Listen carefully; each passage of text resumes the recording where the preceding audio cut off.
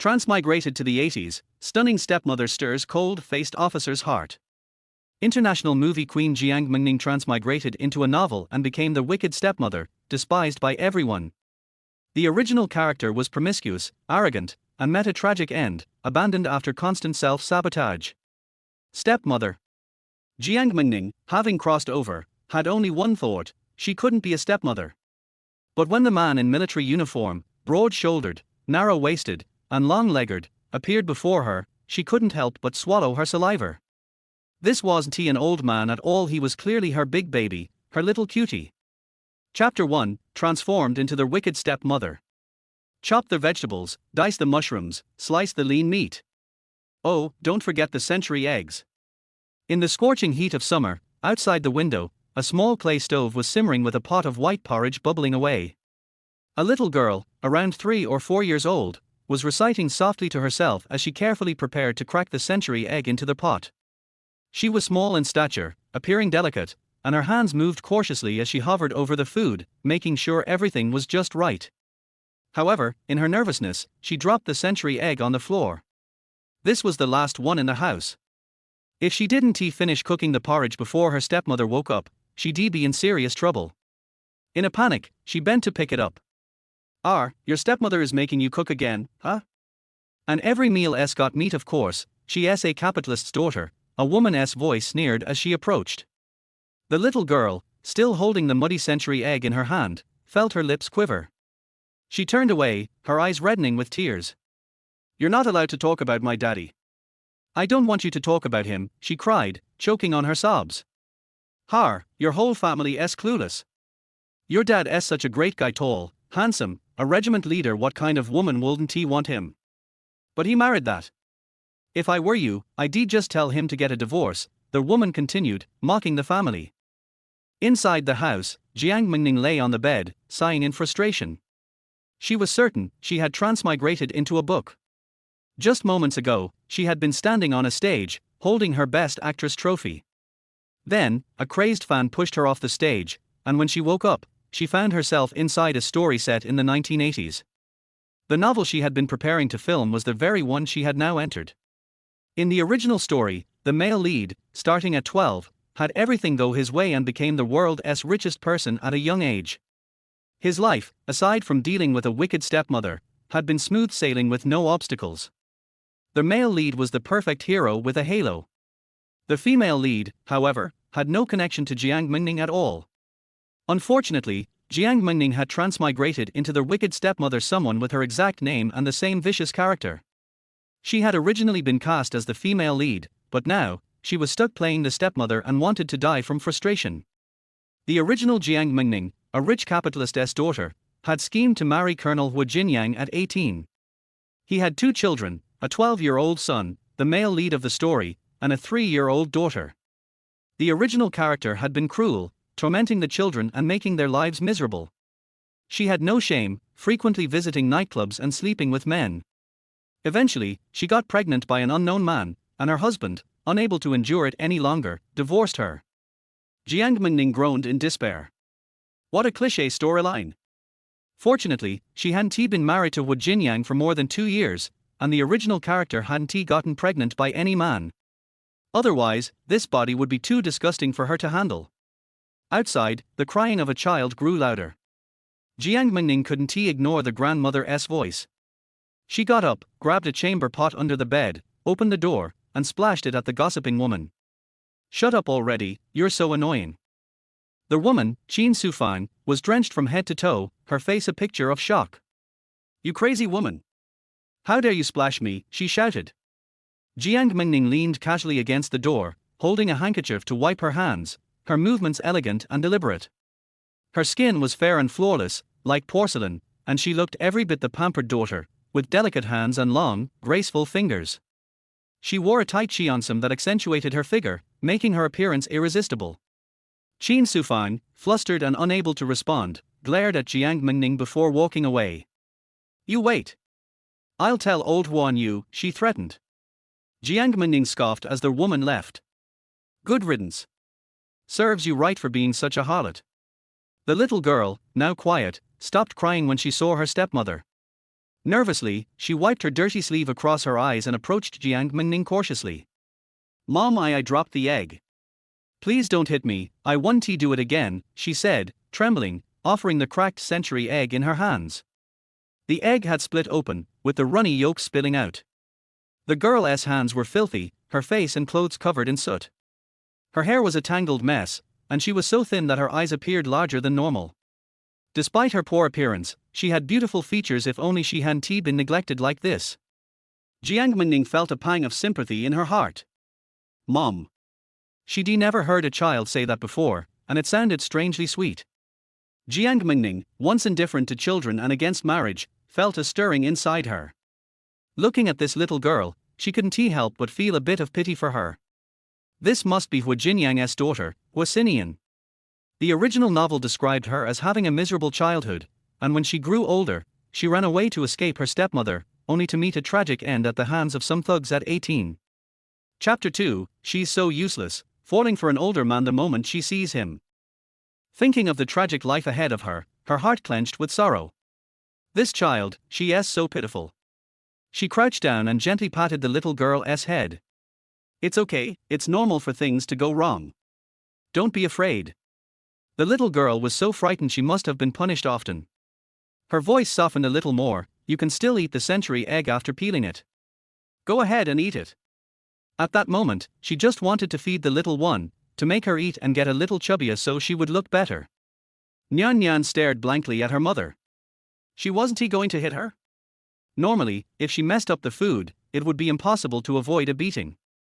Today, her mother seemed so strange. She even let her eat the century egg. Such a precious thing, her mother surely wouldn't give it to anyone else. She glanced at the egg in her hand, licking her dry lips. She really wanted to eat it but was still hesitant. Jiang Mengning noticed her still being afraid and encouraged her again.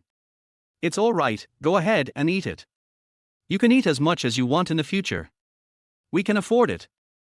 Nyan Nyan finally stopped hesitating and swiftly peeled the egg, eating it eagerly. She devoured it like she hadn't eaten in 3 days.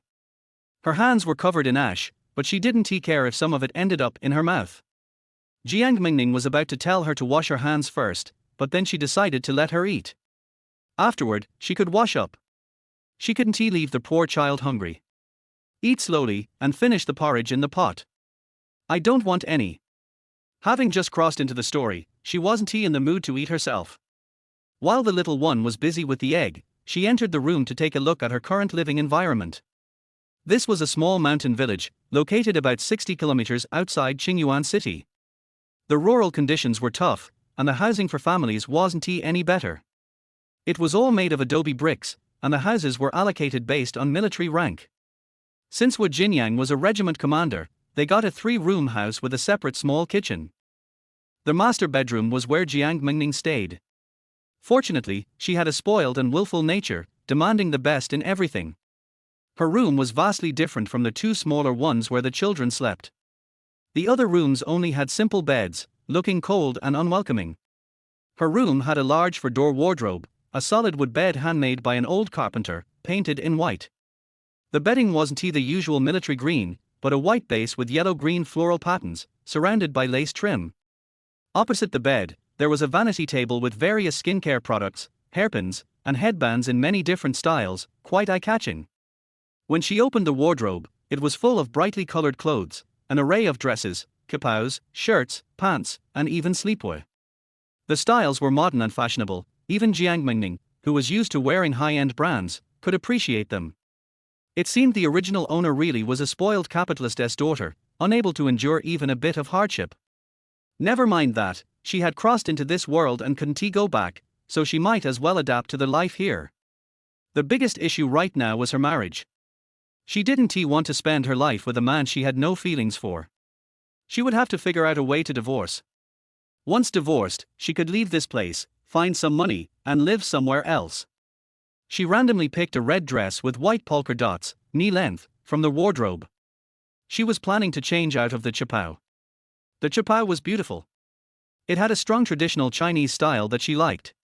But the original owner had such a large chest that the tight-fitting dress made her feel uncomfortable, and her breathing was a bit constricted. It needed to be changed. She had to admit that the original owner's body was a perfect match for hers, curvy, with a figure that could turn heads. She looked absolutely stunning. Outside, Nyan Nyan finished eating the whole century egg, still wanting more. She even licked the egg shell, savoring the last bits of egg yolk stuck to it. Just then, a shadow fell over her, and a pair of long legs appeared in front of her. Nyan Nyan looked up, squinting, and immediately hugged his leg. Daddy. Hu Jinyang had already seen his daughter eating the eggshell, and his expression darkened. Without thinking, he knew it was that woman who had eaten the egg and left the shell for the child. This wasn't the first time. He sighed, trying to force a smile as he rubbed his daughter's head and asked, "Where's your mom?" "She's inside. Stay outside and play for a bit, don't come in yet." "Okay." Hu Jinyang stepped into the room and pushed open the master bedroom door. "Jiang Mengning, we need to get a divorce." His words trailed off as he froze, his eyes widening in shock. Inside the room, Jiang Mengning was standing there, completely naked. She had been so curious about the original body after crossing over, and had, in a rather unseemly way, been examining herself. At that moment, she was fondling her chest when the man barged in. This was incredibly awkward. She froze for a moment before realizing she was naked and screamed out loud. "R!" Hu Jinyang panicked and didn't know what to do. Nyan Nyan also heard the noise and rushed in from outside. "Mom." When Hu Jinyang saw his daughter entering, he became even more flustered, slamming the door shut with a loud bang. "I'm okay," he closed the door, but why did he lock himself in the room? The weather was already hot, and now he was sweating profusely from the embarrassment. "Daddy, Mommy, open the door." Outside, Nyan Nyan's little fists knocked on the door, worried. She was afraid they might be fighting. Hu Jinyang couldn't even bring himself to look at Jiang Mengning and quickly opened the door and walked out, closing it behind him. "Daddy, what's wrong?" He sighed in relief, trying to ignore the images flashing through his mind. "Nothing." Bending down, he picked up his daughter and carried her outside. When he saw the white porridge still in the pot, his frown deepened. "Why haven't you eaten?" "No, Mommy said she didn't like it." Hu Jinyang's face darkened even more. He stared at the porridge for a while before taking Nyan Nyan into the kitchen. He washed his hands and face carefully for the little one. The master bedroom door creaked open. Jiang Mengning cautiously stepped out. Leaning against the kitchen door frame, she saw the man gently washing her daughter's hands and face. His deep-set brows, narrow eyes, and serious expression made him seem like a very stern person, but now he had a rare softness in his demeanor. He was tall and broad-shouldered, with muscles defined under his army green shirt. His broad shoulders and narrow waist were evident, and the curves of his abdomen could be seen through the fabric. His pants were baggy, and his boots completed the look. He had long, straight legs, and his body was lean and muscular, without an ounce of fat. His tan skin made him look even more charismatic and full of testosterone. Jiang Mengning swallowed hard. The novel had only focused on describing the male lead's appearance, with very little mention of the father character. She had expected him to be an older man with dark, sweaty skin, someone unremarkable. Seeing him now, she realized how shallow she'd fallen for him right away. Chapter 3, Kiss Me, I heard kissing can relieve pain. Wow, what a handsome man. He's way more handsome than those idol celebrities in the entertainment industry. Jiang Mengning had seen all kinds of handsome men, but none compared to this walking ball of testosterone before her. How could anyone possibly dislike sharing a bed with a man like him? That's right, in the novel, the original owner, Jiang Mengning, really did dislike Hu Jinyang. It was quite a turn of events that they even got married. If not for the behind-the-scenes manipulations, this would never have happened. The original owner was a wealthy heiress, pampered by her family. But due to the times, her family was confiscated, and they were sent down to a rural area. Her grandfather, feeling sorry for his youngest granddaughter, knew that if she stayed in the countryside, she wouldn't survive. So, he made up his mind to find a protector for her. At the time, the only protectors were those with a solid political background, officials with power. So, the grandfather set his sights on Hu Jinyang. Originally, Hu Jinyang had saved her grandfather's life, and to repay that debt, he was invited to their home for a meal. At the dinner table, glasses were raised, and during the toasts, the wine was laced with drugs. Hu Jinyang fell unconscious.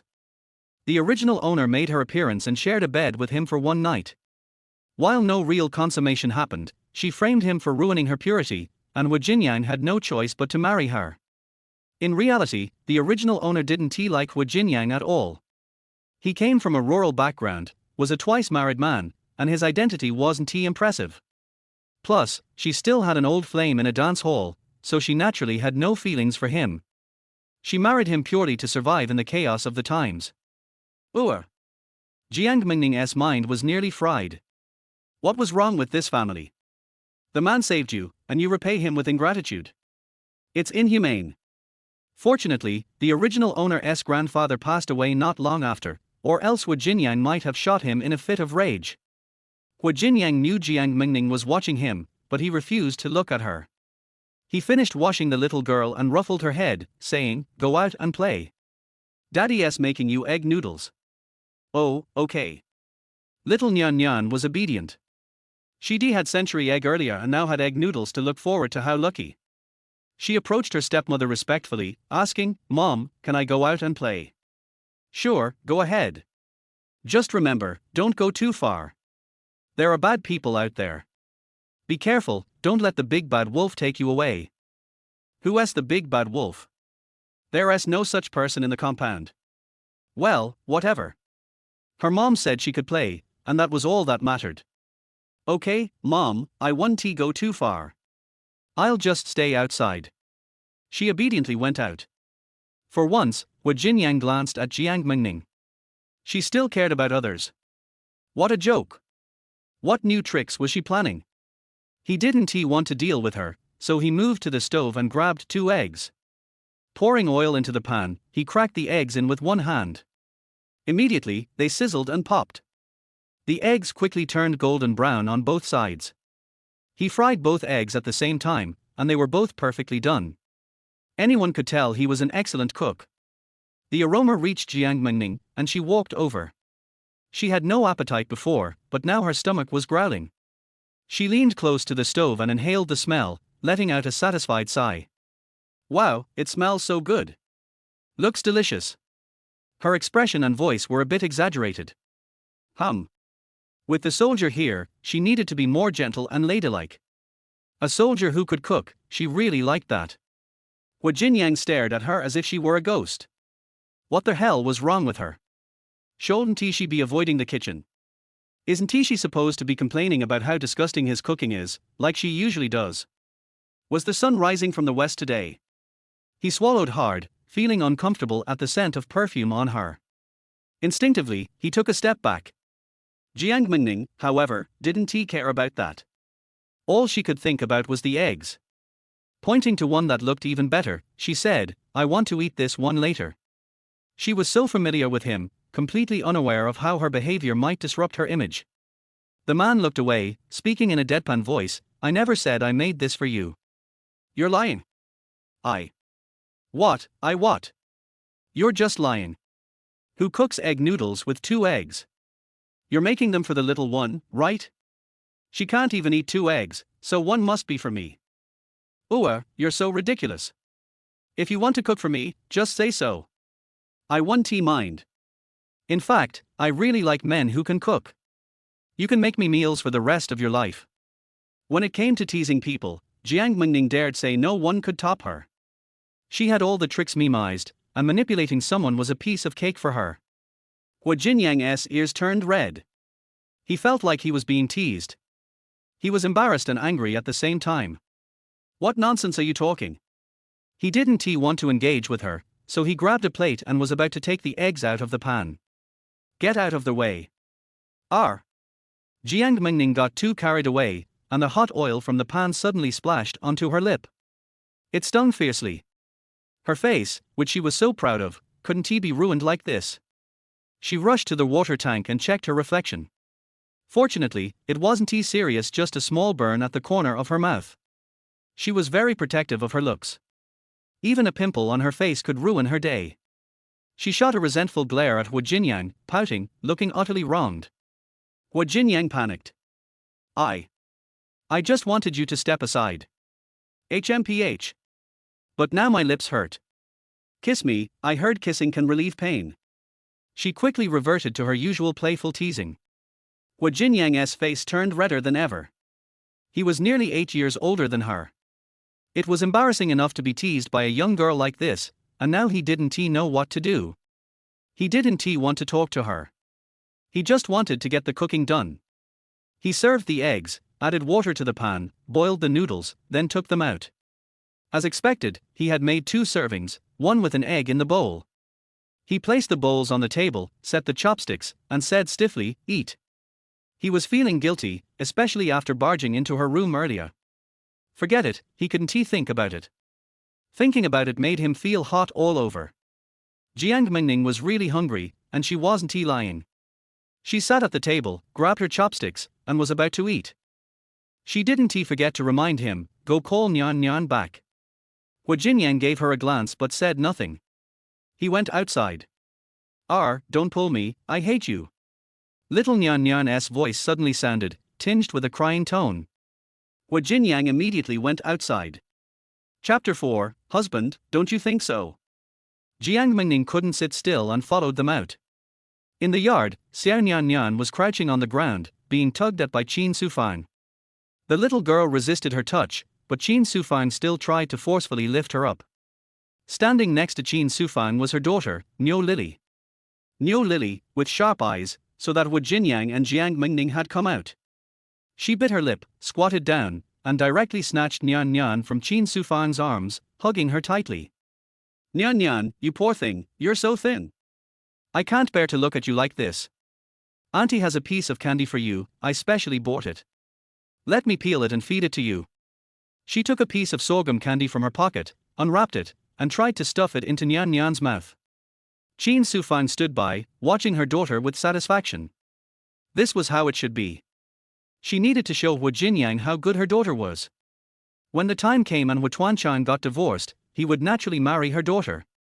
"Woo, I don't want it, I don't want it, I don't want to eat." Nyan Nyan was emotionally stirred. Although she was greedy, she refused to eat things from others. She waved her hands, swatting the candy out of Niu Lily's hands. The candy fell to the ground and got covered in dust. Niu Lily frowned slightly. In her mind, she thought, "This brat is really disobedient. She doesn't want the candy I gave her. If her stepmother gave her scraps, she would eat it, yet she refuses this. A wild boar can't eat fine food, she deserves to suffer. Ayo, this candy is precious, my daughter saved up to buy it. Nyan Nyan, how can you waste my daughter's kindness like this?" Qin Sufang fanned the flames from the side. She wanted Wu Jinyang to know how much her daughter had done for his child. The candy wasn't free to eat. Wu Jinyang walked over and picked Nyan Nyan up. "What's going on?" He looked coldly at the 2 women in front of him. Qin Sufang tugged at her daughter's arm, and Niu Lily immediately looked at Wu Jinyang with a shy, timid expression. "Wu Gij, I didn't come here for anything else today. I just wanted to ask for an explanation from my mom." She glanced at Jiang Mengning with a frightened look, and her expression immediately turned pitiful. "My mom came over kindly to check if Nyan Nyan had eaten lunch, but when she saw that Nyan Nyan, such a little girl, was still cooking, she felt bad and said a few more words. As a result, Jiang Mengning splashed her with filth. My mom still smells of it, she has never been humiliated like this before. Now, at her age, to be splashed with that dirty stuff, she cried for a long time when she got home. Wu Gij, we don't want to make things difficult for you. We just want an explanation. What right does Jiang Mengning have to do this? Why does she insult people like this? I think she is just relying on your status, trying to act recklessly in the courtyard. She is trying to ruin your reputation. Wu Gij is such a good person, you deserve someone better." Qin Sufang secretly gave her daughter a thumbs up. "You're really something. So considerate, how could you not win over a second-hand man like him?" Jiang Mengning crossed her arms and stood next to Wu Jinyang, rolling her eyes as if they might fly out. Was this just the classic White Lotus act? How disgusting, so fake. The performance was so obvious. It was embarrassingly bad. She could act better than this on a whim. Wu Jinyang furrowed his brows and looked at Jiang Mengning. "You splashed her with filth." His tone was calm, as if he wasn't surprised that Jiang Mengning would do something like that. Hadn't she always been spoiled and domineering? Jiang Mengning innocently said, "No, I only splashed her with urine, not with filth." Wu Jinyang. He really couldn't handle her. His face darkened as he said, "Apologize." They were all in the same courtyard, and it would be embarrassing for the military wives to quarrel like this. Apologize? What a joke, this old woman doesn't deserve my apology. She would never feel guilty for what she had done, because everything she did was justified. Niu Lily sneered inwardly. Jiang Mengning, keep going. Keep being arrogant and rude. The more you do that, the more Huigij will hate you. I'm going to make you get divorced. Only I deserve to marry Huigij. Mengning, how could you be like this? You were clearly in the wrong. We just need an apology from you. Why do you have to keep insulting us like this? Woo woo. Huigij, I really didn't mean to make things difficult for her, we just want an explanation. Now she was playing the victim. Was it just to make Wu Jinyang feel sorry for her? Sigh. Is it really worth it? For a man? Jiang Mengning casually cleaned her ears.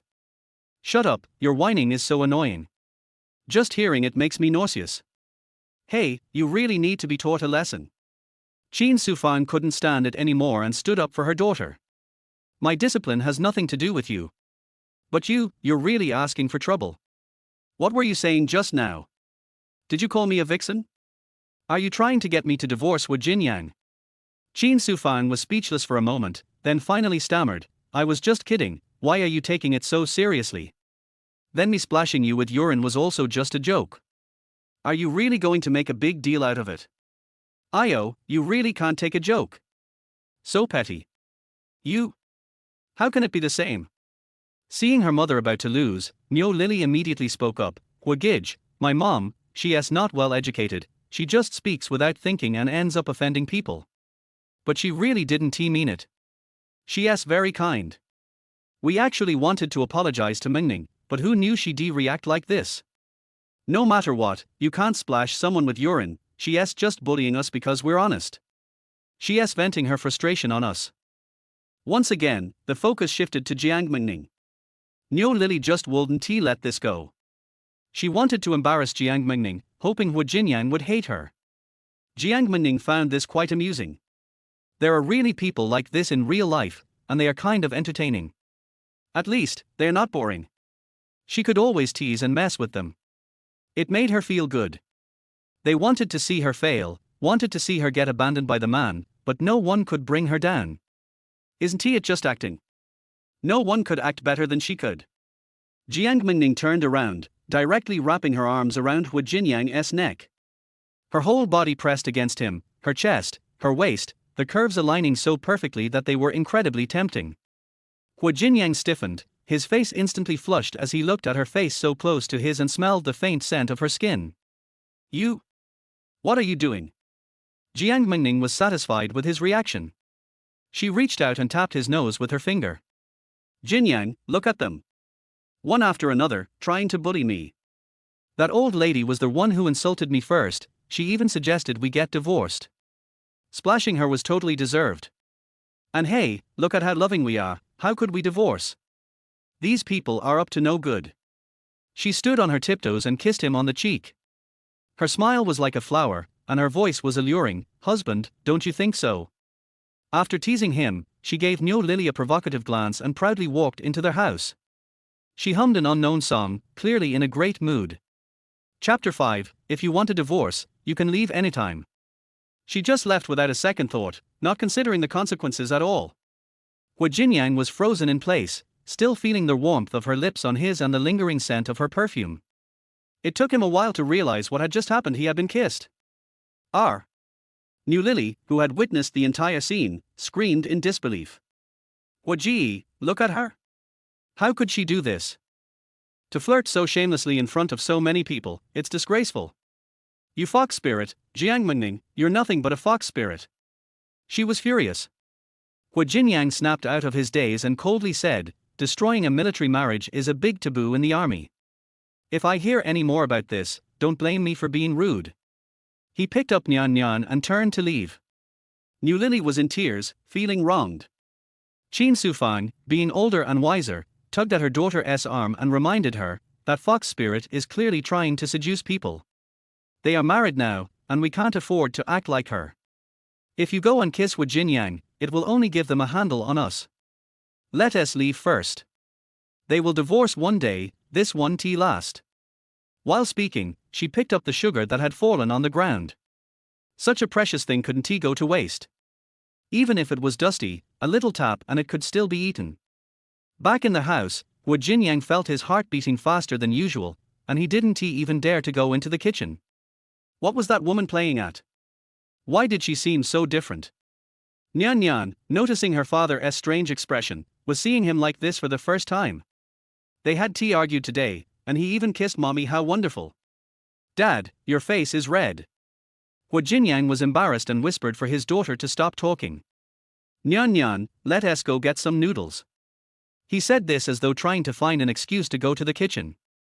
In the kitchen, Jiang Mengning was already sitting at the table, eating noodles.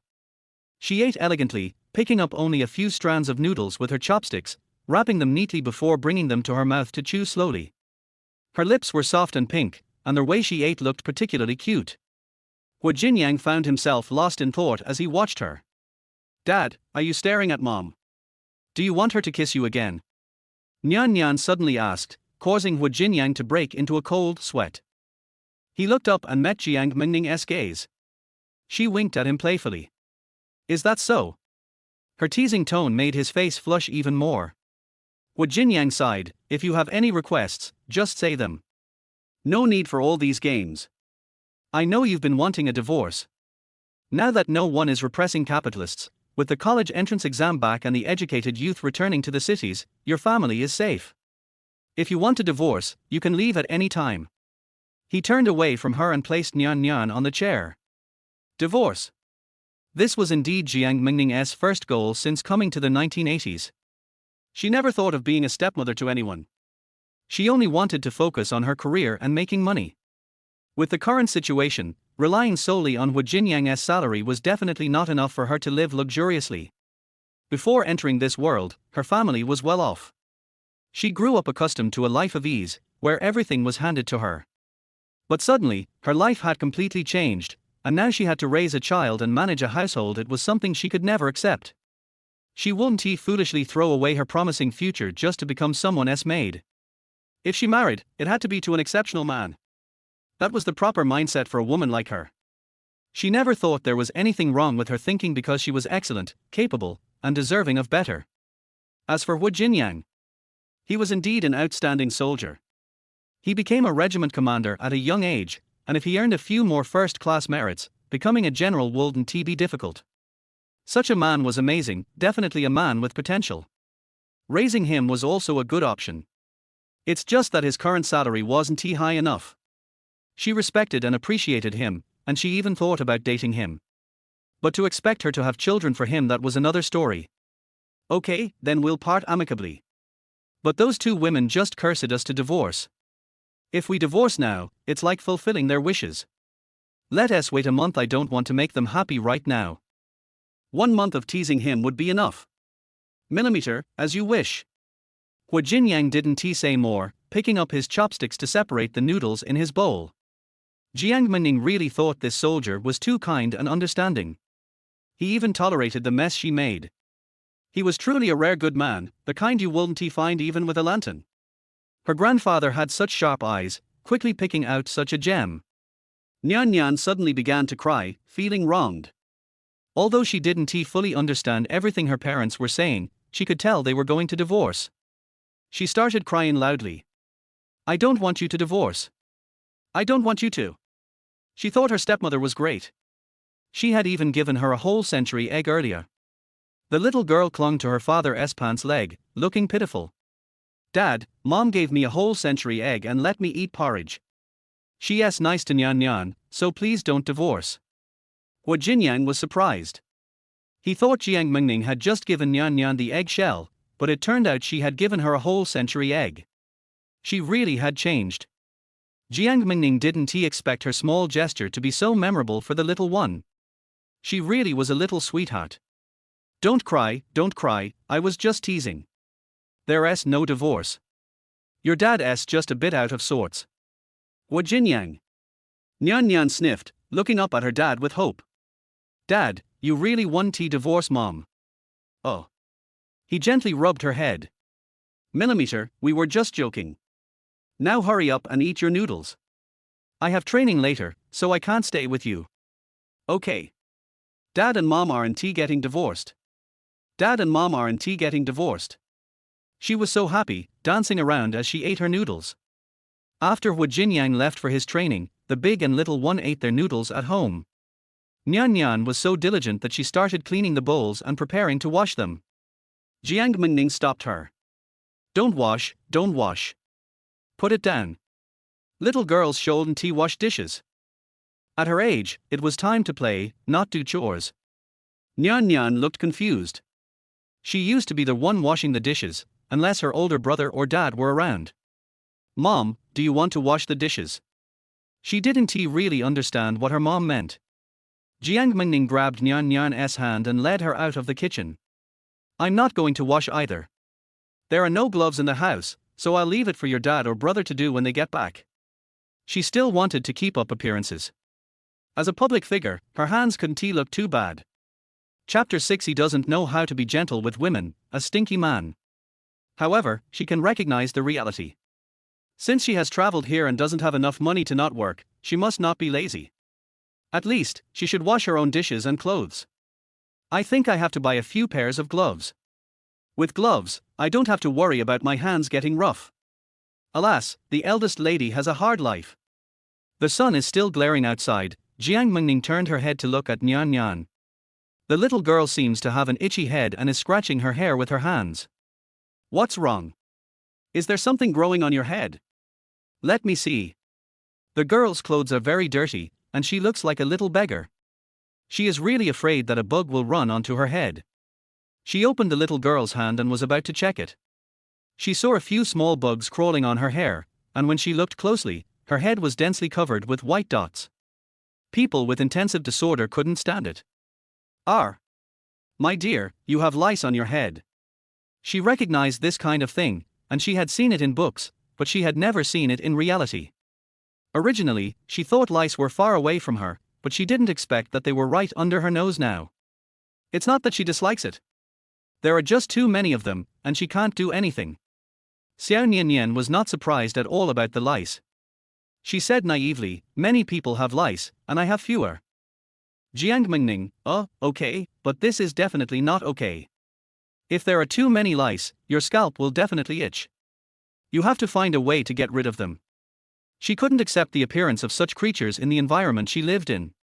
No, let's go to the town and find a barber shop to cut your hair short first, and then get something to drive away the bugs. Jiang Mengning acted decisively, returned to the room, took a bag and prepared to go out. It was a bit troublesome to find money. She only had 2 yuan left in her bag. What can this little money do? The book says that Wu Jinyang earns 150 yuan a month, and he will give her 100 yuan for living expenses. In this era, 100 yuan for living expenses is very high. But it still can't withstand her squandering. Look, less than half a month later, there are only 2 yuan left. Alas! It's really a waste of money. Jiang Mengning is more determined to make money. She is short of money now. Life without money is really too difficult. Put the 2 yuan away, then go to the closet to find a huge hat to put on, and then take Nyan Nyan out. I wanted to put a hat on the little one, but there was no suitable one for her, so forget it. Leaving the family compound, you will pass by the military training shooting range. Along the way, you will meet many military wives. Every time Jiang Mengning goes out, it is a topic of discussion among military wives. Look, she's out again, wearing red. I thought she was getting married today. She's wearing makeup, did you see?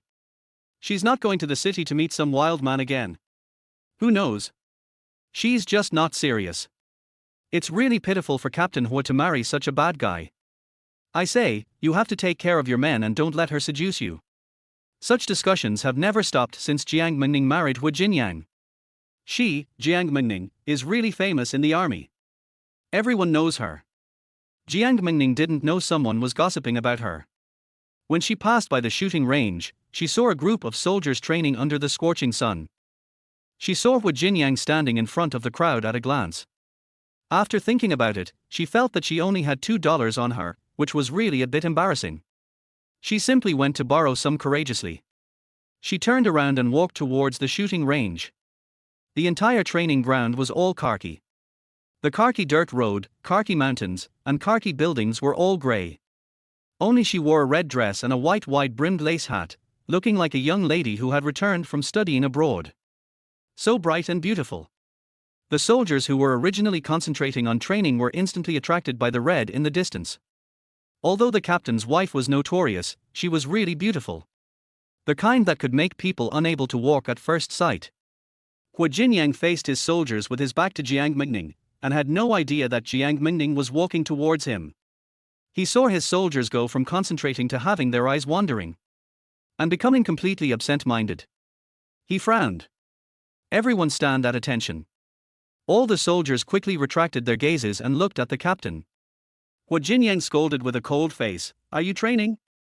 Look at yourself, you are half-hearted and absent-minded. If you go to the battlefield like this, I ask how many lives you can survive. Everyone, carry a load for 5 kilometers. You are not allowed to come back until you complete the task." He has always been serious in training soldiers, and he will not slack off at all. In the army, he is privately called the cold-faced living devil. Although Jianyang is very strict, there are still many soldiers who like and admire him. He conquers his subordinates with his own skills and abilities. Duan Xiaowu, who was standing in the front row, raised his hand cautiously. "Report to the regiment commander, your wife is here." He pointed behind Jianyang. Jianyang's heart trembled and he turned around immediately. Sure enough, he saw that Mo Hong was holding a little girl and walking towards him. "Why is she here?" Before he had time to go over and ask, he saw Jiang Mengning twist her foot and fell to the ground. In the shooting range, laughter suddenly rang out. Jianyang turned his head and glanced, and no one dared to laugh anymore. He frowned and walked towards Jiang Mengning. Jiang Mengning didn't look at the road when she walked, and there happened to be a bowl-sized pit under her feet. She stepped into it, twisted her ankle, twisted her body, and fell down. It was still in front of so many people, and she was embarrassed. Nyan was shocked. "Mom." She looked at Jianyang, who came closer. "Dad, Mom fell down." Jianyang stood in front of Jiang Mengning condescendingly. "Why are you here? This is a training place, not a place for fun." She must be furious with her temper after being laughed at by so many people. Jiang Mengning puffed her cheeks and was angry. "What kind of road is this? I twisted my ankle." She was wearing a pair of white high-heeled sandals on her feet. The road surface at the shooting range is uneven, with potholes and stones. What's the idea of wearing such shoes? Jianyang really can't do anything with her. "Hurry up and get up. You are not allowed to come here." There is no expression on his face, and he looks very cold. "I want to get up." "Then you help me. Didn't you see that I fell down?" She was angry again. This old man didn't even know to help him. Forget it, she reached out to urge him. "Help me up. I can't get up." Nyan also urged from the side, "Dad, help Mom quickly." Jianyang really had no choice but to bend down, put his hands through her armpits, and picked her up. After she stood up, he quickly distanced the two of them. Jiang Mengning pouted, "Humph, you don't know how to be gentle with women, you stinky man." "Jianyang, do you want to see where this is?" "I don't know why, maybe I really felt sorry for her, so I asked casually, 'Is your foot okay? Do you want to go to the infirmary?'" Jiang Mengning was not hypocritical. "It's okay. Fortunately, it's okay." "Then go back quickly. We can't stay here for long." "No, I want to take Nyan to the town to buy things." She leaned over and whispered in his ear, "Lend me some money, I will pay you back when I make money." Hot air lingered on the ear. Numb and tingling. Jianyang's heart skipped a beat and he took another step back. "Talk nicely, don't pull and tug," he said seriously. After a moment of silence, he added, "This is the army." Jiang Mengning said, "Oh," stretched out her white and tender hand, and handed it to him. "Hurry up and give it to me." Her voice was delicate and weak, like she was acting like a spoiled child. Jianyang's cold and handsome face couldn't hold it back. How could he not know that Jiang Mengning was a spendthrift, spending 100 yuan in half a month? She was the only one in the family compound. Forget it, they were going to get divorced anyway, so just accept it. It just so happened that a soldier returned him 20 yuan today, took the money out of his pocket and handed it to her. Jiang Mengning took it and smiled like a flower. Thank you. She also said to Xiao Nianyan, hurry up and thank Dad. Xiao Nianyan listened to her mother very much, raised her little face, and smiled into crescents. Thank you, Dad. Her voice was milky. The big and the small were very satisfied, and walked away hand in hand. What's going on with this scene, which suddenly became very warm? Hu Jinyang looked at the figures of the two people walking away, and his heart swelled slightly. Realizing that there was something wrong with his thinking, he quickly withdrew his thoughts and returned to the team. The people who were laughing and watching the fun just now didn't dare to be presumptuous at all. Everyone was as serious as a wooden stake, and no one made a sound when knocked. Carry a load for 10 kilometers, execute immediately. The voice of the living devil sounded. No one dared to disobey the leader's words, and a group of people trotted out in an orderly manner. The deputy leader Zhang Long came over and said with a smile, everyone says that you two have a bad relationship, but I think it's fine. Has our leader been controlled by a beauty? Hu Jinyang didn't even look at him, and said in a cold voice, don't meddle in other people's business. After saying that, he turned and left. Zhang Long poked his cheek with the tip of his tongue and snorted coldly. What are you proud of? It's just marrying a capitalist's daughter? Do you really think you picked up a treasure? This is your lifelong shame. Chapter 7 Buying Underwear for Hu Jinyang. Jiang Mengning took Nian Nian to the town. The town is not far from the family compound, and it only takes 20 to 30 minutes to walk there. It's a remote town, not very prosperous, but fortunately it has basic things. She found a barber shop first. There aren't many people in the barber shop. Few people come to such places now. In the era when people don't care about hairstyles, they just cut their hair with scissors at home. It's even rarer for Jiang Mengning to bring her child to get a haircut. Who would bring a girl to get a haircut? It's really a waste of money. What kind of hairstyle do you want? The male owner of the barbershop came over and asked. When he approached and saw Jiang Mengning's face, his eyes suddenly became sharp. He had never seen such a beautiful woman. This poor and remote place has a golden phoenix. Jiang Mengning ignored him directly. She pressed Nian Nian on the stool and said, cut it a little shorter and thin it a little. After a while, she didn't hear a response. She looked at the boss, and the boss's eyes almost stuck to her. Ahem, boss, you can't finish cutting my hair today. Hurry up, I'm in a hurry. She can ignore other people's eyes. She has been the focus of thousands of people, so she is not surprised by such things. Oh, okay, I'll cut it right away. The boss came back to his senses and went to find a pair of scissors. The boss's wife saw this scene completely. She was very unhappy to see her man staring at a woman. She rolled her eyes and walked over, snatching the scissors from the male boss. Go in and boil some water for me, I'll cut it. Don't you have boiling water? Are you going or not? Under the boss's wife's eyes, the boss had to leave. The boss's wife was a little relieved. She picked up Nian Nian's hair and said disdainfully, there are a lot of lice in it. It has to be shaved off and grown again. It's useless to cut it short if you don't shave it off. When she heard that she had to shave her head bald, Nian Nian felt wronged. She didn't want to shave her head. But she didn't dare to tell her mother, for fear that her mother would think she was meddling. How could Jiang Mengning not understand the girl's mind? She tutted and said unhappily, I told you to cut it short, but I didn't tell you to shave it off. Just listen to me and stop talking nonsense. She simply made more detailed suggestions. She went over and gestured, cut it evenly from the neck. Cut a flat bang in the front. Nian Nian has a beautiful face, and she will definitely look good with a well-behaved bobo hairstyle. Little Nian Nian was about to cry, but she didn't expect her mother to not let her shave her head, but cut her beautiful bangs. She was instantly happy. She felt that her mother was very good. She didn't remember that her mother beat her and scolded her in the past. Now she only had good things in her eyes and heart. She loved her mother too much. The boss rolled her eyes and cursed in her heart that ugly people are more likely to do bad things. Then she casually lifted a bunch of hair and cut it along the roots. Anyway, she is the one cutting the hair, so she has the final say on how much to cut. Wait a minute, I've already told you my needs, and I've already gestured the length I want. If you cut it 1 centimeter shorter, I will definitely make you pay for it. She knew what this man was thinking, and she wanted to vent her anger on her, but it was impossible. Finally, her toughness made the boss lady dare not mess around again. She was still afraid of losing money.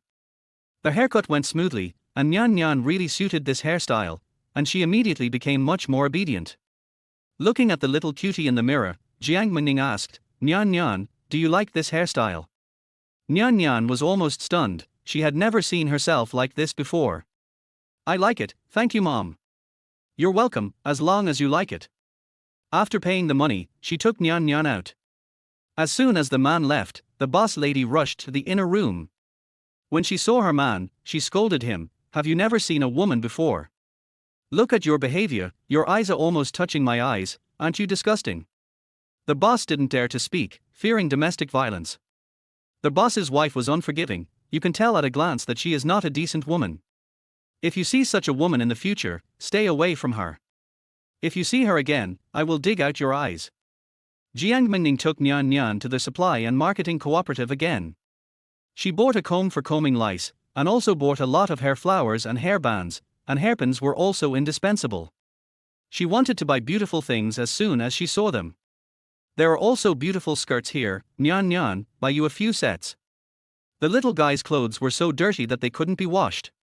She planned to throw them away when she got home. "2 pairs of sandals, Nyan Nyan, choose whichever you like." "Oh, you have to buy panties too. You go choose sandals and I'll help you choose panties."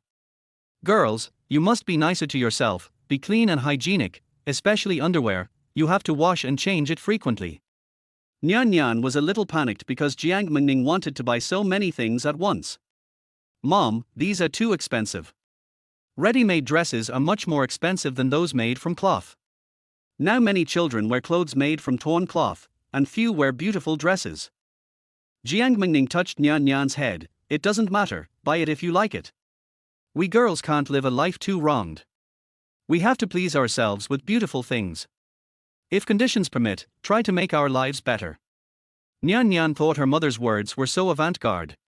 She had never been exposed to such ideas before. Under her mother's influence, Nyan Nyan will live as happily as her mother in the future. Jiang Mengning bought 3 pairs of underwear for Nyan Nyan and bought 3 pairs for herself. She was not used to wearing other people's underwear and always felt awkward. After changing her underwear, she also changed her underwear. Seeing that there were men's underwear for sale, she suddenly wanted to see her expression when she handed him a pair of underwear in front of Hu Jinyang. It must be very exciting. "I decided to buy it for Hu Jinyang. Please get me 3 pairs of men's." The salesperson was very happy to receive customers like Jiang Mengning. Buying things is too generous. "How big do you want men's?" "How big?" This stumped Jiang Mengning. She didn't know how big it was. "I've never seen it before." Why not go back and take off his pants to see? When she hesitated, the salesperson thought she was embarrassed. It's normal for a young girl to be thin-skinned. Just a kind reminder. Your man must know it. Just feel it. Is it a small carrot or a big carrot? Just try it out and you'll know. Look, is it this long or this long? She put 2 fingers in the air and gestured the distance of a small carrot, and then gestured the distance of a big carrot. Well, the difference between the two is quite big. Jiang Mengning really didn't expect that this saleswoman was also a great one. She was even more open than her. I really admire her. Har har, sister, you are so vivid. I guess it should be a big carrot. Such a tall person, full of hormones, it's unreasonable not to wear a large size. The saleswoman understood and looked at her with an ambiguous look. She directly took 3 large sizes to her. Wear this, you can't go wrong. Chapter 8. Would the stepmother want to sell her sister? Jiang Mengning took it openly, without any shyness. This kind of pure cotton underwear feels good. It feels very comfortable to touch. Will it be more comfortable to wear and touch? Ahem, she is guilty of lust again. There are still many snacks in the supply and marketing cooperative, and she has never eaten snacks of this era. She bought a little of each snack, and also bought candy and malted milk for the little guy. The child is a little malnourished, so he needs to eat some nutritional supplements. In addition, there are toothbrushes, toothpaste and towels, which need to be replaced with new ones. She bought the things, but Xiao Nian Nian hadn't chosen the clothes yet. It's not that she is nagging, but the little girl really doesn't know how to start. There are so many beautiful skirts, she is dazzled. Nian Nian, let me help you choose. The little girl doesn't understand aesthetics now, but she will be better when she grows up. At that time, she will know what she likes and dislikes. The two stayed in the supply and marketing cooperative for an hour. When they left, their hands were full of things. For the first time, Jiang Mengning experienced the hardship of carrying things by herself. She used to have bodyguards. Even if she didn't have bodyguards, her father and brother would be by her side. She had never lifted heavy objects before. Thinking of her family, her eyes dimmed a little. Her family must be worried about her leaving.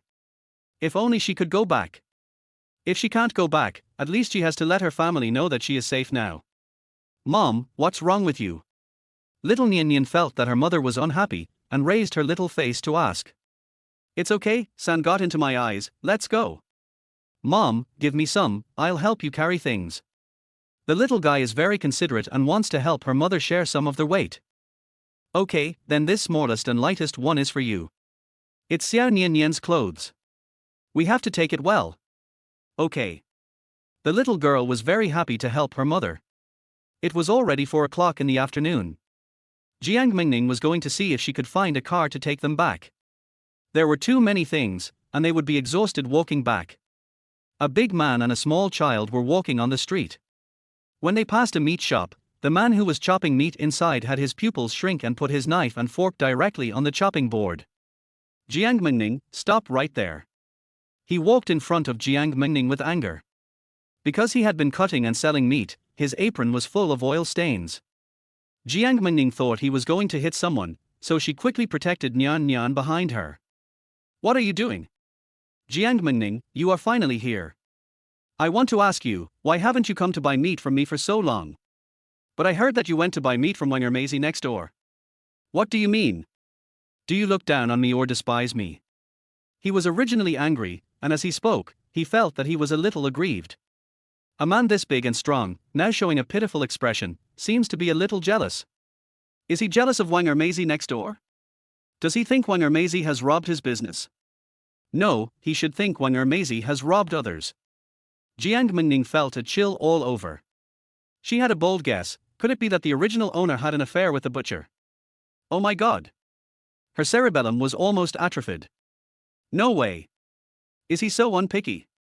Thinking about it carefully, it shouldn't be. Although the original owner likes to mess around outside, she won't even hook up with the butcher. After all, before she fell into poverty, she was a young lady after all, and she still had her own pride. Suddenly, she breathed a sigh of relief. I can buy meat wherever I like. This is my freedom. You are too nosy. She must now strengthen her attitude. Any man who wants to get close to her should stay away. The butcher was indeed injured, and he felt wronged. I almost cried. You are so good, Jiang Mengning. When you want meat on credit, you call me Brother Sanwa. When you don't want me anymore, you turn your face and be ruthless. Is that Wenger Maisie so good? Is it worth you abandoning me to choose him? Let me tell you, the meat he sells is dead pork and sick pigs. Don't think you can get any advantage. Oh. There is this thing. Jiang Mengning supported her forehead. What a sin. I don't know any Brother Sanwa, nor do I know any Wenger Maisie. I don't care what meat you sell. Don't hinder me. Get out of my way. No, Jiang Mengning, since you are so unkind, don't blame me for turning my face and being ruthless. He took out a note angrily and handed it to her. Then pay me back the money you owed me. You owe me 100 yuan for meat in the past 6 months. I was kind enough to help you with the subsidy, but you treated me like this. I can't just give you my sincere heart.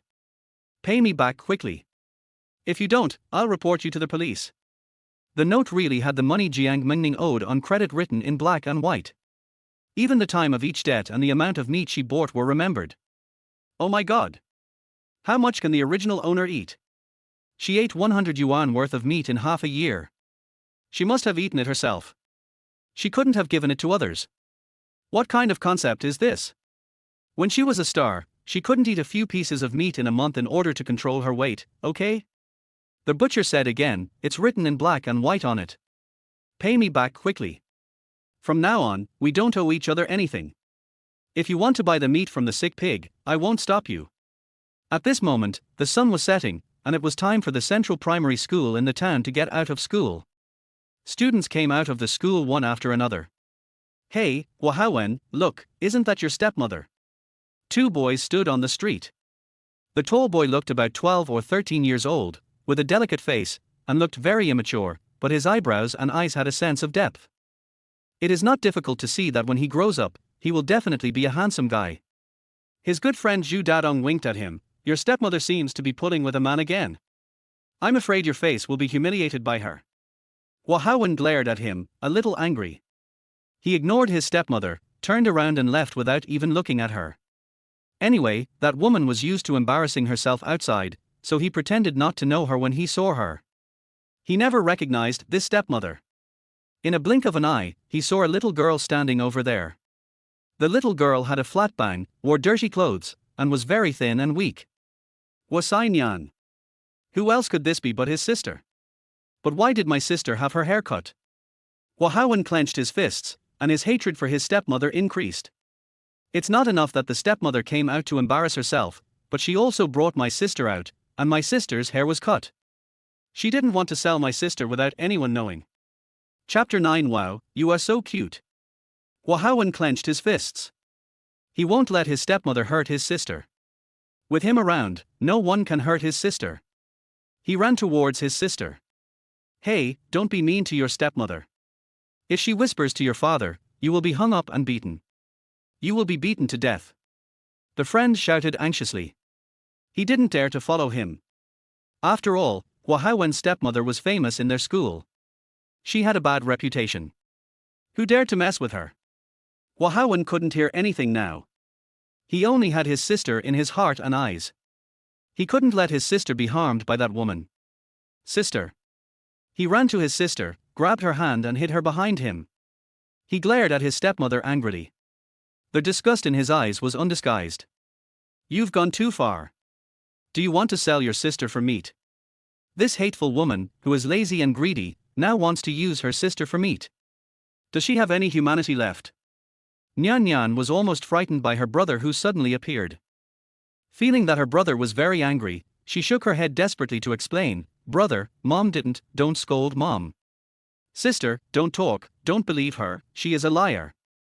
Wahawen protected his sister tightly, and his eyes looked at his stepmother more fiercely.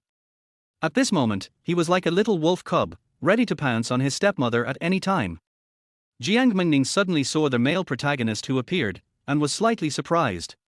She looked at him nakedly. This is the male protagonist in the novel.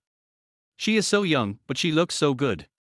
As expected, the male protagonists in the author's writings are all beautiful. When I thought about the fact that I had taken the role of the heroine in this novel, and was supposed to act with the male protagonist, I was very excited to see that the male protagonist was still soft and cute. Isn't this a combination of reality and virtuality? Wow, you are so cute now, like a Q version of Wu Jinyang, so soft and cute. She couldn't help it and stretched out her hand to pinch Wahawen's face. As expected, the faces of children of this age are all soft and elastic. Wahawen was numb. What on earth is this woman doing? She even touched his face. Like a conditioned reflex, he took a step back and escaped from the clutches of his stepmother. "Why are you pinching my face?" He was angry and embarrassed, and felt very shy, and his face turned red. Jiang Mengning was amused. This kid was the same as his father, sultry and coquettish. "Didn't I tell you? I think you're cute. Come here, let me pinch you again."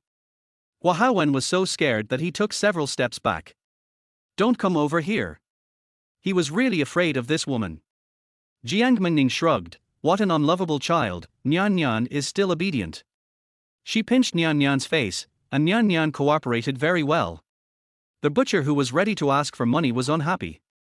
He came to ask for money, why did he ignore him? "Hey, Jiang Mengning, what do you mean? Why don't you pay me back?" "I don't have money now, how can I pay you back?" Jiang Mengning said confidently. "Okay, if you don't have money, come back with me and be my wife." He was not joking, and he came up to pull Jiang Mengning's hand. In broad daylight, he dared to rob a woman. No one can do it. Jiang Mengning threw the things in his hand, stretched out his arms, and punched the man in the left eye. Bang! The butcher tilted his head back and suddenly felt stars in his eyes. When he reacted, he suddenly realized that he was beaten by a woman. A delicate little woman. He felt insulted. You hit me. Woo woo woo. He pursed his lips in grievance and burst into tears on the spot. Such a strong man actually cried. Jiang Mengning's mouth twitched and her fist shook again. Do you still dare to let me be your wife? Although her fist is small, it is still very powerful. The man shook his head. I dare not. Then do you dare to take advantage of me? I dare not. HMPH, you know yourself. I tell you, I will definitely pay you back the money I owe you, it's just a matter of time. I don't have money now, and I definitely don't have it if you want it.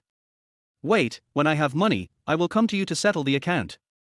Although she is not the original owner, she is living under the shell of the original owner. Then she is the only one who can clean up the mess of the original owner's sins and good deeds. I hope nothing too outrageous is waiting for her, otherwise, she will hide her identity and no one will care about anyone. The butcher felt really wronged. He was obviously the creditor, how could he be so aggrieved? The person who owes money is really the boss. If he sells on credit again in the future, he will be a nobody. Okay, I'll do as you said. If you don't come to settle the account, I'll go find you. The man walked away in disgrace holding the account book. He got nothing and was punched. No one was worse than him. I don't know if Wang Ermezi has been beaten before. Jiang Mengning breathed a sigh of relief. This fat guy is easy to talk to, otherwise she wouldn't be able to get away so easily today. She rubbed her wrists to relax her muscles. Fortunately, when she was a star, she learned some basic Muay Thai for her personal safety. Now, she put it to use. It's just that she only knows a little bit of Kung Fu. If she really encounters a vicious criminal, she may not be able to win. Hua Haowen was speechless about his stepmother's behavior.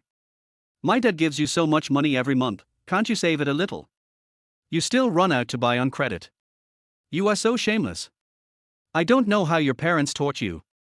She is embarrassed everywhere. Does she really care about no one in this world? Even a child like him knows about propriety and honor. His forehead was suddenly flicked. It hurts. Staring at his stepmother, his face full of dissatisfaction. Jiang Mengning retracted her hand and smiled gently. Children can't talk to adults like this, it's very rude. Next time you curse others and curse my parents, I will sell you first. Hee, but you are so cute, I really don't want to sell you. Give a slap and a sweet date, do you really think children are easy to coax? Hua Haowen didn't want to pay attention to her, and pulled his sister away. Hey, wait a minute, don't you see all these things on the ground? Help me carry some. Didn't the teacher teach you to be filial to your parents? Children must cultivate the virtue of being filial to their parents and loving their parents from an early age, otherwise they will not be able to change when they grow up. Looking at the pile of things on the ground, Hua Haowen's face was as stinky as anything. He didn't dare not help. If his stepmother went crazy again, he would have a hard time. Pick up the things and leave. He didn't forget to remind his sister to stay with him and never leave his sight. Otherwise, he would be sold by his stepmother and have to count money for her. Jiang Mengning followed behind, laughing heartlessly. Hey, I tell you, you two little ghosts are not allowed to tell your dad about my debt when you go back, otherwise I'm afraid your dad will feel sorry for me. Chapter 10 Lipstick Business. Hua Haowen. Are you thinking too much? Will my dad feel sorry for you? He will not feel sorry for you even if he feels sorry for cats and dogs. Okay, Mom. Little Nyan Nyan is very obedient to her mother now, and is her little supporter. The brother glanced at his sister and felt that this little girl was really bullied by her stepmother and was stupid, and now she is still speaking for her stepmother. Silly girl. Oh, our Nyan Nyan is so cute, you are so obedient, Mom will buy you a popsicle, okay. Okay. Nyan Nyan licked her lips, she hadn't eaten a popsicle for a long time. Thank you, Mom. Well, you're welcome. Jiang Mengning looked at Hua Haowen again, buy one for you too. I don't want it. He couldn't help but remind him, don't you still owe money? How can you still eat it? It's just a debt. It's not like you won't pay it back. Eating a popsicle won't make you rich. Wait for me here. Don't walk around. She went over there and bought 3 cream-flavored popsicles. When she handed them to Huawen, he looked disgusted. I said no. Woo. Jiang Mengning stuffed the popsicle directly into his mouth. I know you're greedy. Eat it quickly. The cream-flavored popsicle melted in his mouth, full of milky flavor. Huawen couldn't help it, and swallowed it with a gulp. It was cold and icy. In the hot summer, eating such a popsicle made the whole person feel comfortable. He couldn't help it and wanted to eat another bite. He felt that his behavior was childish and his face was red with embarrassment. He just said he wouldn't eat it, but now he was slapped in the face. Jiang Mengning didn't laugh at him. She found a cooler place to sit down, and asked Nian Nian to sit next to her. She ate the popsicle before leaving. Nian Nian, the little greedy cat, was not as reserved as her brother. She put the popsicle into her mouth and sucked it. Her little face turned red. Her brother really felt embarrassed and wanted to eat the popsicle again. He turned around silently, turned his back to his stepmother, and ate it in small bites. Who did he inherit such an awkward personality from? It seems that his father is not so awkward. Jiang Mengning stopped looking at her and lowered her head to eat the popsicle. The popsicles of this era are not so fancy, but they always taste good. Not very sweet, not too greasy. You are so beautiful. A female voice suddenly came from the side. Jiang Mengning looked up. A tall and slender girl stood in front of her. She was about 20 years old, with fair skin and beautiful appearance, and her facial features were neat and delicate, just like the white moonlight that the male protagonist in the novel wanted but could not get. Her temperament was very quiet, her eyes were clear, and she was a little cute. It was obvious that she was well protected. Jiang Mengning smiled and said, "Thank you, you are also very beautiful." Bai Huiru squatted down directly, holding her little face, tilting her head, and looking at Jiang Mengning attentively. She didn't even let go of her hair. This is really the most beautiful person she has ever seen, more beautiful than in the movies. You are not only beautiful, but also beautiful with makeup. What's your name? Can I be friends with you? Jiang Mengning looked at her, and finally, his eyes fell on her lips. She had exquisite makeup on her face, but the color of the lipstick on her lips didn't match her temperament. It was the kind of deathly Barbie pink color. Even if a very fair person was matched with this color, it would be quite lame. What a pity, such a pure and cute little white rabbit, matched with such a color of lipstick, their whole person was ruined. Lipstick. In an instant, she had an idea. She knew what business to do. Now she is still in a very remote place, and there is no filming for the time being, so if she wants to make money, she has to start from other aspects. It was the 1980s, and it was already possible to do business. Then she could sell lipstick. There were a lot of raw materials for lipstick, and the investment cost was not high. Moreover, the most important thing was that cosmetics were a highly profitable industry and could make money quickly.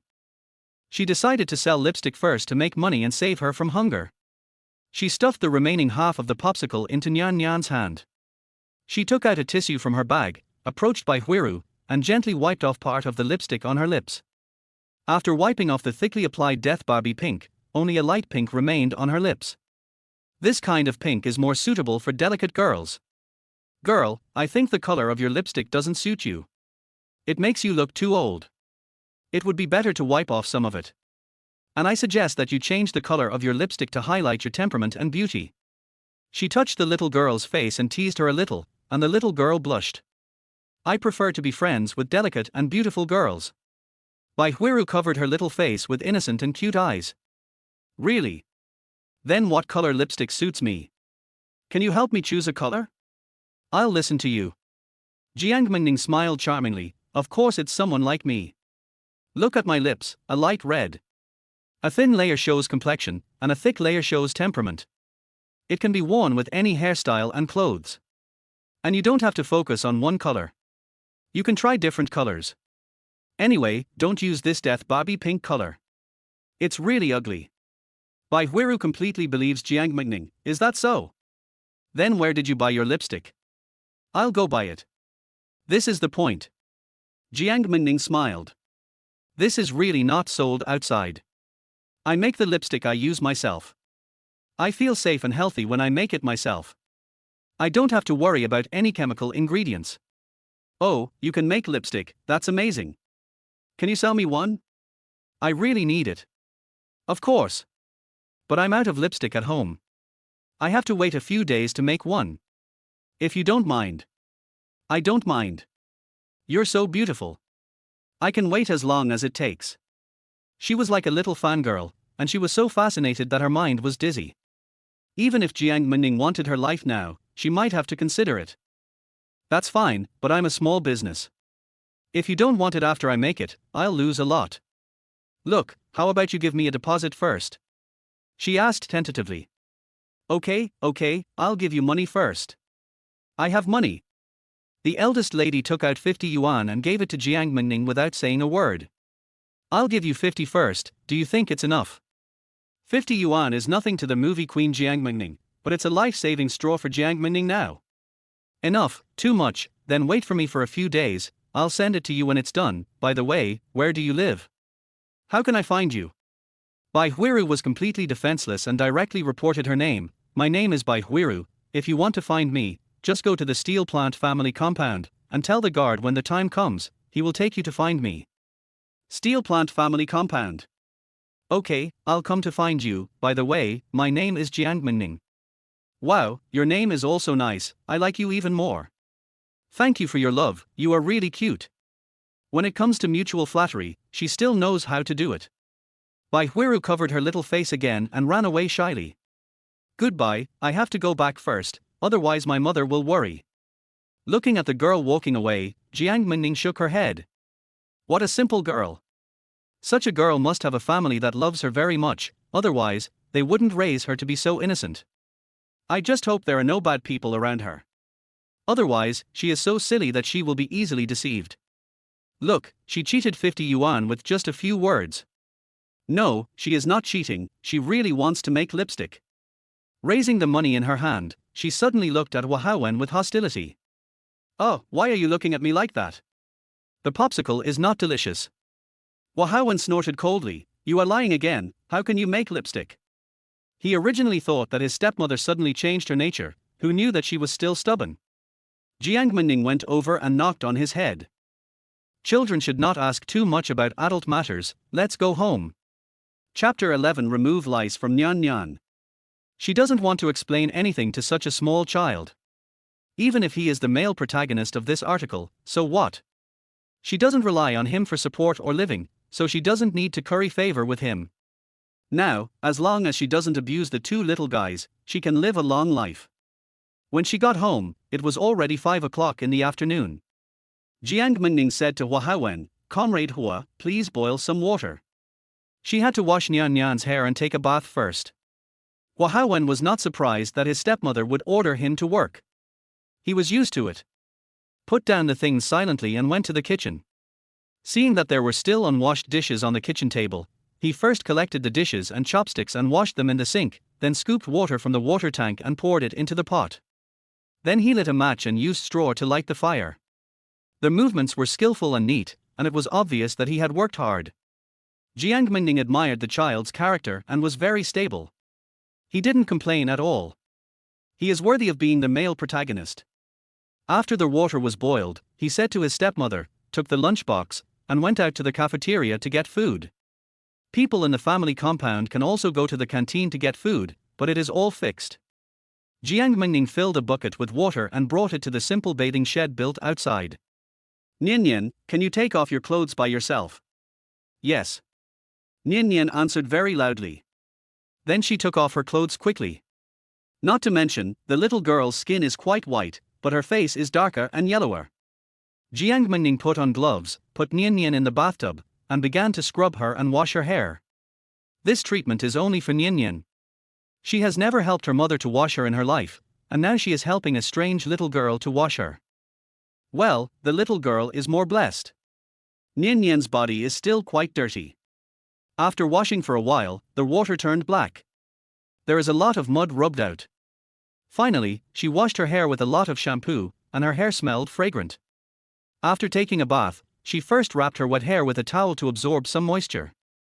Then change her clothes that she just bought today. Little girls should wear small underwear from now on, and they can't be naked. Jiang Mengning said while putting underwear on her. The little one has no mother to take care of her, and often doesn't know how to wear underwear. Such sanitary conditions are very bad. Even children are prone to getting sick. Okay, I know, Mom. Nyan Nyan likes her mother very much now. Mom bathes her, washes her hair, buys her delicious food, and treats her the best. Well, you are so good. Let's wear a new skirt today. Little girls should dress up beautifully. She likes to dress up herself, and she also likes to help little girls dress up. After changing her clothes, Nyan Nyan looks completely different. As expected, clothes make the man. What a lovely little girl. After changing her clothes, she found a stool for Nyan Nyan to sit on. She took a comb and combed Nyan Nyan's hair. The lice on the hair are her main concern, and they must be cleaned.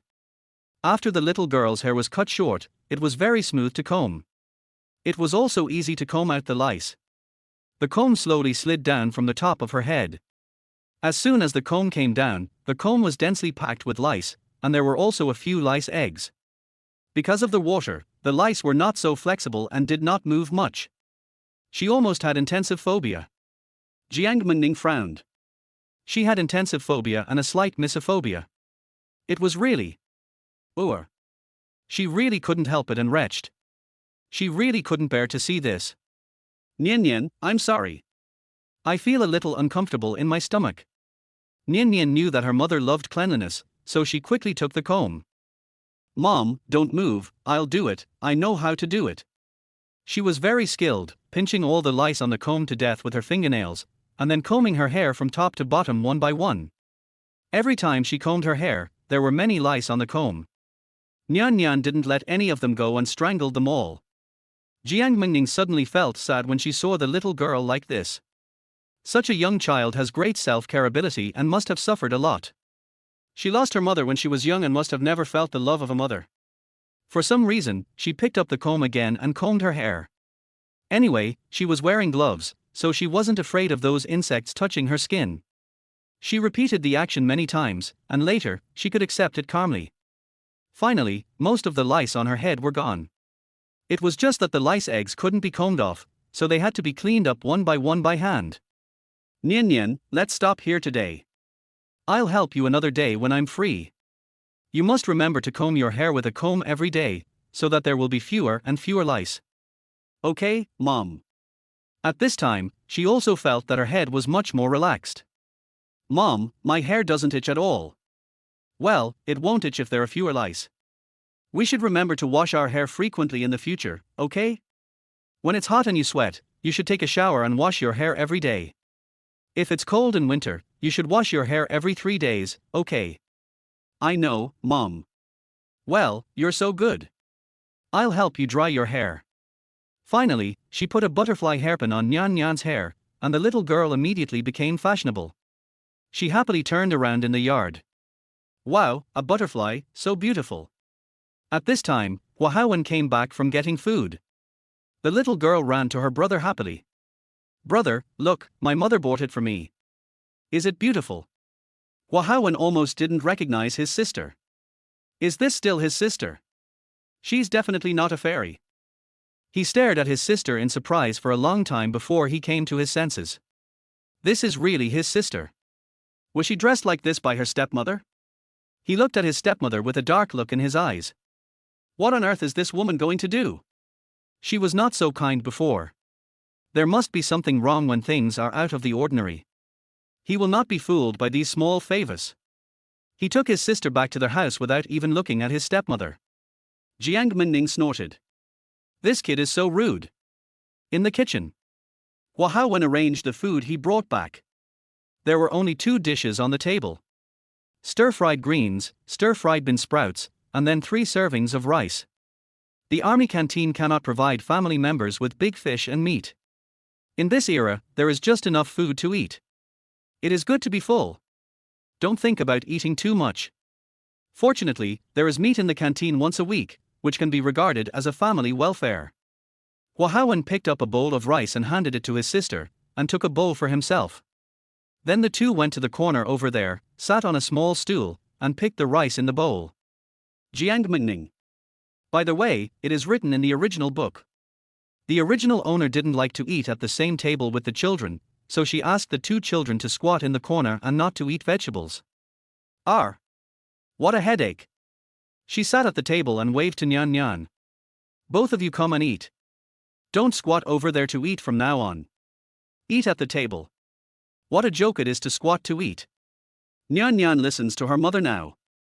Whatever her mother says is what she does. She held the bowl, stood up and went over. Wahawen was not as easy to fool as Nyan Nyan. He didn't think his stepmother would be so kind as to let him eat at the table. She must be making some calculations. So he stubbornly didn't go over. Although the food smelled good.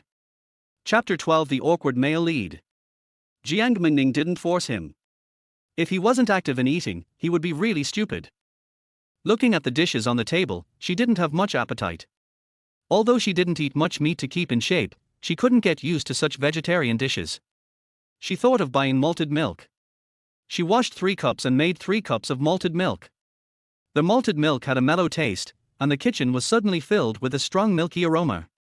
Even Jiang Mengning couldn't help swallowing. Mom, it smells so good. It was the first time that Nyan Nyan smelled such a fragrant smell, and she was drooling. It smells so good, Nyan Nyan, you have to finish it. You have to drink a cup every morning and evening. It's good for your health. She picked up the cup and fed Nyan Nyan a mouthful.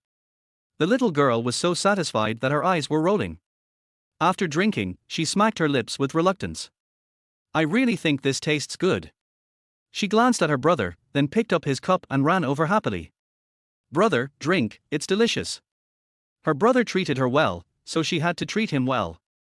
Wahawen didn't want to accept his stepmother's charity. Sister, I don't want to drink, I want to eat. Drink, drink, drink, I beg you. The little guy was also good at acting cute. She felt sad when her brother didn't drink. Wahawen couldn't persuade his sister, and the malted milk was really fragrant. He was so hungry that his stomach was growling, and he couldn't help it at all. Subconsciously, he glanced at his stepmother, and felt embarrassed again, so he quickly retracted his gaze. He took the cup from his sister and drank all the malted milk. It was really delicious. It was so delicious that he wanted to cry. Wow, brother drank it, Mom, brother finished it. Wahawen was embarrassed to begin with, and now his sister said it so loudly, his face turned red. Jiang Mengning held back her laughter and responded very politely, yeah, brother is great. The little brat is quite hypocritical. Wahawen's face turned even redder. Nyan Nyan went to hold her brother's hand again. Brother, eat some vegetables, Mom won't scold us. Now her brother wanted to find a crack in the ground to crawl into. Forget it, it's too late to eat. He was starving. Now is the time to grow up, and if he is hungry for a meal, he can eat a cow. He sat down at the table, picked up 2 chopsticks of food casually, and ate it. Even if he picked up the food rudely, he didn't pick up much, because he was still concerned about his stepmother. He was afraid that his stepmother would beat and scold him again. This woman's vicious words were as bad as they could be. Jiang Mengning drank a cup of malted milk, ate 2 mouthfuls of rice casually, and ate a few green vegetables, and she was full. She pushed the food in front of the 2 children. I'm full, you guys finish all the dishes. Wahawen looked at the bowl in front of his stepmother. There was still a lot of rice in her bowl. Are you full now? My stepmother used to be greedy and had a big appetite. Can I eat your rice? Wahawen asked again shamelessly. It was definitely not enough for him to eat his own food. He rarely had a full stomach before. Of course, if you don't mind, take it and eat it. Jiang Mengning pushed the bowl in front of him. He didn't care about anything now, he just wanted to fill his stomach. Even if it was what his stepmother had eaten, he could eat it. You don't have to worry about the big one eating, let alone the little one. It was delicious, and the vegetarian dishes tasted like braised pork. Jiang Mengning touched the little girl's head and reminded, eat slowly, chew it up before swallowing. Okay, Mom. Nyan Nyan was very well behaved, and she really slowed down. For some reason, Wahawen's movements were much smaller. Jiang Mengning spent a day with these 2 children and found them very cute. By the way, will your dad come back tonight? According to the book, the original owner hated Hu Jinyang and didn't want him to go home. Hu Jinyang basically lived in the dormitory and rarely came back. TSK. Such a handsome man, even if he didn't sleep, it was pleasing to look at. I really don't know what the original owner was thinking. Could it be that the man she kept outside was more handsome than Wu Jinyang? He shouldn't come back. Hua Haowen replied without raising his head. Jiang Mengning sighed. Not coming back. Then how can she give away the underwear she bought? What a pity. After dinner, Hua Haowen took the initiative to wash the dishes and sweep the floor. It was already dark, and Jiang Mengning went back to her room after washing up. Nian Nian and her brother slept in the same room. There were 2 iron bed frames in the room, one for each person. Hua Haowen cares about his sister very much. He is worried about his sister sleeping alone, so he offers to take care of her. The original owner would definitely not take a child to sleep. She doesn't have that intention. As for Jiang Mengning, she doesn't care, but there are still lice on Nian Nian's head that haven't been cleaned up. If she takes Nian Nian to sleep, it will be easy to get lice on her head. Forget it. After the child's head is cleaned, she can consider taking the little guy to sleep. Nian Nian is really happy today. This may be the happiest day of her life. She looked at the little skirt, hairpin, and snacks her mother bought for her, and couldn't help but tell her brother about her mother's kindness. Brother, look, these are all bought by my mother for me, and there are candies. Let's eat them together. In the room, Nian Nian took a few candies to share with her brother. Hua Haowen looked at Nian Nian's newly bought clothes and skirts, and felt a little sour inexplicably. He was really envious. If the person who bought the things was not her stepmother, he would be even more envious. Sister, why is she so nice to you today? Nian Nian didn't understand, so she just talked about what happened today, but she didn't explain it clearly. Hua Haowen was still worried about his stepmother, and reminded his sister, Sister, don't forget how bad she was to us before. Dad said that the enemy's sugar-coated bullets are likely to be false, which is used to confuse us. She must be planning something, and we can't trust her easily. Sister, if she says she will take you to a strange place or meet strange people, you must not go. He was still afraid that his stepmother would sell his sister out. Nian Nian didn't think as much as her brother, she couldn't tell good from bad. Now she thinks her stepmother is good, and she believes in her stepmother. No, Mom has become better. It's impossible to talk to a child of this age. Hua Haowen had no choice but to be more careful. Go to sleep, brother has to go to school tomorrow. Okay. Jiang Mengning couldn't sleep. The bed board under her was too hard, making her body ache. She tossed and turned, and finally took out the underwear she bought for Wu Jinyang to play with. What a boring nightlife. If Wu Jinyang was here, it would definitely be fun. Why didn't he come back? I don't know how long it took, but I finally fell asleep. Outside the house, the night was heavy. Under the moonlight, Wu Jinyang stood straight in front of his house. He trained until very late today and came back directly to the dormitory. Later, I don't know what happened, so he came home. Now he is standing at the door of the house, it seems inappropriate not to go in. Chapter 13. Why did you come back so late? No matter what, he should go to see the child. After all, he is also a father, it is not appropriate not to see the child. Thinking of this, he didn't feel awkward. He pushed the door open lightly and walked in. The house was pitch black and the room was quiet. He walked into his son and daughter's room and turned on the lights. The children were sleeping soundly on the 2 small beds. The daughter liked to kick the quilt at night, and the quilt had rolled under the bed at this moment. He went over and picked up the quilt to cover his daughter. Only then did he notice that the little girl's hair had been cut, and she was wearing a beautiful skirt, with a cute butterfly hairpin in her hair. She looked very well behaved, completely different from the dirty and snotty girl before. A child dressed so beautifully, to use the saying, a child with a mother is like a treasure, and a child without a mother is like a grass. Nian Nian looked like a child with a mother today. There is no doubt that this must have been done by Jiang Mengning. Thinking of that woman, including her strange behavior today, he really doubted that this Jiang Mengning was no longer the lazy, arrogant and domineering Jiang Mengning before. So, who is she? Could it be that she is an enemy agent disguised as a fake? Now there are all kinds of people, and enemy agents are everywhere. If she is really an enemy agent. Wu Jinyang narrowed his eyes were fierce, then she would definitely not survive tonight. Coming out of the room, he came to the door of Jiang Mengning's room. There was no movement inside, she must have fallen asleep. He reached out to the door handle, trying to turn it, but he hesitated again. He saw some things he shouldn't have seen when he entered the room during the day. He really didn't dare to be impulsive now. What if she was doing some special fetish in there again? After thinking again and again, he still withdrew his hand. Let's talk about it when it gets light. Just as he turned around and was about to leave, a scream suddenly came from the room. It was Jiang Mengning's voice.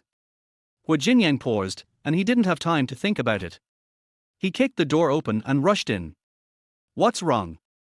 In the room, Jiang Mengning was already standing on the bed. At this moment, she was staring at the direction of the bedside table with horror on her face. The moment she saw Jianyang coming in, she didn't think much, and instinctively rushed directly to him. She was like an octopus, with her legs wrapped around his waist and her head buried in his neck. The voice was still trembling, "There is a snake, there is a snake." She didn't dare to look up, and pointed to the head of the bed. Jianyang subconsciously held her buttocks and looked over there. He saw a black snake as thick as a wrist had crawled from the head of the bed to the window over there and fled quickly. He walked to the window with the person in his arms and closed it tightly. There were mountains behind the army, and it was normal to have snakes in the place where people lived. He would kill them directly when he saw them. I didn't expect Jiang Mengning to be so scared. The person on his body still locked him tightly, so tightly that he could feel the softness on his chest. The weather was hot, and it was not appropriate for the two of them to hug each other. Jianyang swallowed his throat, patted her arm, and said, "The snake is gone, you can come down." Really, really gone. Jiang Mengning still couldn't believe it. She was most afraid of snakes. How could she have known that a snake would come in while she was sleeping? The ecological environment in this place is too good. Yeah. The man hummed in a muffled voice. Jiang Mengning dared to raise her head carefully. She turned her head to look over there, and sure enough, there was no snake at the head of the bed. She looked around the room and didn't see any trace of the snake. Finally, it was gone. Her tense muscles suddenly softened. She hugged Jianyang's neck directly and lay on him. "Oh, I'm so scared. How can there be snakes here? How can there be snakes in this place where I live? I'm scared. I'm most afraid of snakes." She had been bitten by a snake while filming in the mountains before. The place they were in at that time was quite far from a hospital. Because of the delay in treatment, she was almost poisoned to death by the snake venom. Since then, she can't see animals like snakes. When she thought of the feeling of that soft thing wrapped around her ankle, goosebumps all over her body. Fortunately, she didn't sleep too deeply tonight. She woke up in a daze and heard some movement. She turned on the light and looked into the eyes of the snake. She was so scared that she lost her soul. It's also good that Jianyang came back, otherwise, she would have died again tonight. She was too nervous and scared, so she clenched her little fist and punched the man. "Jianyang, why did you come back so late?" Their voice was soft, as if she was acting coquettishly. Jianyang thought that he had a good concentration and would not be affected by the surrounding environment. But his heart still beat hard at this moment. This woman is really good at it. I heard that the enemy spies also use beauty traps. Those people will specially train women to serve men so as to achieve the purpose of stealing secrets. Could it be? His eyes darkened and he reached out to pat her back soothingly. "I'm sorry, I trained too late today."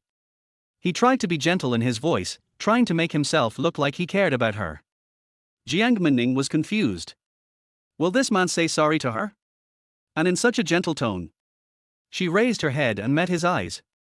The dark eyes were bottomless. Such eyes were sharp and alert, and there was no gentleness at all.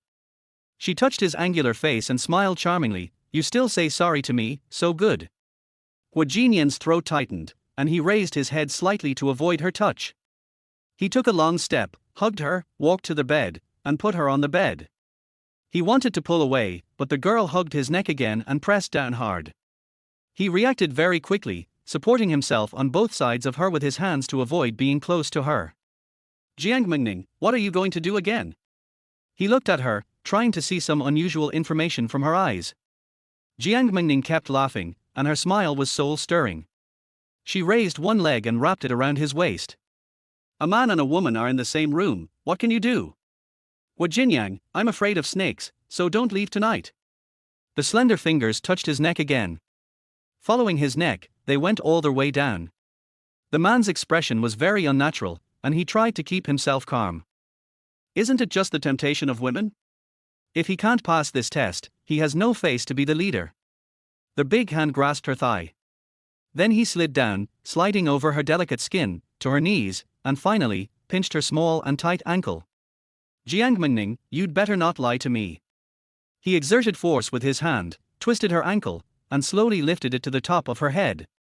There was a red mole on the sole of Jiang Mengning's foot, which he also saw accidentally. The face can be changed, but the red mole can't be faked. He just wanted to see, in the end, whether the mole was still there.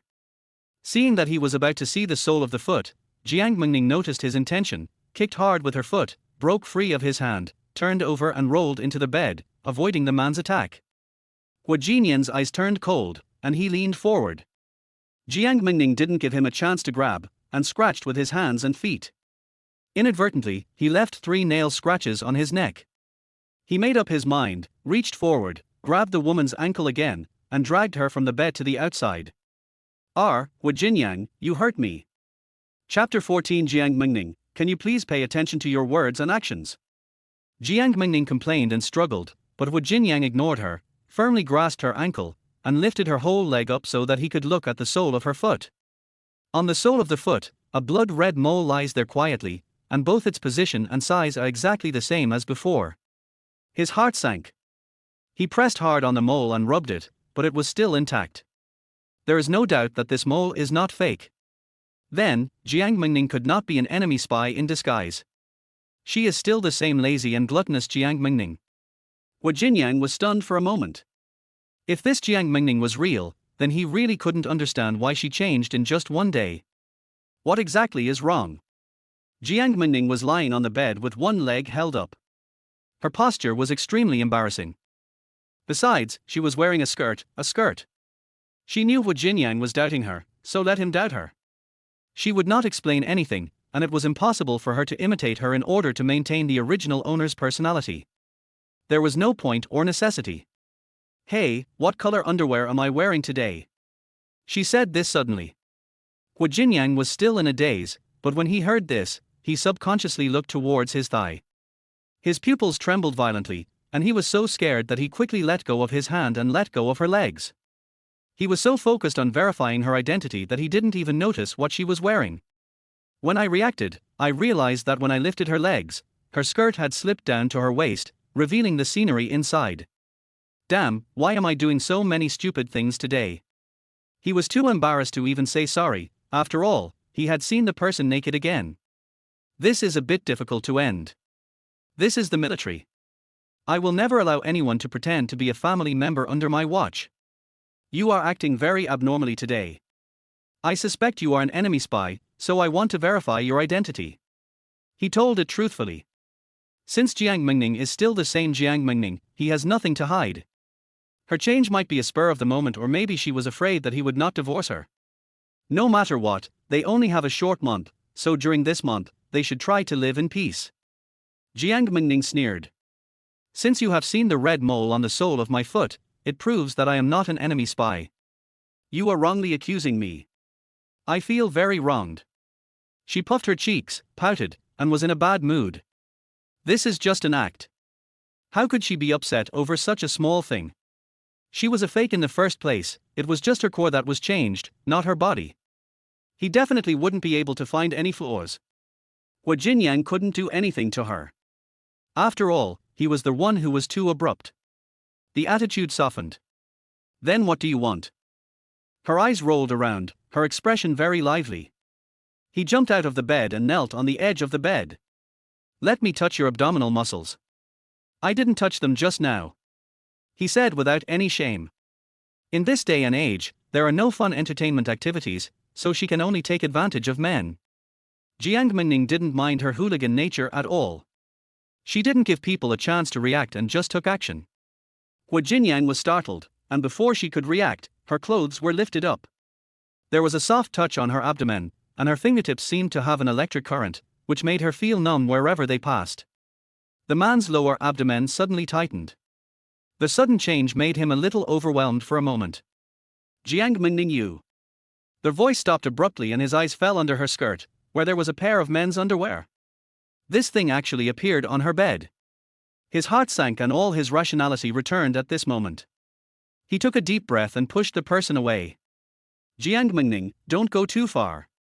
It would be fine if she just messed around outside, but it would be shameful if she brought someone home. Jiang Mengning also saw the underwear on the bed. Oh, she took it out to play with it before going to bed and forgot to put it away. If you can't wait for the divorce, I can file a report tomorrow. He was too lazy to look at all this mess. What nonsense are you talking about? Jiang Mengning was a little angry. Could it be that he thought she brought a man back to have sex? Is she that kind of person? Well, although she is a little bit lustful, she will not commit such a mistake based on principle. She pointed at his pants with a stern face and said in a commanding tone, "Take off your pants quickly." Jinyang, what the hell are you crazy about? She suddenly chuckled, and her expression became gentle. Why don't you take it off and try it on for size? Although this is the largest size I bought, I always feel that it's too small for you. She held up her panties, shook them, and subconsciously glanced down. Jinyan's face turned red. Why couldn't he understand what Jiang Mengning said? What on earth does this woman want to do? Jiang Mengning, can you please pay attention to your words and actions? He originally wanted to say this seriously, but when he said it, his voice sounded completely inconfident. Okay, I won't tease you anymore. I went shopping with Nyan Nyan today and bought you 3 pairs of underwear. Why don't you try them on? I want to see the size. The salesperson said that if they don't fit, you can return them or exchange them. She was too lazy to waste time and started taking it off directly. She is simply a complete female hooligan. Jiang Mengning. Jinyang glared at her with gritted teeth. He really couldn't do anything with her. He can't stay in this room anymore. If he continues, he will make a fool of himself. He turned around and walked out. Jiang Mengning shouted, "Hey, you don't want your underwear anymore? You really don't want to give it a try?" There was no response, but there was the sound of a door closing outside. He must have gone to the dormitory to sleep. Having successfully teased the person, Jiang Mengning laughed out loud with joy. I was laughing so much that I couldn't laugh anymore. That snake won't come again. She shouted outside, "Hey, Jinyang, has the snake gone far? I hope it won't come back again. I'm really afraid of snakes." Still no response. Well, she knew, she had gone too far in teasing. Never mind. The doors and windows are closed, he shouldn't come again. After this experience, she was so tired that her eyelids were drooping.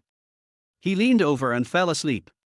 Chapter 15, Your wife has a big and perky butt, she will definitely give birth to a son for you. The next day, Jiang Mengning was awakened by the sound of a horn outside. The officers and soldiers of the army start morning exercises at 6 o'clock every morning. This is an iron rule that cannot be changed by wind or rain. I couldn't sleep in this situation, so I just got up. Today's outfit is a floral shirt with flared jeans and a belt around the waist, which is full of Hong Kong style. The original owner's hair was originally permed into fluffy curls. She found a ribbon and combed it into a high ponytail, which looked simple and elegant, yet youthful and energetic. Very narcissistic, he turned around in front of the mirror, then prepared to go out to wash his face and brush his teeth. When I opened the door, Nyan Nyan was actually standing at the door. She was holding a wash basin filled with water, with a white towel draped over the basin. Seeing her mother coming out, the little girl shouted respectfully, "Mom, wash your face." Jiang Mengning's heart suddenly softened. A child of this age is so sensible, who wouldn't he feel pity for him? The original owner had the temper of a young lady. She had been accustomed to being served since she was a child. She was also very pretentious and could not change her habit of ordering people around. It was common to ask Nyan Nyan to bring water for washing face and feet. The little girl has already developed a habit. Jiang Mengning took the wash basin and praised, "Thank you for getting me the water to wash my face, but you don't have to get up so early and wait for me by the door in the future." Nyan Nyan didn't understand, she thought her mother was angry with her. "Mom, is there something Nyan Nyan did not do well enough?"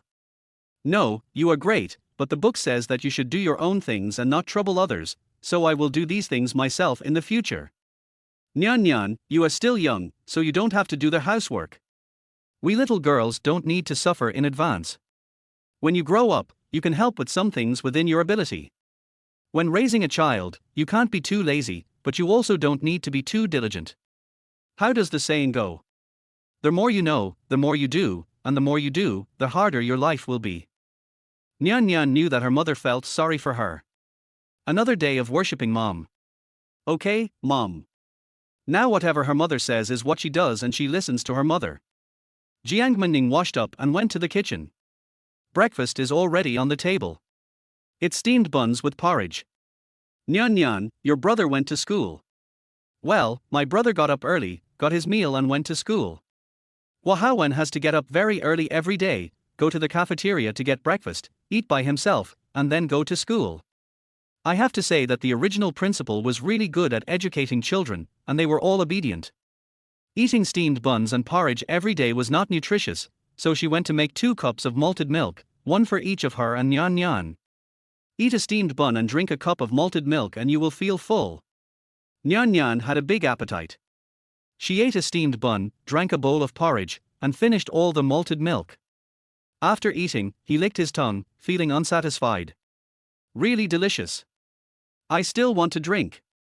Jiang Mengning looked at her with amusement. Nyan Nyan nodded tentatively. Mom, this is the best thing I have ever tasted. It's delicious. The child has never enjoyed any happiness or eaten any good food, but after drinking a little malted milk, he feels like he owns the whole world. She is still with the little one, so she has to try to be nice to her. Okay, I'll make you another cup. This is the last cup this morning. You ate a little too much, so be careful of indigestion. Okay, thank you, Mom. Nyan Nyan shouted very loudly. Jiang Mengning touched her head and went to make a cup of malted milk. Nyan Nyan, drink slowly. I'm going to the bathroom. From the time she came here till now, she has not dared to go to the toilet. I can't hold it back any longer now, I have to go. He took a deep breath, grabbed the paper, and headed towards the toilet. You can smell the stench from a long distance away. The closer we got, the worse the smell became. Jiang Mengning covered her mouth and nose and walked in with great difficulty. The toilet is very basic. Go inside and you can see everything. A long squat toilet has more than a dozen squatting positions. There is not even any shelter between the squat toilets. What this means is that if 10 people go to the toilet in there, they can see each other's big butts. Moreover, the area below the squat toilet is also clearly visible. It's hot in summer, and it's not difficult to imagine what the scene is like inside. Sky. Jiang Mengning was still thinking too conservatively. She couldn't stay in that environment for a moment. Although the conditions are difficult, can we get a single room? It's so embarrassing to go to the toilet in such an open place. She turned around and tried to run. Why are you running? If you don't get up now, you will have to wait in line when there are too many people.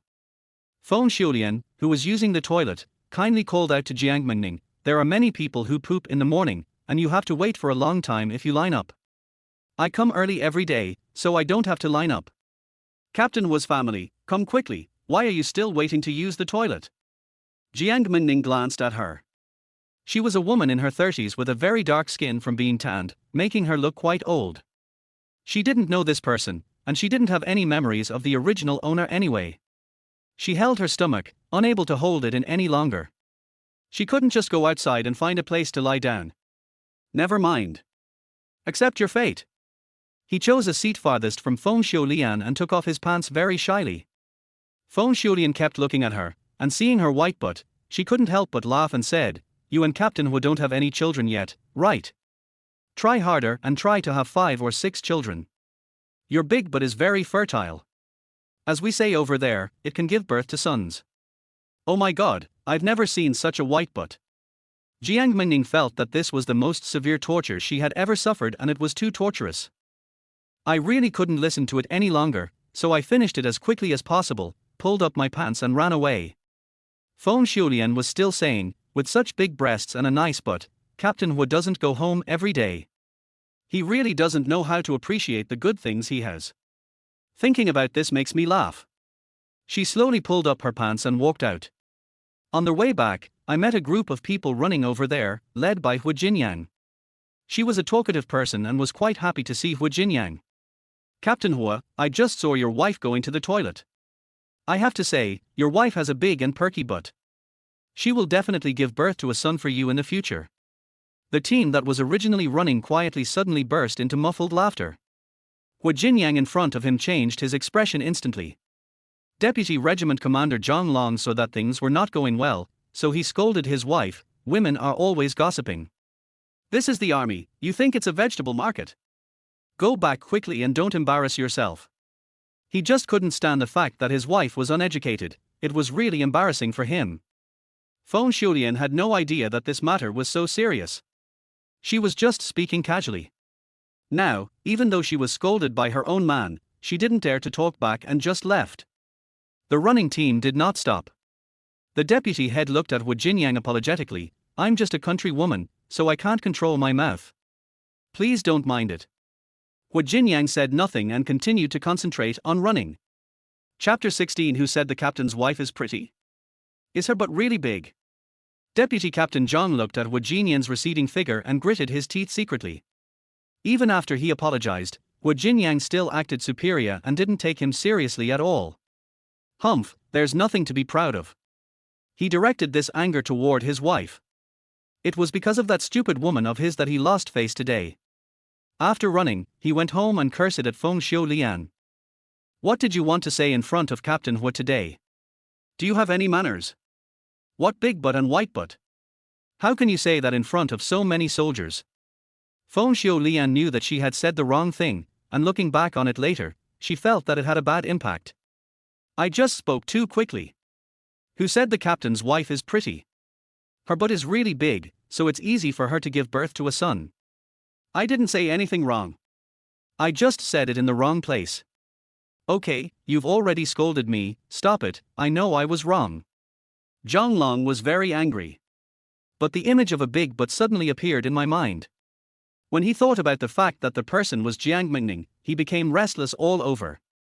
But when he saw his wife's dark face, his heart instantly sank. They are both military wives, but why is the other one so beautiful? I am just like a country girl, it would be embarrassing to take her out. He sighed resignedly. Captain Hu is already angry, you go apologize to his wife later, and forget about it. Don't say such things next time. I know. I'll go there soon, okay. HMPH, if you have nothing else to do, don't go out. Just stay home. Look at other military wives, they are well educated and virtuous. Look at you, you are just a rough guy. He glared at his wife with disdain and went to have breakfast. Feng Shulian let out a "hey" sound. "I'm a rough guy and this hasn't happened overnight. Why didn't you say anything before? Now you keep talking about it every day. Aren't you annoying?" She rolled her eyes in annoyance and wanted to beat the man up. "Who the hell do you think you are? How dare you despise her? If anyone dares to dislike her, she will make trouble with him." When Jiang Mengning returned home, she felt that she was so smelly that she couldn't stand it anymore. The smell of the toilet is so stimulating that after a while, my whole body is filled with that smell. It can't even be dispersed. Oh my god, how can I live like this? I really couldn't stand the stench of my body, so I changed my clothes and felt better. She really doesn't even want clothes anymore. Nyan Nyan came to her mother's room and asked with concern, "Mom, what's wrong with you?" "It's nothing, it's just that the toilet stinks, it made my clothes stink." She felt so aggrieved that she wanted to complain about her living environment to a child. Why? There is nothing she can do about it now that she has come here. She can only accept it slowly. After hearing what her mother said, Nyan Nyan immediately ran outside and brought in the urine bucket. "Mom, pee in here, poop can also stay in here, don't be afraid, Nyan Nyan will help you pour it out." What she meant was that Jiang Mengning would be responsible for pooping, and Nyan Nyan would be responsible for emptying the shit and pee. Forehead. Jiang Mengning was really melted by this little cutie. How can you be so sensible? I find it funny too. It's not like she can't take care of herself, so how could she do something like pooping and peeing in a urinal? It would be a joke if you told others about it. It's okay, Nyan Nyan. I'm not used to using a urine bucket. It will be fine once I get used to the toilet. Hurry up and take it out. It's so dirty. Oh, okay. Nyan Nyan was very obedient and took the urine bucket out. Jiang Mengning took the clothes she had changed outside to wash them. The original owner didn't know how to wash clothes before, and she did all the washing for Hu Jinyang or Hu Hawen. She was too lazy to even wash her underwear. It's impossible for Jiang Mengning to let others wash her clothes after she came here. It's really unsocial to let others wash your underwear. Although she had never washed clothes before, she still knew how to do some simple scrubbing. It just looks very unpleasant. Especially her little arms, carrying water was very difficult. Hu Jinyang was standing outside the courtyard gate and happened to see Jiang Mengning washing clothes. The movements are clumsy and a bit funny. Chapter 17. She was determined to divorce, and he couldn't stop her from growing up. He originally wanted to come back and ask her what happened to the toilet, but he thought she was in trouble. Now it seems that there is no trouble, he was just overthinking it. He used to help wash Jiang Mengning's clothes. Now I didn't expect that she would wash it herself. Originally he wanted to go in and help. In the end, he just stood there without moving. I guess Jiang Mengning is determined to get a divorce, so she wants to learn basic life skills. It's better this way, otherwise if she left here, he would really be afraid that she wouldn't be able to complete even the most basic chores of washing clothes and cooking. He can't stop people from growing. Hu Jinyang looked for a while, then turned and left. Jiang Mengning took a lot of effort to wash and dry the clothes. Looking at the clothes I washed gives me a sense of accomplishment. See, she is not useless, she can work. When she was washing clothes just now, the little guy was squatting beside her, looking so cute and really well behaved. I went to get some candies for Nyan Nyan. Nyan Nyan, Mom is going to go out for a while, please don't run around at home, okay? Where's Mommy? Back mountain, I have something to do up there. Can Nyan Nyan go? No, it's dangerous in the mountains. Please stay at home, okay? The little guy nodded. Okay, Mom, be obedient. She won't pester her mother, whatever her mother says is what she does. Jiang Mengning touched her little head, took the small basket, put on a wide hat and prepared to leave. Nyan Nyan, lock the door when you are at home, okay? She patiently reminded Nyan Nyan to keep the door closed at home and not open it to anyone who came. Okay Mom, Nyan Nyan will be good. The little guy ate candy and said goodbye to his mother. Jiang Mengning closed the door, picked up the basket, and walked out of the military gate. She suddenly remembered that she didn't know where the cactus was. That's right, she was going to find the cactus. There is a kind of insect that grows on the cactus, called cochineal. After being ground, cochineal turns red, which is an excellent raw material for making lipstick. The color of lipstick depends on cochineal.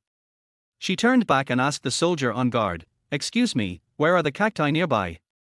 "The more the better." Her face was hidden under the hat, fair and pink. Her eyes are bright and big, and her eyelashes are fluttering, she is incredibly beautiful. I don't know what she used on her body, but I could smell a faint fragrance when I got close to her. The soldier being questioned saluted stiffly at her and said, "There are a lot of them on the south side of the mountain." Jiang Mengning smiled and waved to the soldier, "Thank you, handsome boy." Soldiers in the army are all good looking. You can see those young and tender faces everywhere, youthful and energetic, and pleasing to the eye. Jiang Mengning hummed a tune and went to the back mountain with the basket. The soldier didn't even dare to look at her back as she walked away. For some reason, he always felt that her fragrance was still lingering in the air. His face turned red in an instant, and even his ears were not spared. Cough cough. A cough came from the side. The soldier looked back and saw Political Commissar Zhu standing beside him, examining him. A man in his 40s, his eyes were as sharp as an eagle's. I was startled and quickly saluted. "Political Commissar." Political Commissar Zhu put his hands behind his back, walked up to the soldier, looked at his expression, and seemed to want to say something but stopped himself. He looked in the direction Jiang Mengning left and asked, "Was that your leader's wife just now?" "Yes." Political Commissar Zhu looked at the young soldier again and gave him a stern lecture. "You have never seen a woman before. Your face turns red when I talk to you. Isn't it shameful?" Chapter 18, Setting Fire to the Mountain. The soldier wanted to cry but had no tears. He could only keep silent and wait to be scolded. "Didn't I hear that Jin Yang and his wife are still having conflicts? One of them can't even fart in the army for a long time, while the other one is dressed up and running around everywhere. It's really outrageous. This couple really needs to be taught a lesson." He glared at the soldier. "You are disturbing the morale of the army. I don't know if this was a veiled attack or not, but I dared not say a word or ask a question. Jiang Mengning never thought that she would be caught by the political commissar just because she asked for directions. Now she reached the south side of the mountain and indeed saw a lot of cacti. The big one was twice as tall as her. There were indeed a lot of cochineal insects parasitizing on the cactus leaves. Cochineal appears silvery white in color, but turns blood red if you brush it lightly with your hands. There are a lot of cactus fruits on the cactus, and the fruits are edible. They taste a bit like dragon fruit, but not as sweet as dragon fruit. There are a lot of seeds in them, so it's okay to eat them for fun. Jiang Mengning took a small brush and brushed the cochineal into the glass jar. In a short while, the jar was full. She can't make many lipsticks for the time being, and she doesn't plan to take too many cochineal insects back, so she'll keep the rest to breed slowly. After collecting the cochineal, she wandered around the mountains again. There is another very important material in making lipstick, beeswax. Without beeswax, it won't take shape. Jiang Mengning was looking for wild beehives. If she couldn't find any, she would have to buy them. Fortunately, she was very lucky and saw a very large beehive on an old locust tree. It's really big, as big as an adult man's arms around it. There are also many bees coming in and out to collect pollen and make nectar. Her eyes were wide open. Wow, it's so big. Isn't this the rhythm of getting rich? Sure enough, whether it is a time travel girl or a reborn girl, she all has the aura of the protagonist. Now, the halo comes into play. Whatever you think will come true. Opportunity is fleeting, so she put down the basket and prepared to get the honey. Haven't you ever eaten pork but seen a pig run? She certainly knew how to confuse these bees. Use smoke. Under the influence of smoke, these bees will temporarily lose their ability to attack. She went to pull out some green grass, leaves, and dry grass. Light the thatch on fire and place it under the tree. Then cover the fire with non-burning grass and leaves. The fire will be extinguished immediately, and thick smoke will come out. Ahem. Jiang Mengning was coughing repeatedly because of the smoke. She had never suffered such a torture before. She was almost dead. As the smoke rose, the bees sensed the danger and fled in all directions. Jiang Mengning was just about to try to climb a tree to dig out a beehive. But she had never climbed a tree before, and it was very difficult for her when she saw it was easy for others to climb. I tried several times but couldn't climb up even a step. In this situation, how can we make a beehive? Just let her die of exhaustion. Boss, there is a fire. Someone set fire to the mountain. Suddenly a voice was heard, and as the voice fell, a group of soldiers quickly rushed out from all directions. They reacted very quickly and quickly kicked away and cleaned up the fire that had not yet burned out completely. There is a fire on the mountain. It is very dangerous. The weather is dry in summer, and if the fire cannot be put out, the surrounding residents will be affected. Who is setting fire in the mountains on such a hot day?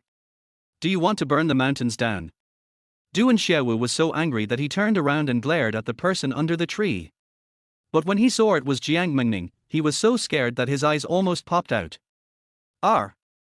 Captain, the arsonist, no, your wife is the arsonist. He was confused. What was going on? What new tricks does the leader's wife have today? It turns out that he is a troublesome person. The crowd made way for Hu Jinyang to walk over. The man frowned and looked at Jiang Mengning in confusion. What are you doing? Jiang Mengning, she just wanted to take some beeswax. How did it become burning bandits? I quickly explained, don't get me wrong. I just want the beehive on top, I don't want to burn the mountain.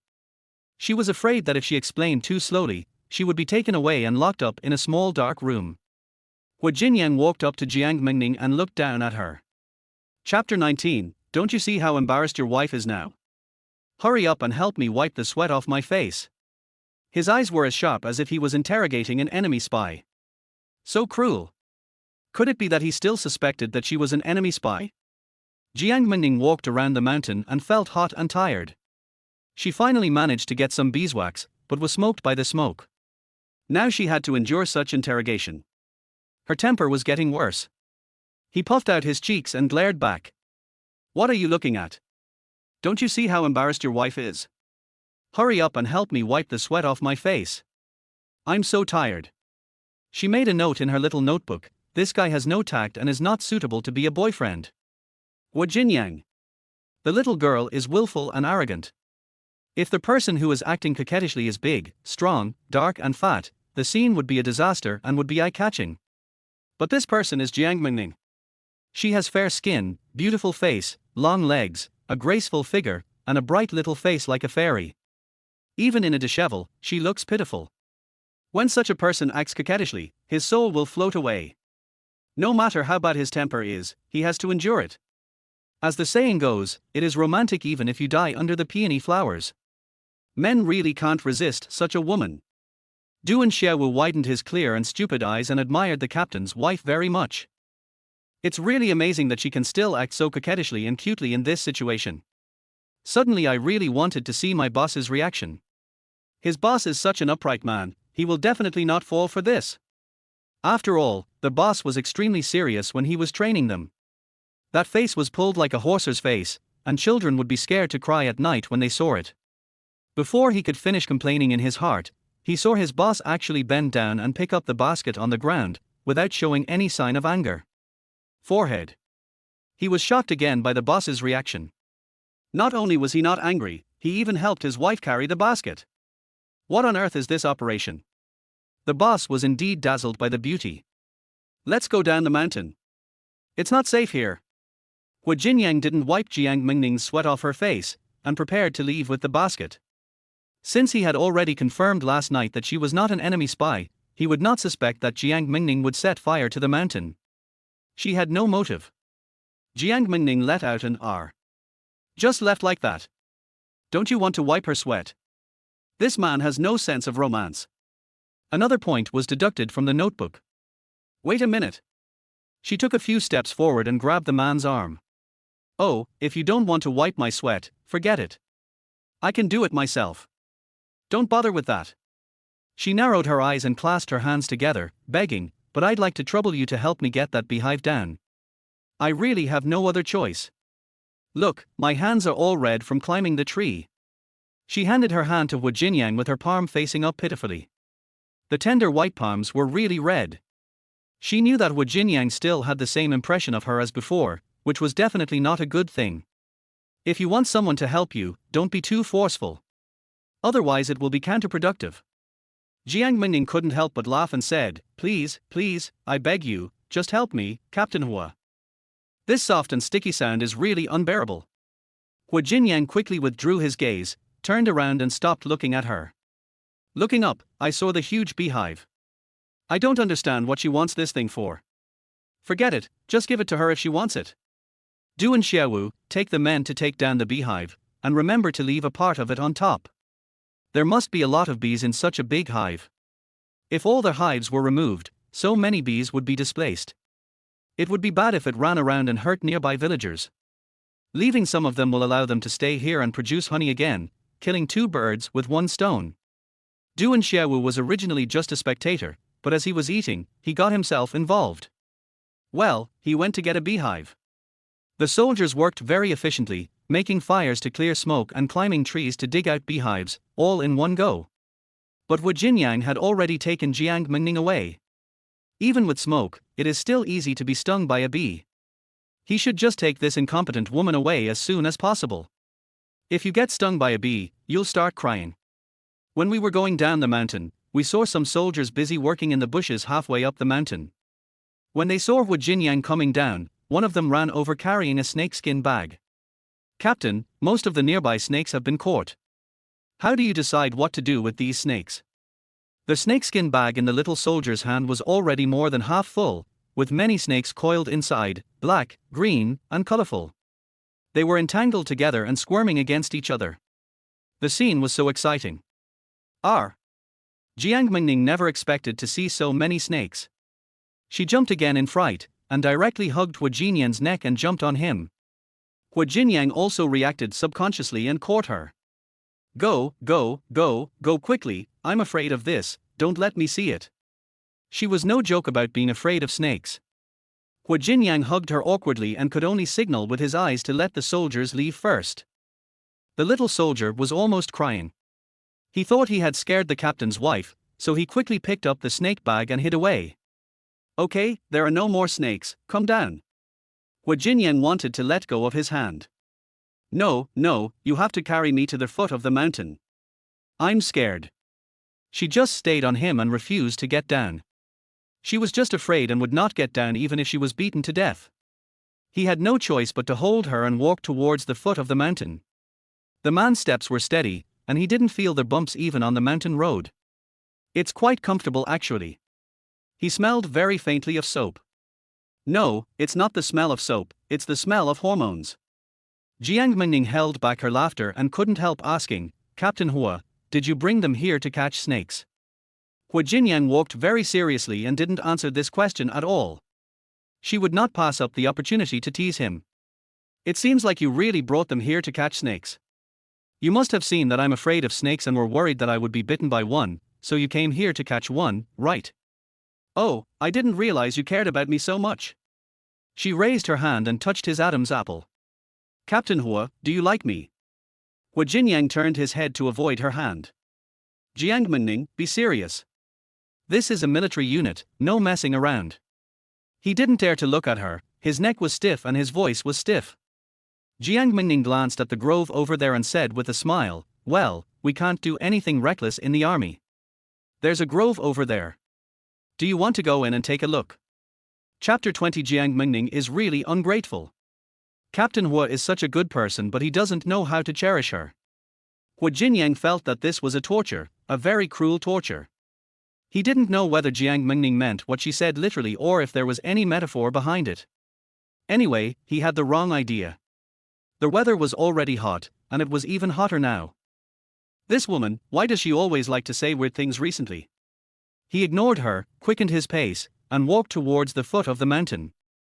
Almost as soon as he reached the foot of the mountain, he put the man down. We're at the foot of the mountain, walk back on your own. He didn't even look at her, just left her behind and walked ahead. Jiang Mengning shrugged. This guy really doesn't understand romance. Hey, Hua Jinyang, you seem to be very shy. Your face is red. The man in front paused and then continued walking. You're quite entertaining. Jiang Mengning was in a good mood. When she was bored, she would chat with him and occasionally pull some weeds on the roadside, which made the journey very fast.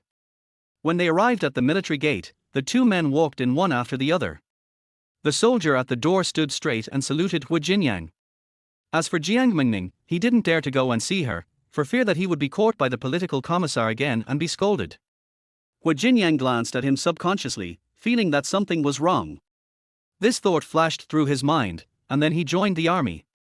There was a distance of several meters between him and Jiang Mengning, with one walking in front of the other, and the man had no expression on his face, which made it easy for people to misunderstand. The wives of the soldiers who were drying their beddings on the side of the playground saw the two of them and couldn't help but murmur. Hey, did you see that? Those two are arguing again. Why are you arguing again? It seems that Jiang Mengning went out for a while. Maybe she went to meet some dubious man. Captain Hua happened to see her. He must be angry. Think about it, a man is a man of blood. How can he bear to see his woman cheating on him? Anyone would be angry. Oh, Jiang Mengning really doesn't know what's good for her. She doesn't even cherish such a good man like Captain Hua. I think they should just get divorced.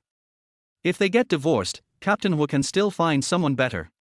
Instead of being wasted by Jiang Mengning, his life is ruined. That's right.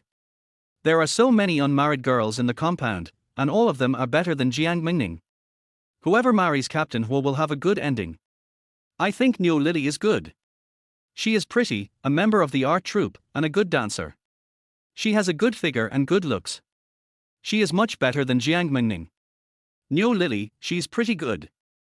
I heard that many guys pursued her, but she refused. Do you think Niu Lily is waiting for Captain Hua to get divorced? Their voices of discussion gradually died down. Niu Lily was carrying a net bag of apples and happened to hear these words when she passed by. Her back straightened immediately. She even smoothed her long braid in front of her chest in a pretentious manner. Although she showed no emotion on her face, she was very happy in her heart. It turns out that so many people support her marrying Brother Hua. Look! The public has sharp eyes. She is better than Jiang Mengning, and she is worthy of Brother Hua. Niu Lily looked viciously at Jiang Mengning who was walking behind Hua Jinyang. From this moment on, she despised that fickle woman from the bottom of her heart. She, Jiang Mengning, is nothing. One day, she will take her place and successfully marry Brother Hua. She bit her lip and looked at Wu Jinyang with admiration. A tall and handsome man is the most dazzling person in the crowd wherever he goes. Almost as soon as I saw him, I couldn't help but walk towards him. Brother Hua, I bought some apples. They are very sweet. I'll give them to you. She picked the biggest and reddest apple and handed it to Wu Jinyang. Her face was as red as an apple at this moment. That shy and timid look would make anyone confused. Wu Jinyang frowned. No need. He refused without mercy. Brother Hua, this is really delicious. It feels bad to be rejected, and it's just an apple. Doesn't he want it? What is the point? Are they afraid that people will gossip about them? Maybe Brother Hua was really afraid that people would talk about her, so he refused to protect her self-esteem. Brother Hua is so nice, he always considers her in everything. He must still like her a little. But it really doesn't matter, she is not afraid of gossip at all. Niu Lily twisted her body shyly, feeling warm and sweet in her heart.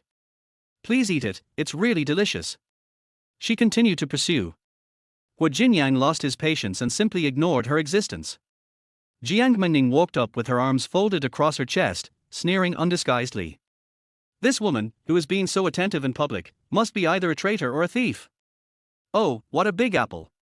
Such a big apple must have cost a lot of money. Niu Lily, you are so thoughtful. Fruit is a good thing.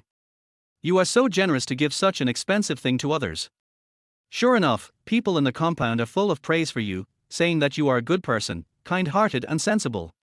She smiled and took the initiative to shout to several soldiers nearby, "Come here, everyone.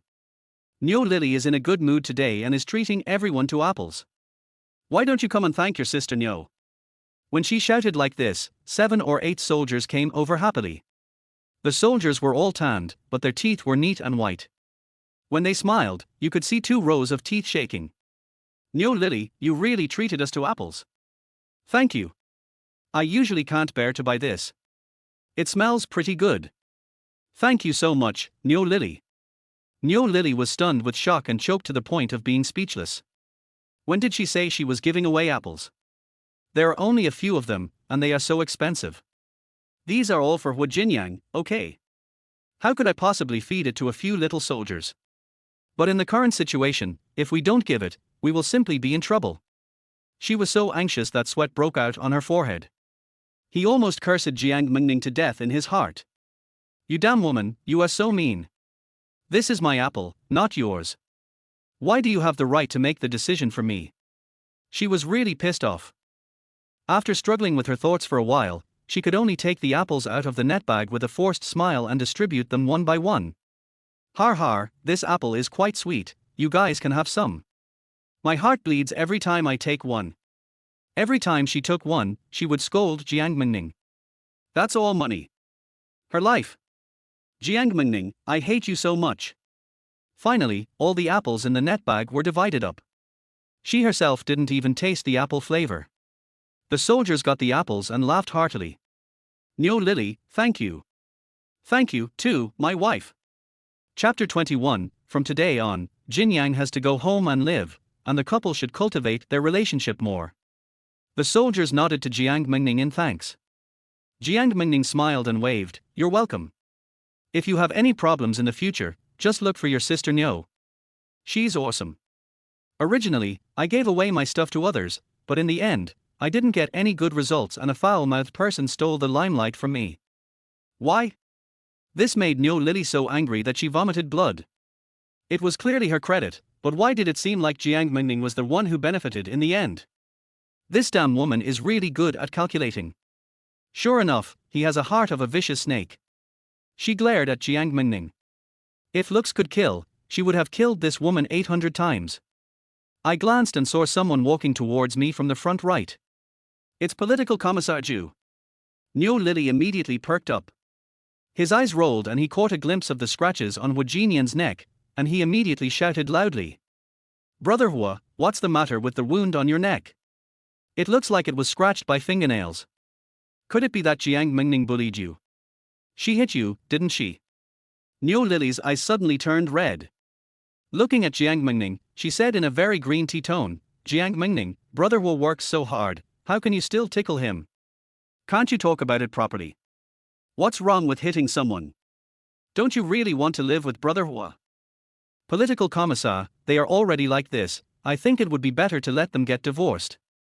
She said this on purpose because she wanted the political commissar to know that Jiang Mengning was a troublemaker and she was not worthy of Wu Jinyang. At that time, the political commissar will directly write a report and ask the two to divorce. Then won't she have a chance? Wu Jinyang and Jiang Mengning turned around at the same time and saw political commissar Zhu approaching. The two of them greeted each other at the same time. Political commissar Zhu saw the scratches on Wu Jinyang's neck and couldn't help but sigh. He thought of what the people in the compound said about Jiang Mengning, and thought that the scratches were most likely caused by Jiang Mengning. What nonsense! Children of soldiers must have good conduct and set an example for the people. How can they fight and quarrel all day long and cause unrest in the community? He cursed Wu Jinyang in his heart, calling him a bastard who couldn't even control a woman. It was so shameful. Jinyang, through my observation, I found that you two seem to have been having conflicts recently. Did you even fight? Your neck was scratched. Wu Jinyang. Jiang Mengning. The two looked at each other, and suddenly thought of the scene in bed last night, and both felt a little uncomfortable. Wu Jinyang said expressionlessly, there was no fight, I just scratched it accidentally. Husband and wife fighting in the army will also be criticized. He doesn't want to be criticized for this. Jiang Mengning nodded quickly, that's right, fighting is a game played by children. We are all adults, how can we fight? In this army, there are always some gossipers who like to gossip about others. Political commissar, you are well informed and attentive. You must have your own judgment, right? Niu Lily was ridiculed in a sarcastic manner and her face looked a little unhappy. You can't say that. Haven't you always looked down on brother Hua? You even kicked him out and made him sleep in the dormitory. Doesn't this prove that you and your wife are not on good terms? Jiang Mengning mocked, I can't see that you are too nosy. You know exactly where my man sleeps. What's going on? Are you always thinking about my man's body and looking for an opportunity to climb into his bed? To deal with a shameless woman, you can only be even more shameless. If she is not embarrassed once, she will not know her own weight. I didn't. Niu Lily was so guilty that she spoke incoherently. Political commissar Zhu couldn't bear it any longer. Okay, stop arguing. This is a military base, not a market. He smiled and said, since you two don't have any conflicts, that's good. I was afraid that you two really had a disagreement. But Jinyang seems to be staying in the dormitory more often recently. This won't do. How can you stay in the dormitory all the time after getting married and not going home? He acted as a peacemaker. How about this? From today on, Jinyang will go home to live, and the couple should cultivate their relationship together. Sleeping in separate beds will cause problems sooner or later. Jinyang, what I said is not bad, right? Wu Jinyang was in a dilemma and could only respond with a hum. That's good. Don't lie to me, kid. Don't go back on your word. I will check from time to time. If I find out that you haven't returned home, I will have to punish you. He also reminded Jiang Mengning, keep an eye on him. Report to me if anything happens. If he doesn't come home, I will send soldiers to send him back. The political commissar not only needs to do ideological work for the soldiers, but also needs to participate in the soldiers' marital status and act as the director of women's affairs. In the army, anyone who shows signs of wanting to divorce must be persuaded to reconcile. This is also his job. Jiang Mengning glanced at Wu Jinyang and nodded with a smile. Okay, don't worry, political commissar. I will never let you down. I will keep a close eye on him. Very good, but you also need to reflect on yourself. There have been some bad things said about you recently, and they are very unpleasant to hear. Be careful. Also, I will be testing you recently, so you need to be mentally prepared in advance. Fine. I have nothing to fear from my own shadow. Just inspect casually. She is not afraid. Political commissar Zhu breathed a sigh of relief and finally left with satisfaction. I hope they don't get divorced. Otherwise, Jinyang would have to get married for the third time and her reputation would have been ruined. Wu Jinyang didn't stay any longer and followed the direction of the political commissar. Jiang Mengning didn't forget to shout, "Come back early tonight, I'll be waiting for you." She looked at Niu Lily provocatively, then turned and left. Niu Lily was so angry that she went crazy. She wanted the political commissar to divorce them, but in the end the divorce didn't go through and she sent Brother Hua to that woman. What a stupid thing she did. I'm so angry. Jiang Mengning, you are going too far. Jiang Mengning returned home humming a song, and the door of her house was still closed. It seems that Nyan Nyan is obedient and did not run out to play. Knock, knock, little rabbit, open the door. She was rehearsing slogans with Nyan Nyan. Nyan Nyan heard the sound and leaned over to the door to look out. When I saw my mother through the crack in the door, I was delighted. I want to open the door, but I also want to play a prank. If I don't open it, I won't open it. Mom hasn't come back yet, and I won't open it even if she comes back. This is what her mother taught her to sing, and now she sings it fluently. Jiang Mengning said, "Hey, I'm your mother, open the door quickly, or I'll spank you." The door opened instantly. Nyan Nyan ran out smiling and hugged her mother's thighs. "Mom, you're back. Nyan Nyan is very good, she listened to you and didn't go out." Jiang Mengning picked up Nyan Nyan. "Yes, I saw it. Nyan Nyan performed very well today. I will reward you with honey later. I found a lot of honey in the mountains." As they were talking, Duan Xiaowu brought the honey. Chapter 22. My sister-in-law is a nice person. Duan Xiaowu was followed by several soldiers. When Jiang Mengning wasn't around, they were laughing and joking. When they saw Jiang Mengning, they instantly became serious. They no longer came forward, but pushed the basket of honey back and forth. You go, you go. You go, you go. You should go. Finally, they successfully stuffed a basket of honey into Duan Xiaowu's hand and asked him to give it to the leader's wife. Duan Xiaowu, there was no other choice but to go ahead. Sister-in-law, I brought you the honey. I'll put it in the house for you." He was carrying a basket of honey, and when he passed by Jiang Mengning, he carefully walked around her and went into their house. He was afraid of bumping into his sister-in-law and getting scolded. Everyone in the army knew that Captain Hua's wife was unruly, willful, and unreasonable. Even the captain didn't dare to offend her, let alone the little shrimps like them. When seeing this young lady, everyone wants to take a detic. Jiang Mengning followed him in and instructed, "Don't put it on the table. Honey will drip everywhere. I'll find a basin for you." As she spoke, she went into the kitchen and brought out a clean basin. Duan Xiaowu was so scared that he quickly withdrew his hand that was about to be placed on the table. He waited for the leader's wife to take out the basin and then put the basket in the basin. He didn't dare to stay a moment longer and prepared to leave. "Sister-in-law, I'll leave first." "Thank you. You've worked hard today. Here's some candy. Have some." Jiang Mengning took out a bag of white rabbit milk candy and generously stuffed it into Duan Xiaowu's hand. Since she can become a movie queen, she naturally knows how to control people. If you want others to work for you, don't be stingy. It is actually a very cost-effective thing to spend money to get people support in case of emergency. She is greedy for money, but she is not a stingy person. Duan Xiaowu looked at the candy in his hand in surprise. This is too much. Making honey is just a piece of cake.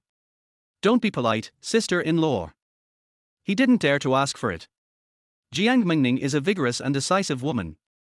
Just take it if I tell you to. Stop talking nonsense. If you refuse again, I'll be angry. Okay, I'll take it. Thank you, sister-in-law. Duan Xiaowu didn't dare to say any more words. He thanked him and left quickly. Only when he got out of the door did he breathe a sigh of relief. The few soldiers who were still waiting for him outside immediately surrounded him. "Xiaowu, did she say anything? She didn't scold you." Duan Xiaowu snorted arrogantly. He also waved the candy in his hand in front of their eyes. "Not only did she not scold me, she also gave me a big bag of candy, saying that she was thanking me for my hard work in making honey. I think my sister-in-law is actually a pretty good person, at least she is reasonable." He had not had much contact with Jiang Mengning before, and after hearing what others said, he always felt that she had a bad character and was a bad woman, and that such a woman was not worthy of his boss. I also hate her in my heart, feeling that she has ruined the boss's future. But when I came into contact with it today, I felt it was pretty good. Beautiful, generous, full of ideas and opinions, such a person is really not bad. This candy is really given to you by her. The soldiers all found it unbelievable. Since when did their leader's wife become so easy to talk to? Duan Xiaowu rolled his eyes at them and said, "How can this be true? How can I go in and steal it? The white rabbit milk candy was definitely given to me by my sister-in-law. I am the only one who has it, and you don't. Go and be envious." Har har. He was showing off fearlessly, because they had just bullied him. Isn't he this what they call, a fool has good fortune? The soldiers immediately became envious. Duan Xiaowu is such a lucky guy. If you see someone has a share, you are not allowed to eat alone. You wish. Duan Xiaowu ran away. Several soldiers immediately chased after him. We are having a great time chasing each other. Jiang Mengning found a big jar and prepared to store honey. There was so much honey brought back. I spent a long time squeezing the beehive and finally filled a jar with honey. It must weigh about 5 or 6 kilograms. You can eat it for a long time. Nyan Nyan was drooling with envy. Jiang Mengning looked at her with amusement. Little greedy cat, come here, this piece is for you. I've reserved the best piece just for you. The golden honeycomb honey gleamed alluringly in the sunlight. Nyan Nyan took a bite, and the honey overflowed from her lips, crystal clear and very tempting. The little guy's eyes narrowed as he ate. Mom, it smells good. She handed the honeycomb she had taken a bite of to her mother's mouth. Eat it, Mom. Jiang Mengning was slightly stunned, but she didn't dislike it and took a small bite. Authentic honey is delicious with the fragrance of locust flowers. Even though she was so afraid of getting fat, she couldn't help but take a second bite. Nyan Nyan, I'll make you some pudding later. It will taste even better with honey. Nyan Nyan asked curiously, Mom, what is pudding? Well, it's just a dessert, a snack. It's delicious, you'll find out later. She didn't have time to make pudding now, she had to boil the beeswax. Squeeze out the honey from the beehive and the remaining residue can be used to make beeswax. This is the key raw material for making lipstick. To boil beeswax, you need to make a fire. Jiang Mengning tried several times at the small stove, but couldn't light the fire. In the end, there was smoke everywhere. Ahem. This fire is so hard to light. Woo. How on earth is she, a loser like her, supposed to survive in this era? Seeing her mother choking so painfully, Nyan Nyan patted her back out of pity. Mom, what are you doing? Cough cough cough, I'm making a fire. Move away from me, or I might get burned. Mom, you don't know how to light a fire. There's so much smoke. Jiang Mengning, she is already useless enough, so please don't remind her anymore. Yeah, that's too difficult. I can't do it. Mom, I can do it. The little guy is so cute when he volunteers. Jiang Mengning suddenly remembered that Nyan Nyan had cooked porridge on the stove yesterday, so she must have known how to do it. At this moment, her eyes were shining when she looked at Nyan Nyan. Nyan Nyan, you are awesome. As a result, Nyan Nyan stuffed a stove full of wooden sticks into the stove, then struck a match and threw it into the stove. The match burned very quickly and went out almost as soon as it was thrown in. Forehead. Nyan Nyan still didn't give up and continued throwing matches. 1, 2, 3, 4. In a short while, half the pack of matches was gone. Jiang Mengning, even she, a layman, knew that it was wrong to make a fire like this.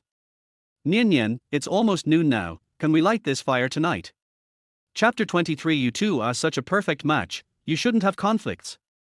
Nyan Nyan didn't know her mother was teasing her, and said confidently, it's okay in the evening. Jiang Mengning. She shouldn't have believed this little girl. Nyan Nyan, this is not the right way to make a fire. The matches burn too quickly and the sticks are too big, so they won't light up. She tried to analyze it. Let's get some sticks out and stuff some straw in there and see how it goes. If you are an idiot in life, you may be forced to become a housewife in this era before long. She couldn't even ask for food and clothes. Nyan Nyan looked at her mother with a smile. Mom, it takes me a long time to make a fire, and I don't know when it will start. In short, she relied entirely on luck to make a fire. Jiang Mengning wiped the dust off her nose with a smile. It's okay, it's okay. Hard work pays off. If we work together, we will definitely be able to light a fire. She tried what she had just thought of, taking out some sticks, stuffing them with dry straw, and then lighting the straw with matches to start a fire. The fire in the stove lit up instantly. Jiang Mengning and Nyan Nyan were so happy that they clapped their hands at the same time. "It's on fire!" Before he finished speaking, the fire gradually died down and finally went out. "Jiang Mengning, do you want to do this? What are you doing? Why are there so many cigarettes?" Feng Xiu Lian walked in and saw two faces, big and small, turned into cats under the eaves. She couldn't help laughing. "Har har har, look at you guys, how come your faces are covered with soot?" She laughed so hard that her stomach hurt. "Jiang Mengning." Feng Xiulian came over quickly and said, "That's not how you make a fire. Move aside. I'll teach you." She took out all the firewood from the stove and put some small sticks in. The firewood put in did not completely block the stove, but formed a triangular shape. Finally, stuff the straw into the gap at the bottom, light the straw, and the fire will come up immediately. She made a fire very quickly without much smoke. The fire in the stove was burning brightly, and the water in the pot quickly dried up. Feng Xiulian asked, "Captain's wife, what are you going to do?" Jiang Mengning quickly took out the honey residue and water. "Just pour all this into the pot and boil it. Just leave it there, I'll help you." Feng Xiulian first poured water into the pot, and then put the honey residue in. "Isn't this honey? What are you going to do with it?"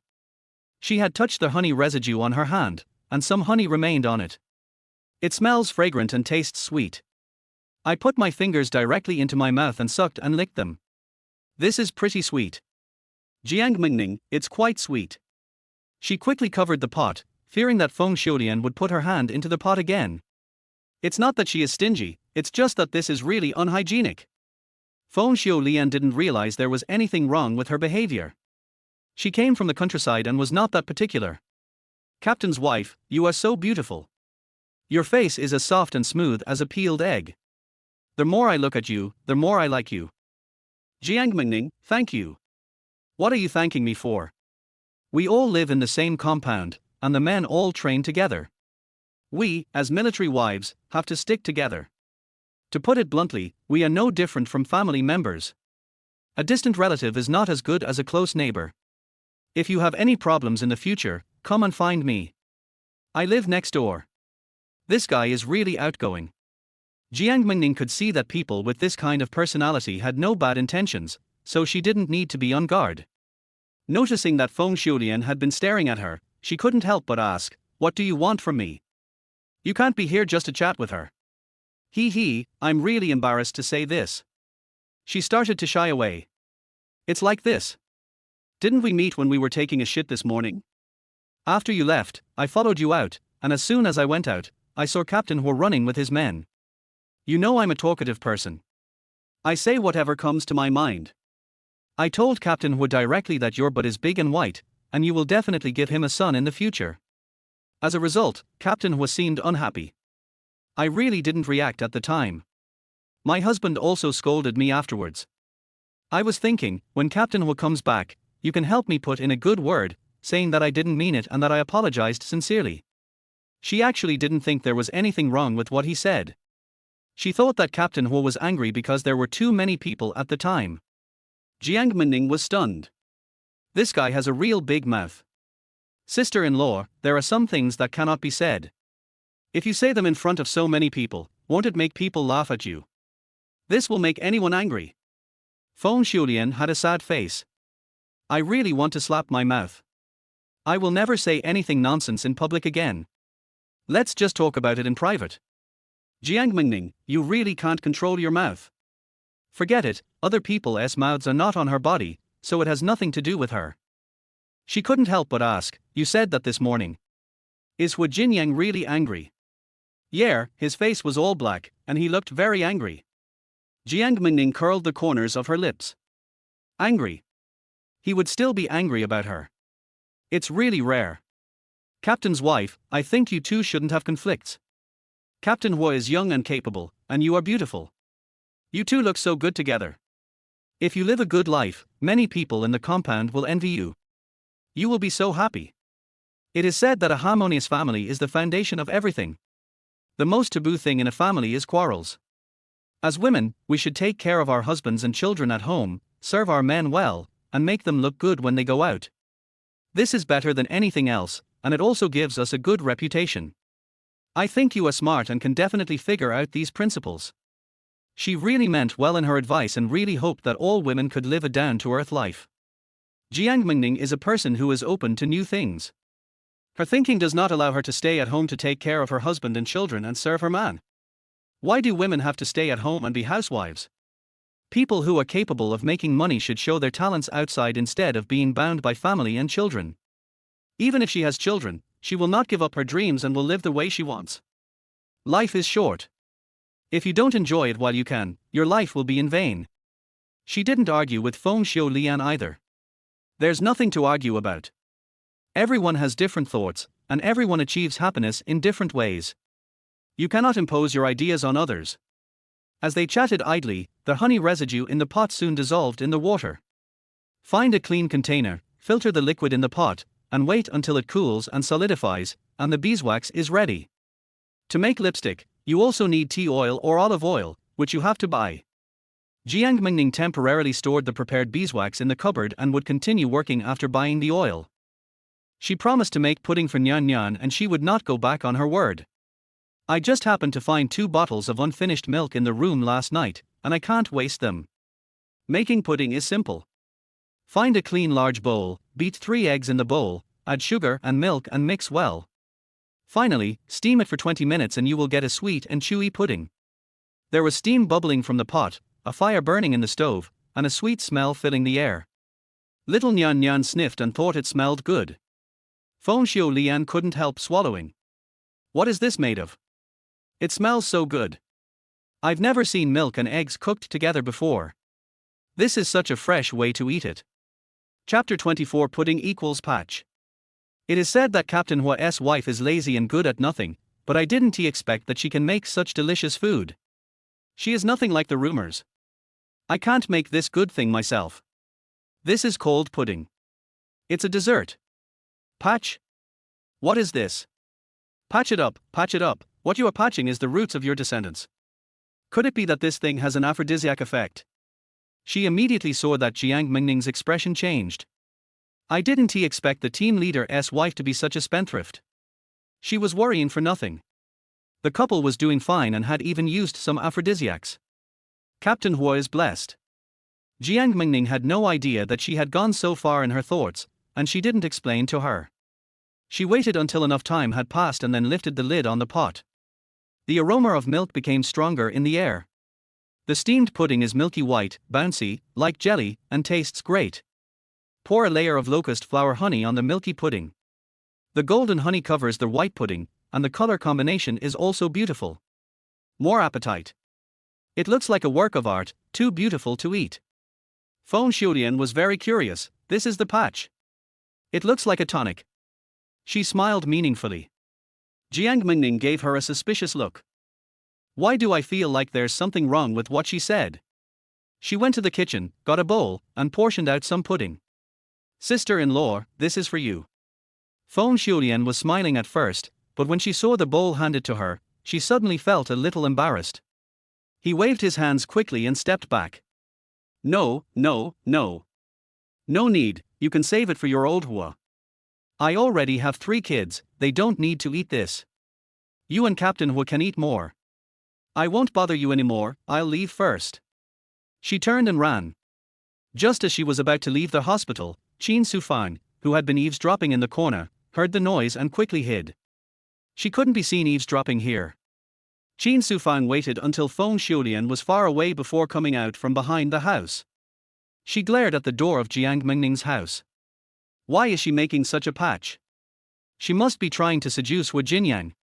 What a shameless woman. Jiang Mengning's hand holding the bowl was still raised in the air. I don't understand why he suddenly ran away.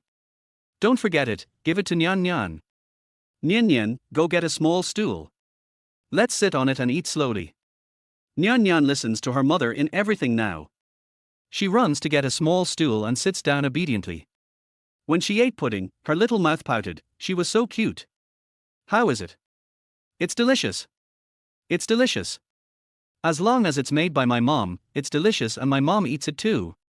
She scooped a spoonful with a small spoon and fed it to her mother. It is chewy and smooth, and the aroma of milk and honey spreads instantly in your mouth.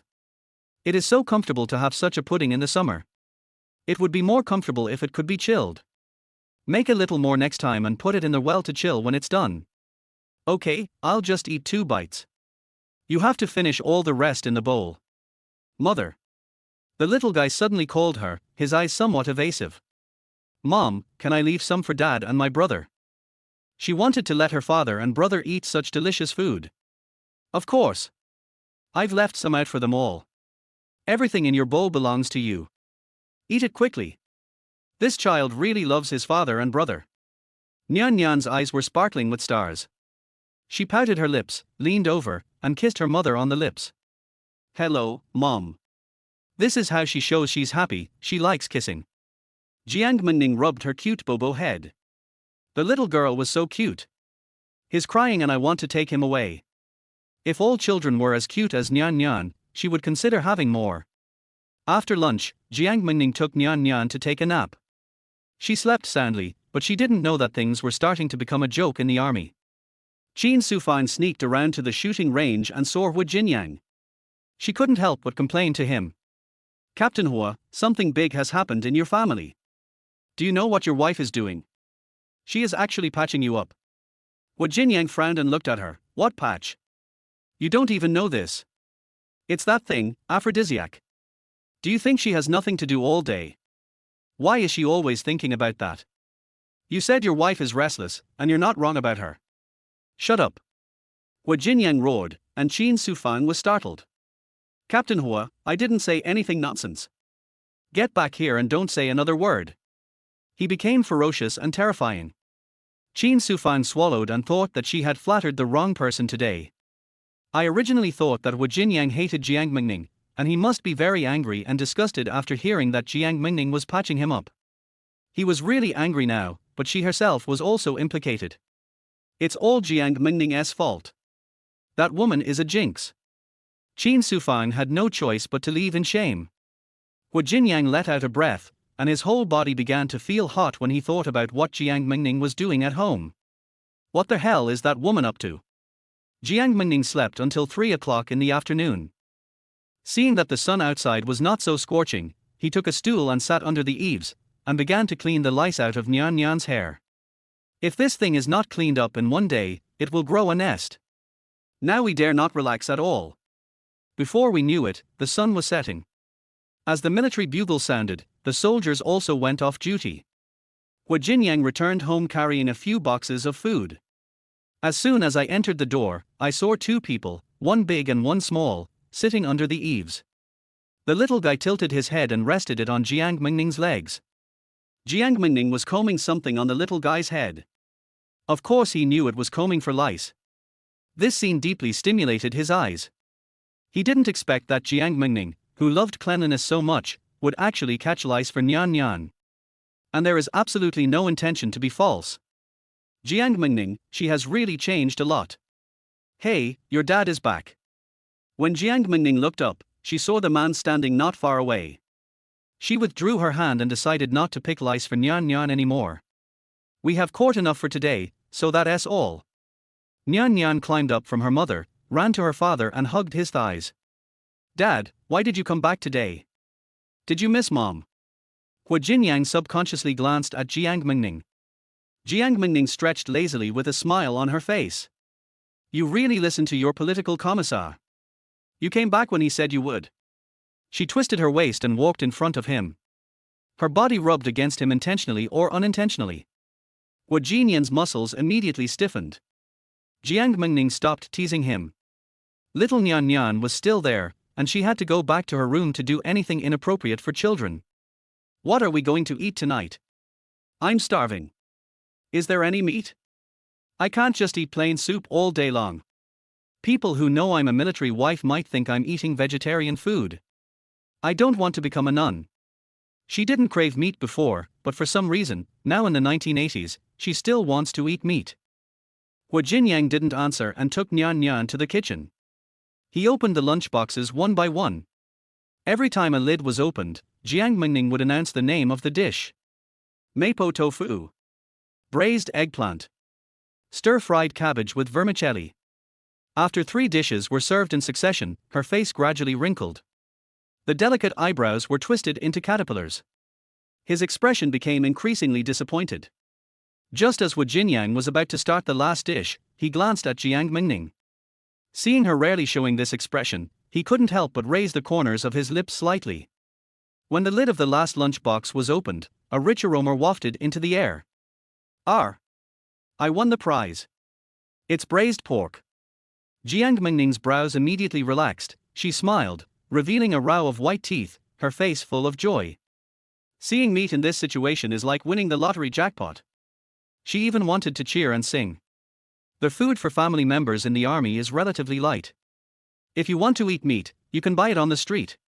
He knew that Jiang Mengning would not let herself be wronged, so he just said that. Jiang Mengning ignored him, sat at the table, and picked up a piece of braised pork to eat. Although it is a big pot meal, it tastes good. The pork has no fishy smell, the meat is tender and delicious. Sure enough, all the food in this era is delicious. From now on, pigs raised with pesticides will not be so delicious. Wu Jinyang sat opposite Jiang Mengning. Nyan Nyan diligently brought the pudding to her father and placed her brother's portion in his place. Dad, this is the pudding that Mom made for you, come and eat it. Her pronunciation is a bit unstandard, and it is easy to hear pudding as patch. Wu Jinyang thought the matter was over, but he ended up seeing this thing again. He frowned and looked at her. What the hell? Never seen it before. Looking at Jiang Mengning suspiciously. I don't understand what she is planning. Chapter 25, Stinky Man, I'm very angry. Could it be that you think he is not good enough? Suddenly his male dignity was challenged and he felt a little uneasy. I'm not yet at the stage where I'd eat this stuff. He is only 28 years old this year. Not wanting to eat this, he pushed the bowl aside. I'm not eating now. Jiang Mengning glanced at him and snorted coldly. Wu Jinyang, she really thinks he is weak, right? There were footsteps outside. After a while, Wu Haowen came in. He goes to school every morning and comes back in the evening. When this kid came back today, he looked unhappy, as if someone owed him 8 million. Brother, come quickly, Mom made pudding for you. Wu Jinyang was stunned and looked at Jiang Mengning in disbelief. Giving this kind of food to children? Nonsense. He was a little angry. Wu Haowen is not much better. He has the same bad temper as his father. When he is unhappy, his face becomes very long and looks scary. He sat at the table, staring at the bowl of patches in front of him. He remembered what Manchu in the courtyard had said to him just now. Wu Haowen, did you know that something big happened in your family? Your stepmother made a male enhancement patch for your father. You may have a younger brother soon. If your stepmother gives birth to a younger brother, she will definitely kick you and your sister out. Then you will be a homeless orphan, har ha har har. Wu Haowen clenched his fists. His body was shaking slightly because of anger. Now the stepmother wants to have a younger brother with my father. Given her temper, she will definitely drive him and his sister out. Even if they are not driven out, they will still be bullied badly. When he thought about his sister having a hard time in the future, he hated this woman. What brother? He didn't want his stepmother to give birth to a younger brother. That's not a younger brother, that's a debt collector. The contents of the bowl in front of me were so eye-catching. I really want to smash the bowl. Eat, don't eat this first. Wu Jinyang reached out to grab the bowl. How could he let a child take tonic medicine? Wu Haowen's pupils trembled and he looked at his father in disbelief. Dad, are you going to bully us now too? I won't let you succeed. Rather than eating this patch stuff himself, he would rather let his dad eat it. He doesn't want a brother. He snatched the bowl from his father's hand, tilted his head back and poured the whole patch into his mouth. The patch was so slippery that it went down my throat in almost no time at all. Oh, this thing is quite delicious. Haowen, you. Before Wu Jinyang could finish his words, Wu Haowen went to grab the bowl in front of his father. He couldn't let his father and stepmother have a little brother anyway. This time, Wu Jinyang was quick to block his son's hand. Wu Haowen, don't go too far, eat. As soon as he raised his voice, Wu Haowen no longer dared to be presumptuous. I just kept eating. Sure enough, Dad is now starting to stand on the stepmother's side. As expected, if there is a stepmother, there will be a stepfather. Jiang really didn't know why his son was crazy today. He looked at the bowl in his hand unhappily, but finally ate it himself. It's better than letting my son eat it. Children are ignorant, what should we do if they get sick from eating? Jiang Mengning was stunned by their actions. What's wrong with these two gentlemen? It's just a bowl of pudding, why is there such a big fight over it? It seems that the food she cooks is just too delicious. She really has a talent for cooking. After dinner, Jiang cleaned up the dishes. Haowen was very hostile towards his stepmother today. He did not allow her to contact his sister and helped her take a bath himself. Jiang Mengning felt relaxed and comfortable. She went back to her room, and when she came out, Jiang was already making the bed in the next room. He didn't plan to sleep with her. He planned to sleep alone. There was only an iron bed in the room, which was hard and not comfortable at all. She walked to the door, leaned against the door frame with her arms around her chest, looked at the man inside who was bending over to fold the quilt and smiled. Captain Hua, don't you plan to go back to the main room to sleep? Jiang straightened up and turned to look at Jiang Mengning. His expression was different from before, now it was very serious. Jiang Mengning, it doesn't matter what you do to me normally, but you can't tease the child. Jiang Mengning was confused. What do you mean? Who did I tease? You stinky man, how dare you wrongly accuse me? I'm very angry. The eldest lady's temper was no joke. She cursed at the person and turned back to her room. He also slammed the door. Chapter 26. Jiang gets up early to make steamed buns. Jiang took off the underwear that was hanging on half of his head. There were 2 pairs of underwear that fell on the ground, and he bent down to pick them up. Looking at the tightly closed door over there, I realized that I seemed to have misunderstood her. Patch. Pudding. What on earth is this? According to Jiang Mengning, what was made should be a snack, not something that can enhance sexual performance. He did take it out of context. No wonder she was so angry. Jiang stood there, the underwear in his hands felt a little hot. After struggling for a moment, he finally arrived at Jiang Mengning's door. I knocked on the door and waited for a while, but there was no response. Forget it, he didn't wait any longer and went back to his room. The next day, it was just dawn when Jiang got up. The children and Jiang Mengning haven't woken up yet. He finished washing up, took the basket and went out. When I came back, there was a piece of pork belly and cabbage in the basket. The man went into the kitchen and started chopping meat to make buns. Prepare to make steamed buns stuffed with pork and cabbage. Wash the cabbage, cut into strips and then into cubes and set aside. Chop the fresh pork belly into minced meat. He tried chopping the meat a few times on the chopping board, but the sound was too loud. He was afraid of waking up the people who were still resting, so he took the chopping board and went outside to chop the meat. People in the military camp usually get up very early. A military wife saw Jiang chopping meat and said with a smile, "Good morning, Captain Hua." Jiang looked up at her, nodded, and continued to chop the meat.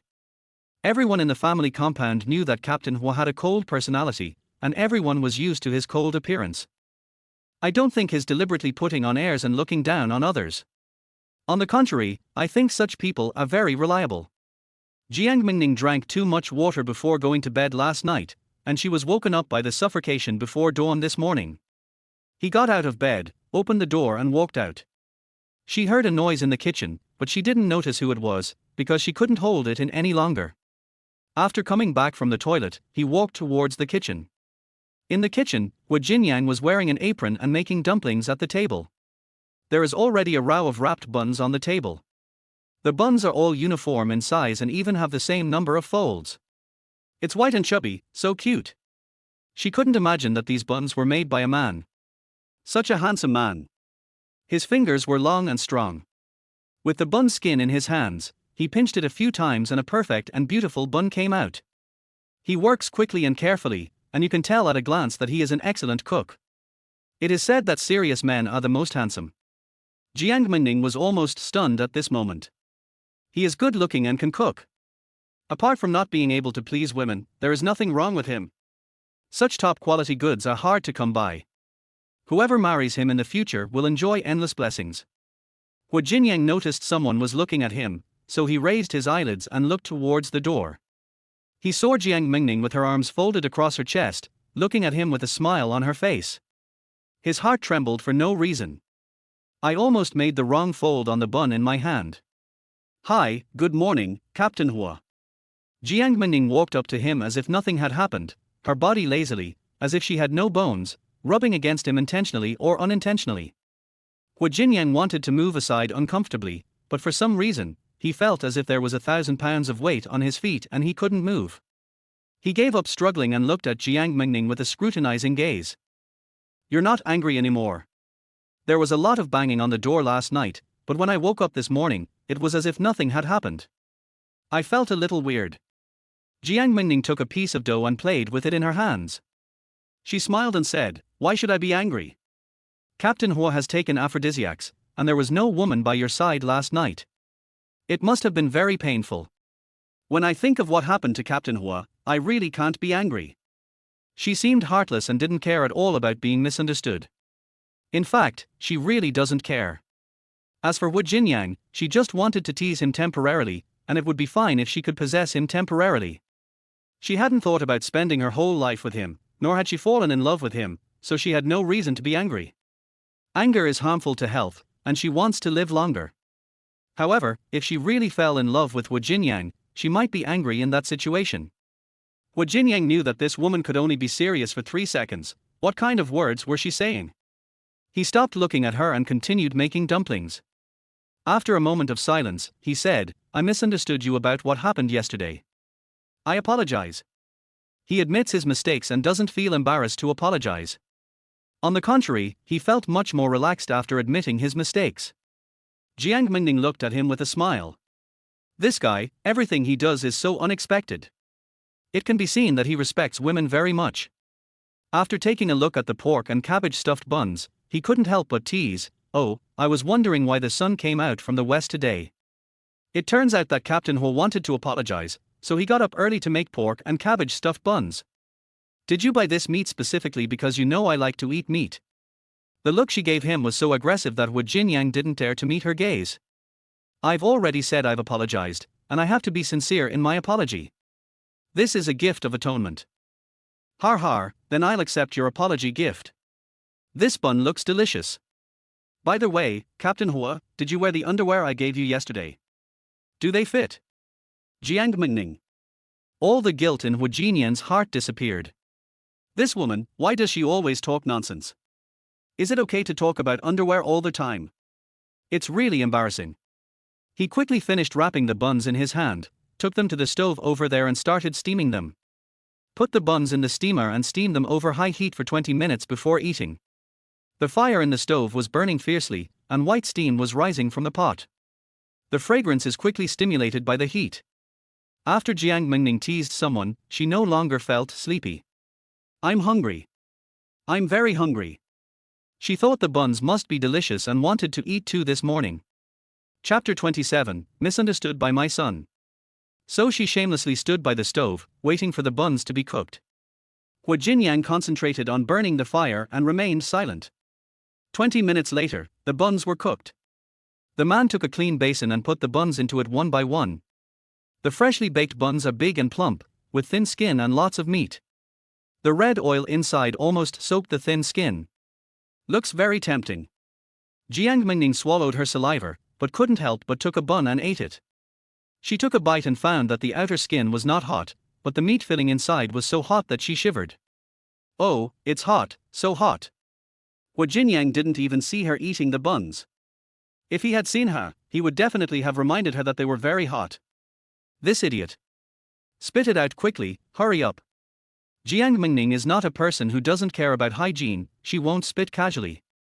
I looked around for a trash can, only to find out there was none. Wu Jinyang had no choice but to step forward and extend his hand. Vomit now. Jiang Mengning couldn't help it and spit directly into Wu Jinyang's hand. He didn't seem to be disgusted at all. He threw the bun skin in his hand into the stove and roasted it in a few strokes over high fire.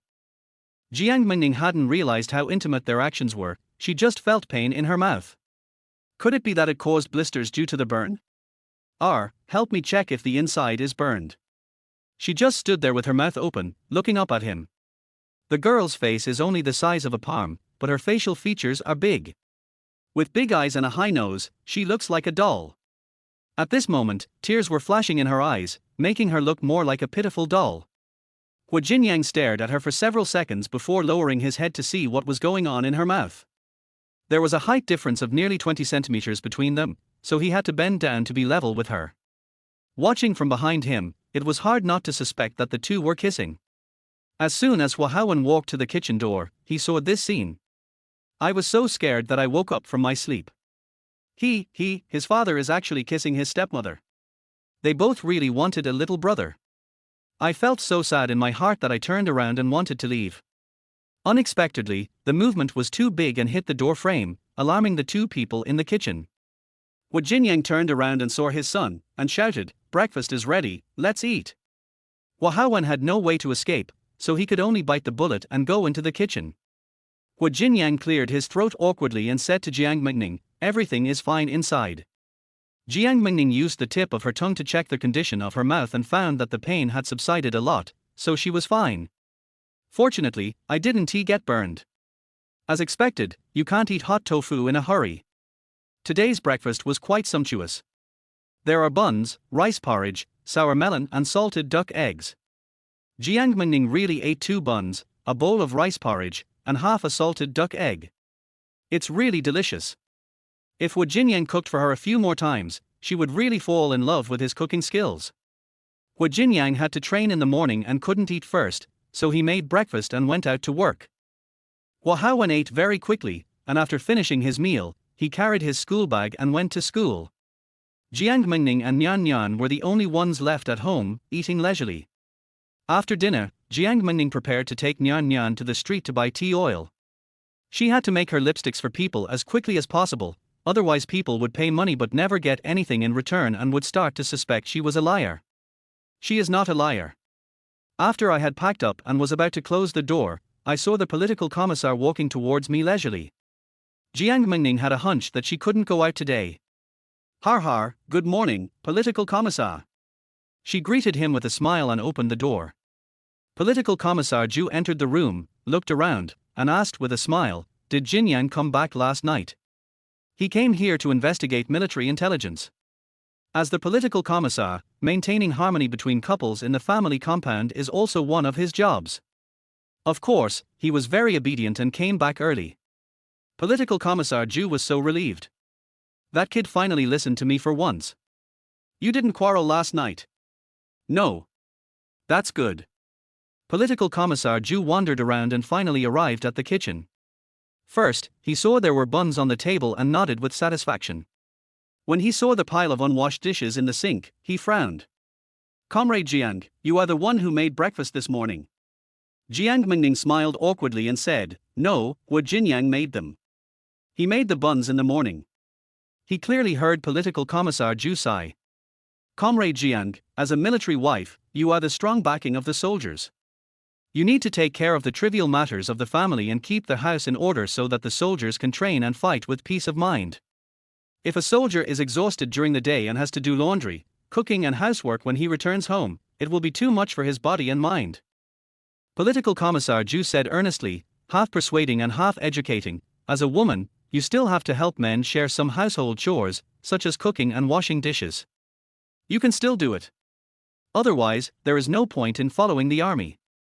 Comrade Jiang, tell me, can you wash the dishes?" Chapter 28, Washing Dishes and Breaking Them, Carrying Water and Falling into the Well. The corners of Jiang Mengning's mouth twitched. "I was taught a lesson early in the morning. Or because I don't like doing housework. If this gets out, Jiang Mengning will cause a sensation in the compound again." The more important reason was that she had no way of refutation. In this era, if women don't have proper jobs, don't they have to stay at home to take care of their husbands and children?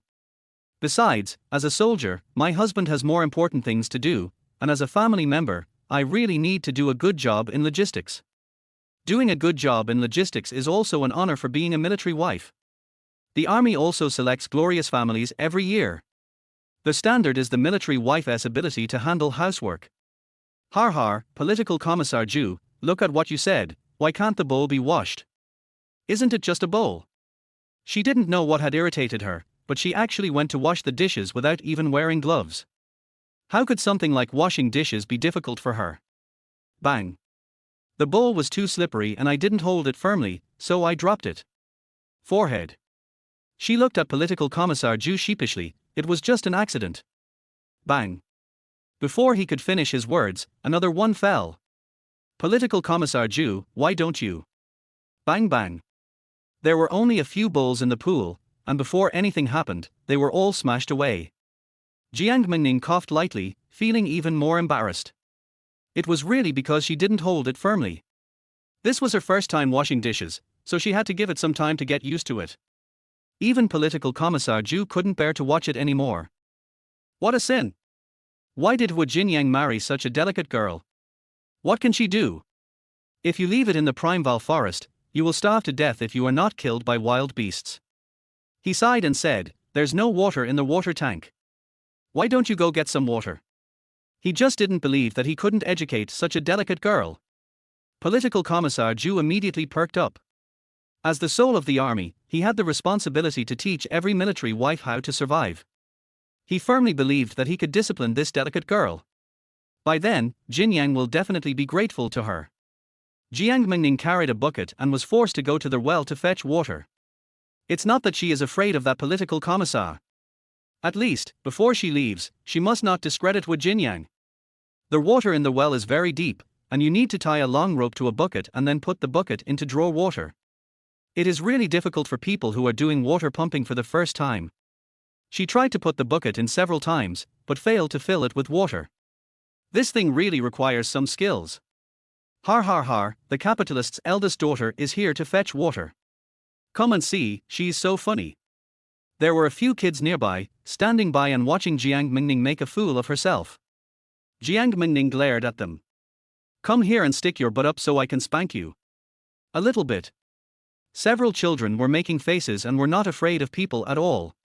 Jiang Mengning was too lazy to pay attention to these naughty kids. She was so upset that she couldn't even fetch water. Niu Lily came over carrying a bucket of water. Seeing Jiang Mengning by the well was like seeing a ghost. She actually came to fetch water. The sun is rising from the west. However, when she thought of the rumors in the army, Niu Lily's face darkened. Does Jiang Mengning really want to show off now? Doesn't she dislike Brother Hua and is having an affair with another man outside? This woman is really fickle. Not only does she harm the men outside, she also wants to harm Brother Hua. Jiang Mengning, do you know how bad the rumors about you are in the compound? Did you give Brother Hua some aphrodisiac tonic yesterday? Wow, each and every call of Brother Hua sounds so affectionate. Why do I still feel like I'm standing up for injustice? Jiang Mengning straightened up and looked at Niu Lily. Suddenly he laughed sarcastically, yeah. I ate it. I ate the tonic, and boom, it got bigger. She even stretched out her hand to gesture, but didn't make Niu Lily angry to death. You, how can you be so lascivious, Jiang Mengning? Brother Hua is so tired from training every day, how can you not consider his feelings? You are going too far. Really? I didn't feel that way. My man is very strong and stamina-filled. He can last all night long. He said. I want more next time. When it comes to making people angry, no one can beat Jiang Mengning. She can step on the other person's weaknesses and make them angry to death. Jiang Mengning, you are shameless. Shut up. I'm with my man legally and legitimately. Who the hell are you to dictate our married life? Have you been single for too long and are missing a man? You don't let any man go, whether he's married or not. You are talking nonsense. Niu Lily always suffers a loss on this kind of topic, and she knows that she is guilty. Jiang Mengning didn't bother to pay attention to her because her bucket happened to be full of water. This is harder than winning the lottery. With delight in his heart, he bent down and pulled the rope. The ground near the well is moist all year round and moss grows easily. Her posture for pulling the water was wrong, and when she exerted force, her feet slipped and she fell directly into the water. This moment happened unexpectedly quickly, and Jiang Mengning's scream echoed in the well. She's fallen into the water, the capitalist's daughter has fallen into the well, go and call for help. A few of the kids still had some conscience and ran to call for help. Niu Lily was also frightened. She stared into the well with wide eyes. The person inside was still struggling desperately. It seemed that it wouldn't be long before Jiang Mengning would sink to the bottom of the water. Har har har, she is so happy. Isn't he this retribution in this life? Let her show off and fall into the well. She deserves it. She doesn't know how to save people. Chapter 29. If something happens to her, can you take the responsibility? Seeing that there was no one around, Niu Lily quickly picked up the empty bucket and hid aside. She wanted to see how Jiang Mengning died. Over there, he fell into that well. A child's voice came over. A few young kids and the soldiers ran quickly towards the well. Captain Hua, the one who fell into the well is your wife, said one of the children. Hua Jinyan's face was extremely tense, without any expression at all.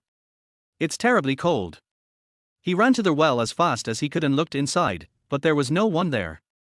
My heart skipped a beat and I was extremely panicked. He jumped in without thinking. Captain! Captain! Du and Xiaowu and several other soldiers surrounded the well, and while observing the situation, they quickly took a rope and let it in. After some effort, Hua Jinyang finally pulled the person out. Jiang Mengning has fallen into a coma. His face was blue and purple, his stomach was bloated, and it was obvious that he had choked on a lot of water. Hua Jinyang pressed his hands on her chest, pressing to force the water out. Jiang Mengning, wake up! Jiang Mengning, wake up! He pressed hard and fast. After seeing no response for a while, he lowered his head, kissed her lips, and breathed in her. Press a few times, breathe in once, repeat the action, and finally, Jiang Mengning responded. She tilted her head and vomited a large mouthful of water.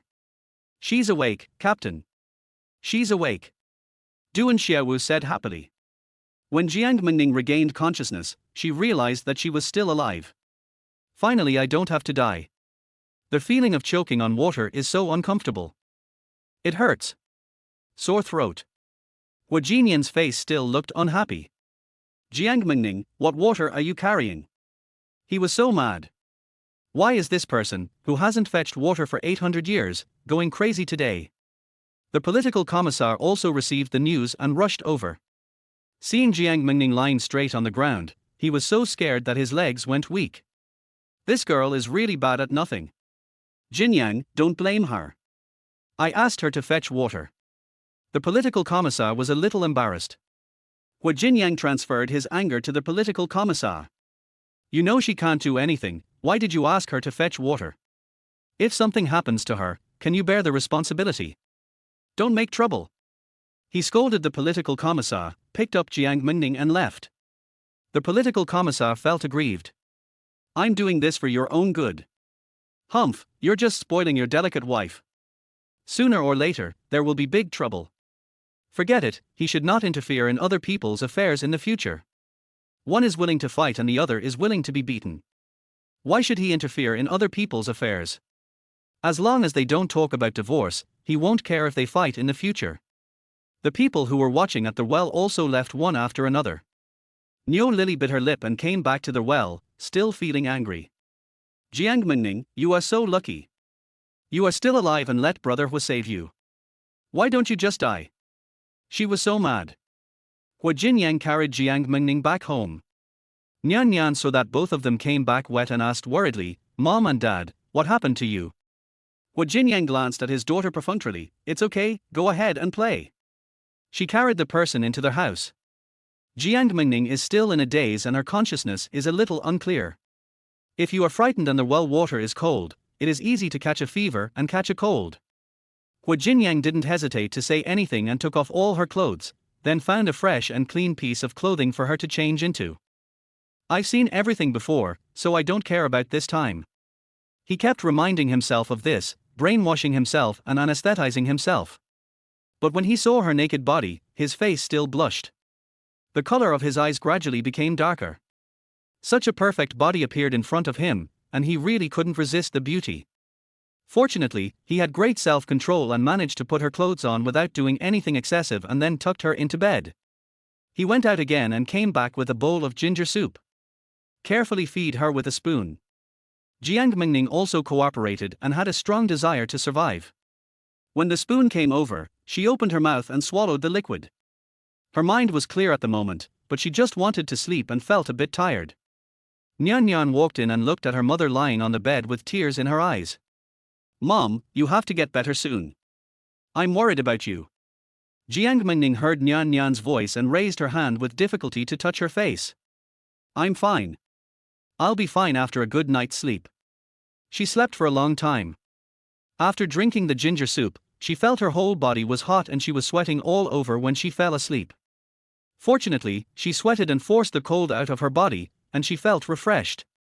When she woke up, she was full of life again. The sun was setting outside, and the fiery red sunset dyed half the sky.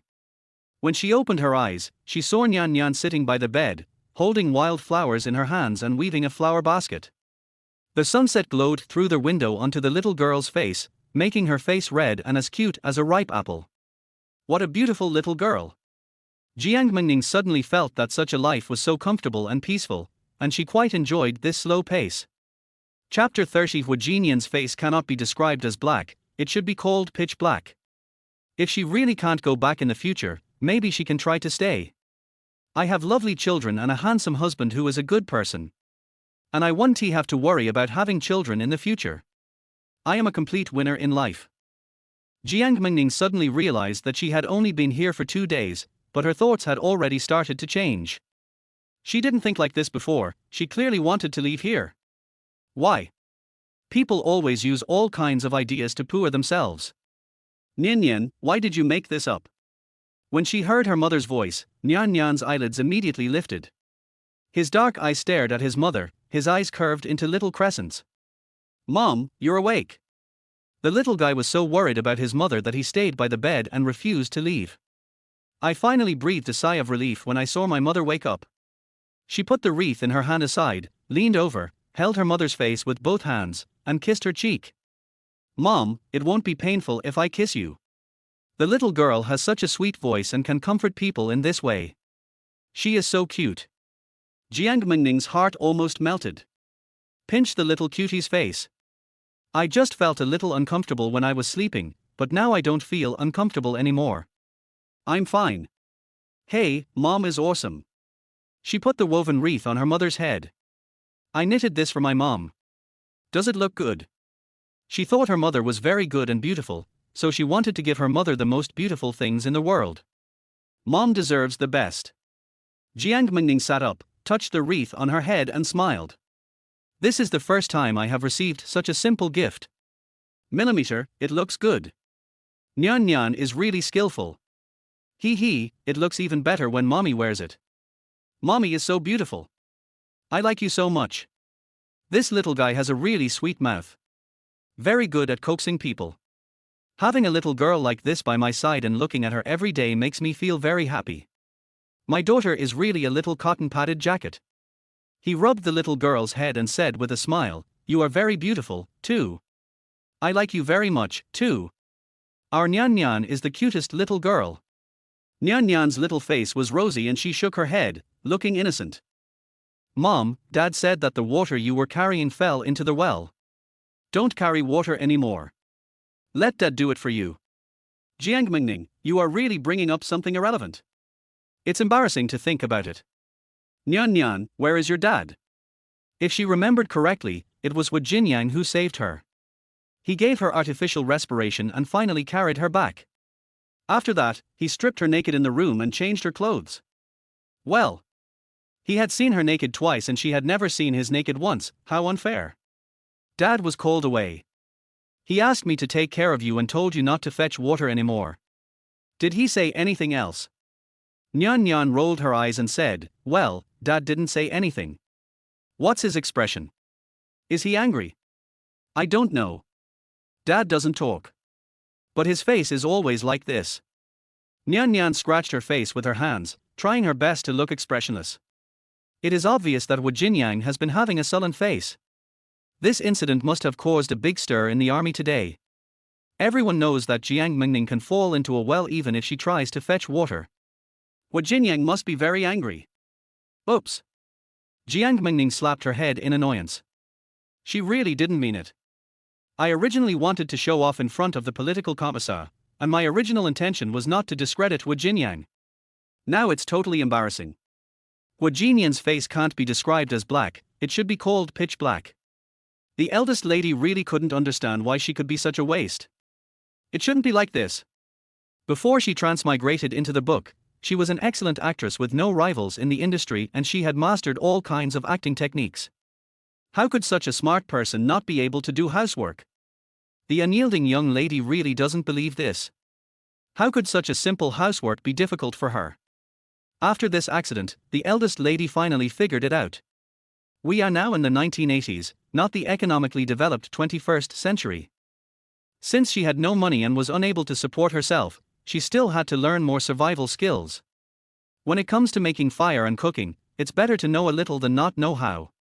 At least you can't let yourself starve to death. The current situation is the best opportunity for her to learn these skills. She has plenty of time to think about it and doesn't have to worry about not having enough time to run around for promotions. Why? The eldest lady has a hard life. The eldest daughter has a hard life, but she refuses to admit defeat. She will definitely make her life better. Once you make money, everything will slowly get better. Jiang Mengning pulled Nyan's hand away from her face and rubbed her little face. Forget about him, let's go boil some water and take a bath. My body was sticky and sweaty, and I felt very uncomfortable. Nyan immediately held her mother's hand and prevented her from getting out of bed. Mom, you take a rest, I'll go. Jiang Mengning, you are still young. Have you forgotten what your mother told you? Don't think about working all the time when you are too young. Do more things you like. Reading, flower arranging, and painting are all good. If you like singing, I can teach you. Nyan nodded blankly. Mom, can you teach me to sing? Sure, let's go to the kitchen first and boil some water while we sing. In the kitchen, the water tank was full of water. It was obvious that it was Jiang who brought it back. Just right for her. Pour water into the pot, about half the pot is enough. A clay stove is easier to light than a furnace. But Jiang Mengning was still a little nervous. After all, she had never lit one before. She first imitated what Feng Shulian had done before and placed some small wooden sticks in the stove. Finally, it was formed into a triangle shape with a hollow middle to allow air to circulate well.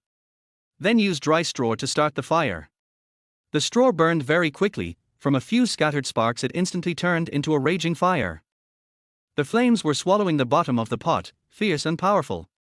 Jiang Mengning carefully added fuel to the wooden stick, and finally, after the dry straw burned, the wooden stick was ignited. Look, I actually lit a fire. It's an extremely fulfilling thing to do. She is not a waste. I only followed it once and it ignited my passion. Nyan, look, am I awesome? Nyan clapped her hands and cheered. Mom is amazing, so awesome. She is happy when her mother is happy. Jiang Mengning was so happy that she couldn't express it in words. After finally lighting the fire, she concentrated on adding firewood to the stove, so much so that she even forgot to teach Nyan to sing. When she remembered, she felt her back sink. She turned her head and saw that the little guy had fallen asleep on her back without her knowing when. Nyan must not have taken a nap today because she was taking care of her. For a child this old, his body cannot handle not sleeping during the day. Jiang Mengning felt a little hot in her heart. She put all the firewood in her hand into the stove, turned around, picked up Nyan, and went back to the room. Chapter 31. Oh no, Captain, your house is on fire. He put the little one on the bed, covered her with a blanket, and went out. In the kitchen, the water in the pot quickly boiled. She took out all the unburned firewood in the stove and stuffed it into the ash-leaking place under the stove. Wood ash can effectively prevent the burning of flames. After putting out the fire, he took a wooden bucket, fetched water, and went to the shower shed outside. When I sat in the bathtub, my physical fatigue gradually disappeared. When you fall into a well, you will inevitably hit your skin. There were a few minor scratches on her arms, shoulders, and even thighs, but they were not serious. Her body can really be described as top-notch. I am fascinated every time I watch it. I don't know if Jiang reacted when he saw her body at such a close range today. He seemed to have done nothing extra. This man is full of hormones, he is strong and tall, he cannot be Liu Xiaohui. Can you control such a seductive woman? Aren't men all thinking animals with their lower bodies? It's impossible to hold it back. How sad she would be if such a top-notch thing was useless. I thought I should find an opportunity to test him. If that place is useless, she should leave early. She can live without a man, but she can never have a useless man. I heard that people who have stuff but don't use it are probably mentally abnormal. Just refer to the eunuchs in ancient times. How many secret histories of the imperial palace record the stories of eunuchs' perversion? It's scary to think about it. She was daydreaming while taking a bath, but disaster struck in the kitchen. In the hot summer, the weather is dry and any spark anywhere could cause a fire that is difficult to extinguish. Under the stove, the fire that had been extinguished by Jiang Mengning began to burn again under a gust of wind. The flames spread rapidly and finally burned the firewood pile not far away. Boom! The dry wood ignited a raging fire that was out of control. The fire shot up into the sky and reached the roof. Jiang Mengning was still taking a shower and didn't notice that the house was on fire. She waited until the smell of smoke reached her and then she sniffed. Where does the smoke come from? It's so choking. When I looked up, I saw thick smoke spreading in the surrounding space. At this time, there was also a crackling sound. Oops. She stood up and drew aside the curtain of the shower room. Not far away, most of the kitchen had been engulfed in flames. Thick smoke and heat waves were everywhere. Jiang Mengning's pupils trembled violently, and her heart sank to the bottom in an instant. It's on fire, Nyan Nyan. She didn't have time to think and ran out naked. The house was filled with smoke and the fire in the kitchen was about to spread to the room. She covered her mouth and nose and rushed into Nyan Nyan's room. Fortunately, the little guy's room had its door closed, blocking out most of the smoke. Jiang Mengning found a piece of clothing, covered Nyan Nyan's face with it, picked her up and was about to run out. As soon as I ran to the door, I realized that I was not wearing anything. He went back and wrapped himself in the bed sheet. The commotion here alarmed everyone in the entire military district. Hu Jinyang was coming out of the meeting room at this moment. Political Commissar Zhu caught up with him and said with a smile, "Jinyang, how is your jiaodi?" She wasn't scared, was she? Hu Jinyang said with a bad face, "Thanks to you, everything is fine." "Hey, you are talking to me like this, you must be blaming me. Don't say I didn't warn you. If you keep pampering her like this, she will get spoiled sooner or later. You've gone too far this time, maybe you'll have to burn down the house next time." "Hu Jinyang, I can take care of my wife myself, so the political commissar shouldn't worry about it. She doesn't have the ability to burn down the house." "Captain, this is bad, your house is on fire." "Hu Jinyang." Political commissar. Duan Xiaowu staggered to Hu Jinyang, his face pale with fear. He gasped and swallowed, "Captain, your house is on fire, go back and check. Is your sister-in-law still home?" Hu Jinyang's head was buzzing. He immediately yelled at Duan Xiaowu, "Why are you here when there is a fire? Don't you know that putting out the fire is the most important thing?" He cursed Duan Xiaowu and ran away. Duan Xiaowu followed closely. "Captain, I've already asked people to put out the fire, don't worry." The two quickly left the office building. Political Commissar Zhu stood there in a daze, not knowing what to say. When he finally reacted, he slapped his thigh and gritted his teeth in anger. Oh my god, this ancestor is really good at causing trouble instead of helping others. He didn't dare to delay and hurried to see what was going on. By the time Hu Jinyang rushed home, many people were already putting out the fire. The fire gradually died down, and more than half of the kitchen had been burned. He rushed into their house nervously and looked for someone room by room. "Jiang Mengning, Nyan Nyan. Jiang Mengning, Nyan Nyan, where are you?" After searching for a while, I couldn't find anyone and my heart was in my throat. He turned around and went out again, wanting to find someone to ask where the person had gone. As soon as I stepped out of the main door, I saw Jiang Mengning coming out of the bathroom holding Nyan Nyan. Nyan Nyan is fine, she is well protected, but Jiang Mengning is different. His face was covered in ash, some of his hair was burnt and curled, and he was only wrapped in a sheet. In this situation, the bed sheet could not cover her body at all. With his arms and legs exposed, he looked like a refugee who had climbed over the wall over there. At this moment, Hu Jinyang really didn't know what mood to use to describe himself. I just felt a little uncomfortable and bloated in my heart. He walked up to Jiang Mengning and started to scold her. "Jiang Mengning, what on earth can you do? Do you know how dangerous this is? Are you going to die?" Jiang Mengning bit her lip and rarely said anything or refuted. She just felt a lump in her throat and didn't want to speak. But my eyes still felt sore. She wanted to hold back her tears but couldn't, looking stubborn and pitiful. Hu Jinyang was stunned for a moment, and his facial expression suddenly became tense. I seem to have been too loud just now. He shouldn't do this. Nyan Nyan got down from her mother's arms and hugged her father's legs. Dad, don't talk about Mom, don't talk about her. She felt so sorry for her mother and tears started streaming down her face. He hugged his mother's legs and comforted her. Mom, don't be sad, Dad didn't mean it. Jiang Mengning sniffed and rubbed the little guy's head. I took what he said as bullshit and I wasn't sad at all. Hu Jinyang. Captain, the fire is out. A soldier came over to report. Hu Jinyang glanced at the twisted bed sheet on Jiang Mengning's body, his heart sank. While blocking the approaching soldiers, he bent down, picked up Jiang Mengning, and walked towards the room. Chapter 32 Captain Hua, can I give birth to a child for you? Fortunately, the room was not burned.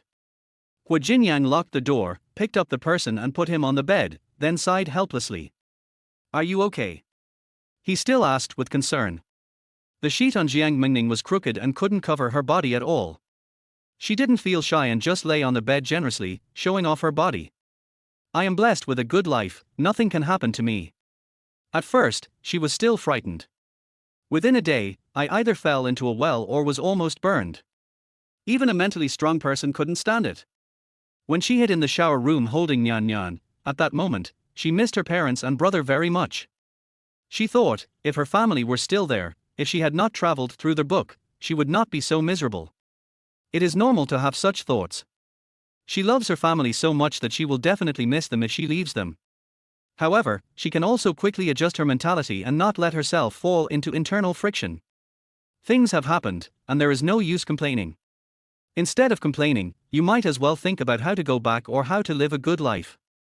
Or, find some sweetness in the midst of suffering. She bent her legs and slowly stretched them in front of Hu Jinyang. I ran too fast just now and twisted my leg. It hurts so much. Can you rub it for me? There was some slight redness and swelling on her smooth, white ankles. She didn't lie. Hu Jinyang was silent for 2 seconds, then without hesitation, he squatted down, pinched her ankle, and began to rub it gently. Because of years of training, there is a thin layer of calluses on the palms of his hands. When it touches the skin, it feels numb and itchy, but it is not painful and is quite comfortable. Jiang Mengning supported her arms behind her back and half straightened her body. The sheets on her body slid to the sides as she moved. The perfect body is exposed to the air, clearly visible. There was a tingling sensation at my ankles, which felt wonderful. She bit her lip and deliberately let out an uncontrollable moan. She also used her uninjured leg, with the toes against his chest, to draw circles. Hu Jinyang didn't dare to look up at her, and his breathing became heavier. This woman, she still wants to tease him at this time, what is she thinking? Jiang Mengning, what's going on? Why is the kitchen on fire? He could only divert his attention to avoid falling into her trap. Jiang Mengning's toes kept wandering over his body, rubbing him while recalling the previous situation. Maybe I didn't put out the fire properly, so it ignited the straw in the kitchen.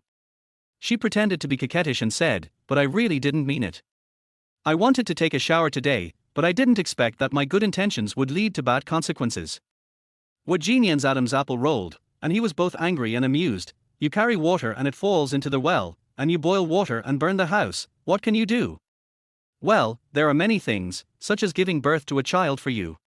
Hu Jinyang paused and looked up at her in horror. As a result, everything in front of my eyes was white again, and I was so scared that I quickly drooped my eyelids. Jiang Mengning laughed. Captain Hua, what do you think? Is this all right? She is still babbling.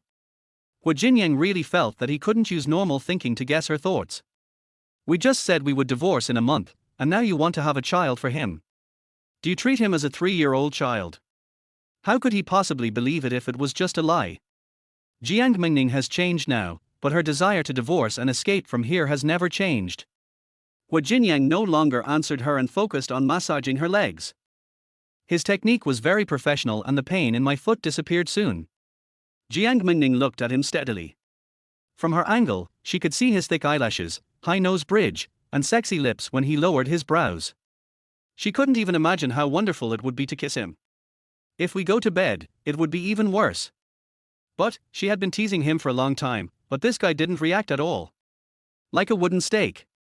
Could it be that he really can't do it? But that doesn't work. How did those two children come out? Could it be that they are not his biological children? Glancing downward. The pants are too baggy and you can't see anything. She thought about it, moved her body forward, tiptoed down, and flexibly got into his clothes. The belt around his trousers was so strong that she couldn't get in even if she wanted to. Her restless feet were caught, and Wu Jinyang looked at her with dark eyes. Stop messing around, get dressed first, I'll go out and clean up. Most of the house was burned down and could not be repaired. He gently placed his court foot on the bed, stood up, turned and walked out of the room. Jiang Mengning is throwing a tantrum. Don't be too much, you've looked at me several times, but I've never looked at you once, Captain Hua, this is not fair at all. Wu Jinyang went out and closed the door, and suddenly he wanted to laugh. What on earth is this woman thinking about day after day? The soldiers outside had already left, and Wu Jinyang went over and picked up Nyan Nyan. Were you frightened? No, my mother carried me and ran, I was not afraid. Huh? Did your mother carry you out? Nyan Nyan has a very good memory. She nodded and said, yes, there was a lot of smoke at the time. I was still sleeping, and my mother rushed in and hugged me. She also covered my head with clothes and told me not to be afraid. Dad, you were wrong to be mean to Mom just now. You can't be mean to Mom. Wu Jinyang didn't expect that the little girl could call Mom all the time in just 2 days. It seems that Jiang Mengning has been really good to the child these past 2 days, otherwise, Nyan Nyan wouldn't be so attached to her. I know. Dad just apologized to her. I won't be mean to her anymore. You can go and play first. He was still very patient with his daughter. Good. Nyan Nyan responded in a baby voice and went out. Wu Jinyang went to the kitchen and found the whole kitchen was burnt black. He could only move out the pots, pans, and spoons that were still usable, empty out the contents, and wait until tomorrow to find someone to come and repair it. When Hua Haowen returned home and saw that his house had been struck by lightning, he thought he had taken a wrong path. Dad, what happened at home? Was there a war? Wu Jinyang cleaned things in the kitchen and got covered in dust. Without even looking up, he said, don't talk nonsense. It just started a fire by accident. What? What happened? Is my sister okay? And, where is that person? He won't be burned to death. It would be good if he burned to death. Chapter 33, Extraordinary, Really Extraordinary. Wu Jinyang glanced at him as if he could read his mind. Hua Haowen was so frightened that he immediately stopped thinking about it and dared not think about it anymore. He was still very afraid of Wu Jinyang. Usually, Nyan Nyan was close to his father, but he didn't dare to get close to him. He would be frightened for a long time just by his father's sharp look. No one was hurt. Do you still have homework to do? If you don't have it, come and help.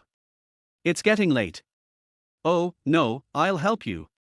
He didn't dare to be negligent anymore and joined in cleaning the kitchen. Jiang Mengning changed her clothes and came out. Seeing that it was getting late, she was afraid that she would not have any food today if she didn't go to get food.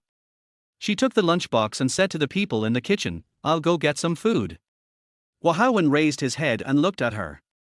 He said unhappily, do you know where the cafeteria is? Don't ask us to find you later. This woman has never been to the cafeteria, so she might get lost. Little devil, I don't know. Don't you have a mouth to ask? What's the tone? Do you really think I'm a waste? She went over and pinched his face, don't look down on me. Hua Haowen had no idea she would do such a thing. He took a step back in shock, his eyes filled with fear, and his face suddenly turned red. You are not allowed to pinch my face. He has never been pinched on the face by a woman. It's still this woman. Har har, you're blushing. That's pretty cute. He has exactly the same temper as his father. Hua Haowen became even more shy. I was so shy that I didn't know what to do. Wu Jinyang looked over, pursed his lips, and shouted, Jiang Mengning, go get my meal ticket. With his meal ticket, he could get more food, including meat for every meal. Oh. Jiang Mengning stopped teasing Hua Haowen, walked up to Wu Jinyang and extended her hand. Give it to me. Wu Jinyang's hands were covered in cigarette ash and he couldn't even reach into his trouser pockets. It's in your left trouser pocket. Take it yourself. He really couldn't take it out, it was too dirty. Jiang Mengning's hand slipped in immediately. I actually found a meal ticket. Just as she was about to pull it out, her mind moved, her eyes rolled, and her hand changed direction and touched his thigh. The advantage of military pants is that the pockets are extra large and you can swing back and forth in them. You can go anywhere without any obstacles. Sure enough, she found the spot accurately and shook it before the man could react. I can only say that it is extraordinary, really extraordinary. Jiang Mengning. Hu Jinyang was frightened to the same extent as Hua Haowen just now. He took a step back with horror in his eyes. He couldn't help but yell to express his emotions. Jiang Mengning didn't even give him a chance to get angry. She pulled her hand away and ran out immediately. He didn't look guilty at all. He was really about to be tortured to death by this woman. Day after day, what on earth was she trying to do? It's actually like that. This was something he had never expected. No one has ever dared to treat him like this. Both embarrassed and annoyed. Just when I was at a loss as to what to do, Jiang Mengning came back again. She lay by the door and asked as if nothing had happened, I want to ask you, can you help me get some tea oil or olive oil? If the army has it, please help me get some, but if not, forget it. He left some words and ran off again. Hu Jinyang, this woman, really there is nothing you can do about her. Hua Haowen didn't know what was going on and looked at his father blankly. What happened between him and his stepmother? Hu Jinyang was too embarrassed to look at his son at this moment. He turned his back to his son and tried to divert his attention by working. But when he bent down, it became awkward. After being touched like that just now, my lower abdomen is extremely tight. There was no choice but to drop the work in his hands and run out. Hua Haowen, what happened again? I don't understand. He doesn't understand the adult world at all.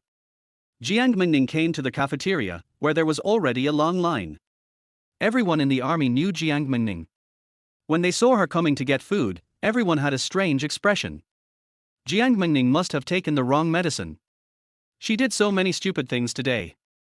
She fell into the well, burned the house, and now she has to get food. What on earth does she want to do? What a conspicuous bag, it only knows how to attract attention and be in the spotlight every day. No one in the army would like this kind of person. Most people secretly complained in their hearts but dared not say anything outwardly. Niu Lili and Qin Sufang frequently rolled their eyes at Jiang Mengning, and they looked down on such people in their hearts. Jiang Mengning doesn't care about other people's opinions at all. Just think about how much cyberbullying she suffered when she was all the rage on the internet. Even cyberbullying couldn't bring her down, so what can a cold shoulder do to her? Not only was she not angry, she also kindly reminded Niu Lili over there. Be careful not to roll your eyes too much, or you'll be blinded, don't blame me for not warning you. Niu Lili and Qin Sufang suddenly felt embarrassed, and quickly withdrew their hostile gazes and lined up properly. Captain's wife, why are you the one queuing up for food today? That's really strange. Feng Xiulian walked behind Jiang Mengning and talked to her with a smile. Jiang Mengning didn't even look back at her, nor did she bother to talk to her. Such a cold attitude left Feng Xiulian completely confused. Captain's wife, why are you ignoring me? How have I offended you? She didn't think she had done anything wrong. Jiang Mengning turned around and looked at her with a sneer. I have to ask you this. It was you who exaggerated the story about me making pudding yesterday and spread it out as if it were a patch. Now everyone knows that I am patching up old Hua. What you said was really unpleasant. But the truth is, it's not a patch at all, it's just a dessert. Just because someone spread rumors and twisted the facts to make them seem true, tell me, have you offended me? Only Feng Xiulian came to her place yesterday. Plus, Feng Xiulian is a big mouth, so it's very likely that she spread the rumor. She didn't want to get along with such a person. Maybe even the most trivial words would be exaggerated and spread out. Feng Xiulian looked aggrieved. It's unfair, it's absolutely unfair, the captain's wife, you can eat whatever you want, but you can't say whatever you want. I can't keep secrets, but I can still tell what to say and what not to say. I swear to God, I didn't say anything about the patch. I went back from your place yesterday and have been at home the whole time. I don't have time to gossip. People in this era are still very superstitious. If they can swear an oath, there is a great possibility that she is innocent. But if it wasn't you? Then who was it? No one came to my house yesterday. This is really strange. She has to go back and ask Wu Jinyang. Forget it, since it wasn't you, then I apologize to you. Feng Shulian proved her innocence and felt relieved. It's just that the person who spread the rumor is a bit unkind. How did that person know about it? Eavesdropping. Yes, I must have eavesdropped. There is no other way except this one. She hates villains the most in her life. Immediately a person popped up in my mind. She knew who it was. Captain's wife, I know who is talking nonsense. It's that Qin Sufang. She is a sinister little person who likes to eavesdrop. Just wait, I will teach her a lesson. She stuffed the food box in her hand into Jiang Mengning's hand, rolled up her sleeves and walked towards Qin Sufang. You damn bitch, how can you be so mean? If you dare to say that, I will teach you a lesson. She grabbed Qin Sufang's hair and started to tear her mouth. The big mouth will have its mouth torn apart. Chapter 34. Wu Jinyang feels like an old woman. Jiang Mengning opened her mouth into an O shape. This is too fierce. She was simply stunned, okay? If it wasn't inappropriate, I would have been holding my phone and taking pictures to cheer them on. Obviously, this cannot be done now. This is a military unit, and the military discipline is absolutely strict. How can you fight in public? Isn't it an obvious challenge to authority? Jiang Mengning has a toothache. This sister-in-law, you can't hit people openly. You can put a sack on someone in secret and get away with it. No matter how you look at it, this incident was caused by her, and it is inappropriate for her to be a spectator. Go over there quickly and pull him up, don't get hurt. The sudden fight in the cafeteria caused quite a stir. Finally, it was the guards who came and pulled the two apart. The two people who were pulled apart were not willing to be outdone and continued to curse at each other. Qin Sufang, Feng Shulian, fuck your ancestors, are you sick? I have provoked you. Feng Shulian, fuck your ancestors, you are sick, your whole family is sick, your big mouth is like a shit bucket, you just keep spraying when you open or close your mouth, why don't you spray to death? Qin Sufang, are you angry at your man at home and you have to come out and throw a tantrum? You are simply a shrew. I must sue you. Don't think that I am afraid of you just because your man is the deputy commander. My husband, Lao Nyo, has devoted his life to the department. Although he is only a deputy battalion commander, he is not inferior to your man. Feng Shulian, today's feud is between us. It has nothing to do with men. It's as if you can't live without men. Let me ask you, did you spread the news that the captain's wife made pudding? Humph, she just made food, but you spread the news that she made aphrodisiac tonic for the captain. Does Captain Wu look like someone who needs aphrodisiac? She is worth 10 of your old cows. She is very powerful. I don't know what you are thinking, talking about this matter so loudly everywhere. Jiang Mengning couldn't help but burst out laughing. How embarrassing it is to say this. Although her man seems to be very powerful. Qin Sufang was choked to death. He was so angry that he wanted to chop people with a knife. Oh, I was wondering what you are doing here. It turns out you are acting like a lackey for Jiang Mengning. She hasn't said anything yet, so why are you yelling here? What are you talking about? Feng Shulian was irritated. Jiang Mengning can no longer stay out of this. Helping to speak up, Mrs. Feng is an upright person who likes to stand up for the weak and the weak. She can't stand those who do things behind the scenes. She is not a lackey, she is a great hero who fights against evil. If you ask me, you are the lackeys. Yes, you are the lackeys. A lackey mother gave birth to a lackey daughter, and the whole family is lackeys. Har har har. Feng Shulian even laughed at herself. You stinky bitch, I'll tear your mouth apart. Qin Sufang was about to pounce and hit someone again. At this time, Deputy Regiment Commander Zhang and Deputy Battalion Commander Niu hurried over. Seeing that his wife was really fighting, he hurried over to stop it. What are you doing? Do you think this is a vegetable market? What nonsense! Deputy Captain Zhang didn't even look at anyone else and just scolded his own wife. Deputy Battalion Commander Niu is old and is dominated by his wife at home, so he doesn't dare to be mean to his wife. He whispered to his wife, "Don't embarrass yourself, go back quickly." With her own man around, the momentum of the two sides instantly reversed. Qin Sufang began to take advantage of the situation and started to flutter. It's not me who is embarrassed. She was the one who hit me first. I must get an explanation today. Deputy Commander Jiang, can you take good care of your own wife? Look at what she did to my face. There were several obvious nail marks on her face.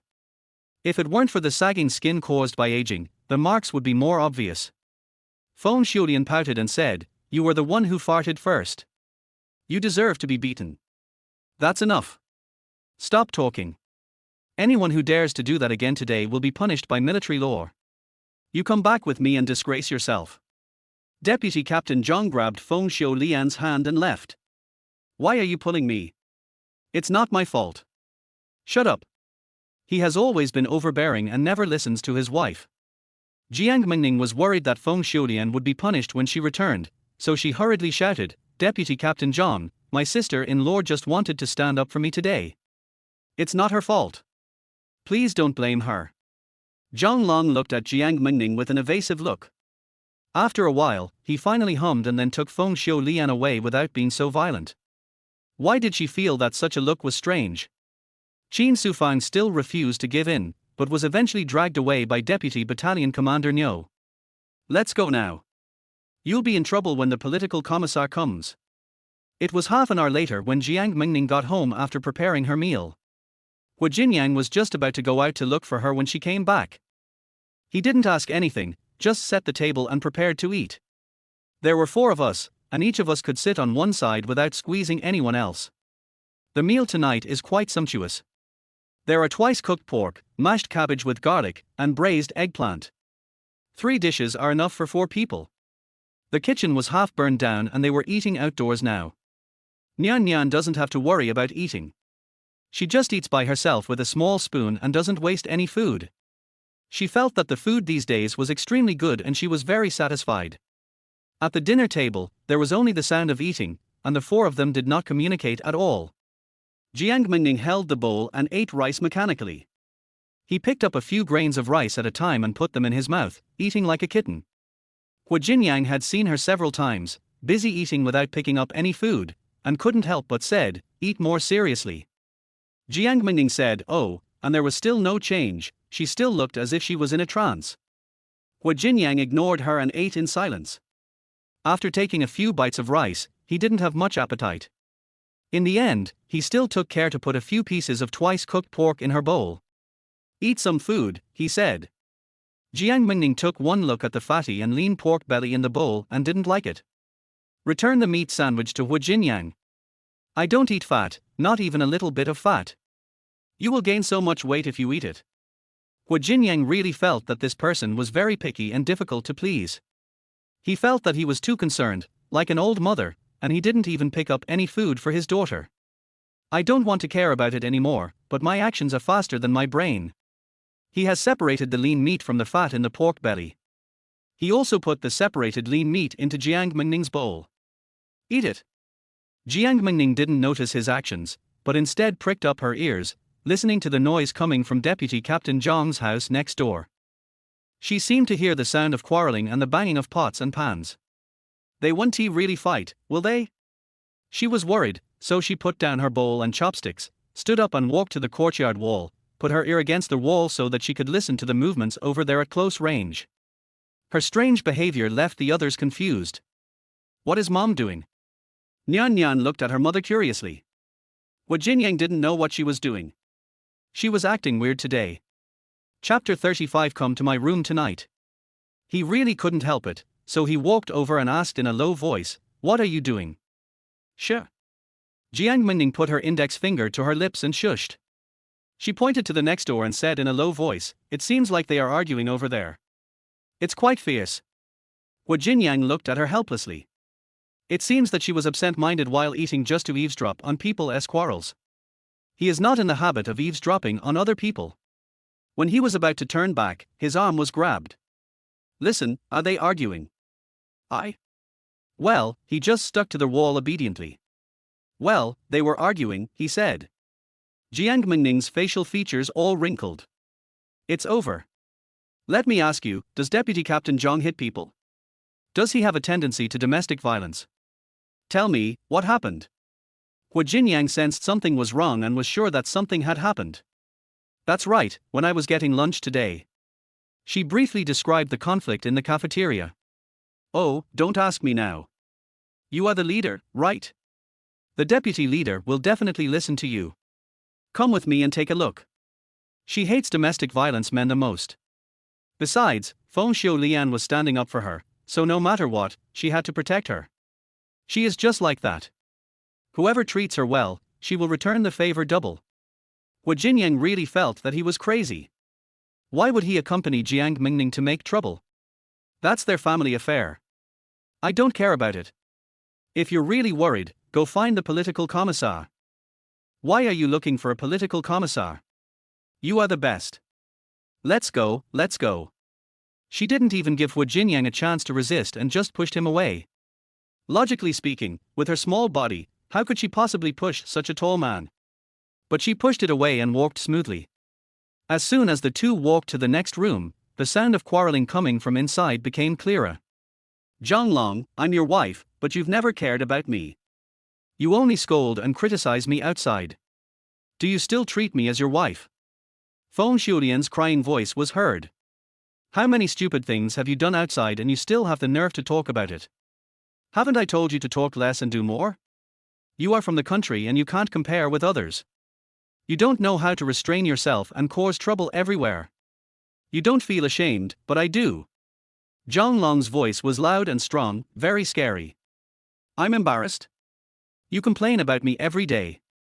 When I gave birth to 3 children for you, why didn't you say giving birth was embarrassing? Now you say I'm embarrassing. Do you despise me, Zhang Long? You have no conscience. Shut up, if you yell at me again, we'll get divorced. The sound of quarreling immediately stopped, replaced by Feng Xiulian's loud sobbing. Jiang Mengning couldn't stand it anymore, so she pushed Hu Jinyang aside and walked in. What's going on? Why are you making so much noise? Deputy Captain Zhang, you shouldn't make such a fuss. She walked into their house, glanced at the person sitting on the stool crying, and wanted to say, why are you pampering this dead man?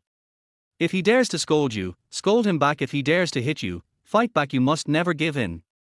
But people of this era are deeply bound by the shackles of the feudal system and it is difficult for them to change themselves. She glared at Zhang Long fiercely and asked him to restrain himself. What's the point of bullying a woman? Zhang Long never expected Jiang Mengning to come, let alone that Hu Jinyang would come as well. When did their relationship become so good? Captain Hua, what are you doing? Jiang Mengning said on behalf of Hu Jinyang, we are here to fight for justice. Deputy Commander Zhang, this is the family compound, we are going door to door, if you make any noise, we can hear it. I have already explained to you what happened in the cafeteria today. It's not your wife's fault, it's Qin Sufan's fault. Not only did you not stand up for your wife, but you also scolded her. Are you still a man? He acts like a grandson outside and bullies his wife and children at home. He is a man without guts. I don't care. If you dare to scold her again today, I will definitely not stand idly by. At worst, we can make a big fuss and even report it to the chief. I will protect her anyway. She looked like she was lecturing someone, and had completely forgotten that the original owner was arguing with Hu Jinyang. They had quarreled worse than this. She even forgot that she was just a military wife. As a military wife, she dared to teach the deputy regiment commander a lesson. She was really bold. Zhang Long's face looked a little unhappy. He glanced at Hu Jinyang, who was just standing there. Although he didn't say anything, he didn't stop her either. It was obvious that he was just letting his wife throw a tantrum. In this situation, what else can he say? I had to admit my mistake. Our quarrel was not about the cafeteria. There is no such thing as a couple without quarrels. They fight at the head of the bed but make up at the foot of the bed. But you are right to criticize me, my wife. I shouldn't scold my own wife. I will pay attention to it in the future. He admitted his mistake in a good manner, and Jiang Mengning stopped making trouble. That's right. A harmonious family is the foundation of everything. If you have any conflicts, sit down and talk it out. Don't make a scene. That's it. Just talk it out by yourselves. We won't disturb you. She hasn't finished her meal yet. Turning around, he happened to meet Hu Jinyang's gaze. He looked at her with a playful smile. What are you looking at? Let's go. Why are you laughing? Do you think she looks like a shrew? Stinky man, all he does is laugh. She left first. Hu Jinyang glanced at Zhang Long, said nothing, and followed him out. Zhang Long's eyes followed Jiang Mengning's back. His eyes gradually became dark and unpredictable. Captain Hua, tell me, does Deputy Captain Zhang really want to divorce his wife? After coming out of Zhang Long's house, Jiang Mengning couldn't help but ask. She knew Hu Jinyan would not answer such a question, so she analyzed, look. Deputy Commander Zhang is young and good-looking. Although his wife is not very old, she has too many things to do and has given birth to 3 children. She has been exposed to the wind and sun all year round, and her skin has aged badly. Without maintenance, she doesn't look pretty. So could it be that Deputy Head Zhang doesn't like his wife and wants to divorce her? Hu Jinyang answered the question irrelevantly, aren't you going to divorce me too? Nothing, you go back first, I have something else to do. He left the words and walked in the opposite direction. Hey, why is this person talking so confusingly? Jiang Mengning went back and finished the remaining food in her bowl, washed up, and went to bed to rest. At around 7:30, Hu Jinyang knocked on the door. I got 20 kilograms of the tea oil you requested. He placed a bucket of tea oil by the door and said. Jiang Mengning really admires his efficiency. She just said she wanted oil, and he didn't even ask her why she wanted it, and he got it back already. He did it late at night. This man is really careful. Thank you. I have nothing to repay you with, so I can only pledge my love to you. Hu Jinyang can now remain calm in the face of such minor incidents. Go to sleep. He turned and left. Hey, come sleep in my room tonight. Chapter 36. You are awesome, you are noble. Jiang Mengning would never miss any opportunity to invite a handsome guy to sleep with her. After all, the night is long, and it would be too boring if there is no one to warm the bed and do something interesting. Hu Jinyang subconsciously looked towards the room. Coincidentally, from his position, he could see the big bed placed under the window. It's such a big bed, 2 people can sleep in any way they want on it. The sheets on the bed were beautifully colored, and you could tell they must smell good without having to get close. I can't imagine how comfortable it would be to sleep on a bed like that. He swallowed and looked away. You should go to bed early. After saying this, he went out and went to the bathhouse to take a bath. Jiang Mengning groaned. A little angry. He had clearly tried this before. He was not Liu Xiahui, but a very normal man. Yet, facing her repeated invitations, he remained completely unmoved. Okay, you are awesome, you are noble. I wonder how long you can endure this. You want to be a Ninja Turtle, but I won't let you. The emergence of any bed partner is definitely not based on emotion, but on bestiality. Men are beasts that have not yet fully evolved. She closed the door angrily. Just wait, one day I will make you surrender to me. Until then, don't cry and beg me to favor you. In the shower room, Hu Jinyang had just taken off his clothes when he heard the sound of a door slamming shut. He actually felt a strange emotion in his heart. Soon after, even my body became somewhat out of control. Somewhat funny. When did his self-control become so poor? Can just a few words irritate him? There is no other way. I can only use cold water when taking a shower. It took a very long time to wash. Nyan Nyan talked a lot while lying in bed tonight. While her brother was reading a book, she was talking to him. Brother, Mom hugged me for a long time today. Brother, Mom is fine. Brother, I love Mom so much. Brother, you like Mom too? Wahawen's ears were so tired of hearing words like these. He could probably sort out what happened today from his sister's words. When the fire broke out, it was the stepmother who rushed in regardless of everything and took away the sleeping sister. It was my stepmother who protected my sister. That woman actually thought about her sister at the moment of life and death. Has she really changed? Does she really want to live a good life in this family? He was very happy to see his sister's face becoming more beautiful and fairer day by day. I know that my sister has been dressed up by her stepmother these days, so she is dressed so neatly. No, the time was too short. He needed to observe the woman for a while longer to see if she was really different. The next day, Jiang Mengning woke up to the sound of a horn. Every day she could hear the horn coming from the training ground and the sound of people shouting 1, 2, 1 in unison. I've gotten used to this kind of noise. Hu Jinyang and Wahawen had already left home. Nyan Nyan is still sleeping, which is rare. The little guy was sleeping soundly with his mouth half open. She went over and shut the little guy's mouth. You cannot sleep with your mouth open, otherwise over time you will develop an adenoid face, which is ugly. She waited for Nyan Nyan to wake up and eat breakfast together. She helped Nyan Nyan wash her face and brush her teeth, and then made her a cup of malted milk. Seeing the little girl eating her meal early in the morning, my heart was almost melted by her cuteness. After eating, we need to prepare for today's tasks. Make lipstick. All the raw materials for making lipstick are in place. Although she didn't have time to buy lipstick tubes, she saw a lot of empty lipstick tubes in the room, about a dozen or so. Those tubes were used up by the original owner. They are in new condition and are high-end products.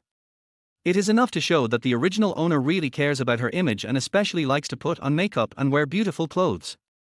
She found the empty tubes and selected 10 of the same style. Wash the empty pipe clean and disinfect it with hot water for later use. Then it's time to prepare the lipstick. The cochineal she had collected earlier had been dried by her. Grind the dried cochineal into powder to get a red powder. Add the red powder to water to dissolve the pigment. Filter the water mixed with pigment again and pour it into a casserole and cook on low heat until it becomes viscous. Then pour it out and place it in an open place to dry in the shade. After drying in the shade, grind it into powder again. Take a clean casserole, put in carmine worm powder, beeswax and appropriate amount of tea oil and start simmering on low heat. Pour the boiled liquid into the lipstick tube, wait for it to cool and solidify, and a pure natural lipstick is ready. This time I made exactly 10 sticks, which took me about 2 days to make. The main reason was that she forgot to use the cochineal blush before, so she wasted a day. Fortunately, the lipstick was produced successfully. However, the shape of the lipstick made by pouring directly into the lipstick tube is not good looking, and is not as good looking as that made with a mold. The conditions did not allow it now and there was no other way, so Jiang Mengning took a knife and sharpened the tip of the lipstick a little, so that it was almost the same as the one made by the mold. The next day after making the lipstick, Jiang Mengning and Nyan Nyan went to town after breakfast. I found the steel plant's staff quarters and tried to go in, but was stopped by the old security guard. Who are you looking for? Why haven't I seen you guys before? Oh, hello, sir. I want to look for Bai Huiru. The old security guard looked at Jiang Mengning more cautiously. Who are you to her? Miss Bai is not someone that just anyone can see. The old man's attitude was pretty good. He saw that Jiang Mengning was fair and clean, and there was a cute little girl beside her. She didn't look like a bad person, so he didn't take it too seriously. Jiang Mengning regretted not making sufficient preparations before going out today. I've been here for so many days that I've forgotten even the most basic social etiquette. She should buy a pack of cigarettes and keep it with her in case of emergency. For example, now, if she gave the old man a cigarette, he would let her in directly. Would he need to ask any questions? But that Miss Bai is indeed the daughter of a wealthy family. In a place like this, if someone is called Miss Bai, there is a high possibility that she is the factory director's daughter. In the 1980s, factory managers were very powerful. Those are all serious units. There is no difference between them and the officials in government agencies in the future. Har har, I'm Miss Bai's friend. I made an appointment with her to come visit her today. Friend? Oh, you're here to celebrate her birthday too. Birthday? Today is her birthday. Yes, yes. I came from the city and finally found this place. It was not easy. When you are out and about, you give yourself an identity and don't have to worry about being exposed. When the old man heard that she was from the city, he must be a young lady. Okay, go in. It's just around the corner. There are a lot of people at her house today. You'll know when you get there. Thank you, sir. Jiang Mengning took Nyan Nyan's hand and walked in confidently. Chapter 37. She is my daughter. The Bai family's status and position are indeed extraordinary. The residents living in the staff quarters live in 2-story Western-style houses. Today is the 20th birthday of Bai Huiru, the only daughter of the Bai family. The birthday party was grand and all the powerful people from the surrounding area and even the city came. It was said to be a birthday celebration for Miss Bai, but in fact, Director Bai was using it to connect and enhance the relationships among his circle of friends. The business world and the government are both battlefields, and one must thoroughly understand the ways of the world and human relationships. From the moment she entered the staff compound, Jiang Mengning heard people in the compound talking about the Bai family. I heard that Miss Bai is not only celebrating her birthday today, but is also looking for a marriage proposal. The man just came back from abroad. His parents are both high-ranking officials in the city. The two families are well matched, and the man is talented and the woman is beautiful. Really? Huiru is destined to enjoy a life of luxury. When she was a girl, she was spoiled by her parents. After she got married, she became a government official's wife. She doesn't have to worry about anything in her life. She can enjoy her life. Comparisons are frustrating. This stuff really can't be compared. When I think of my daughter who married into the Shankakari family, I really want to cry to death. I might as well strangle her to death when she was born. She is so disobedient. If a woman doesn't obey, she will be poor all her life. Hey! Everyone has their own destiny, let her be. Jiang Mengning suddenly became very excited when she heard these voices. There are a lot of Bai family members here today, so she can just promote the lipstick she made. Maybe I can even meet a few rich women, and then I won't have to worry about making money in the future. She held Nyan Nyan's hand and walked towards the Bai family in a quicker pace.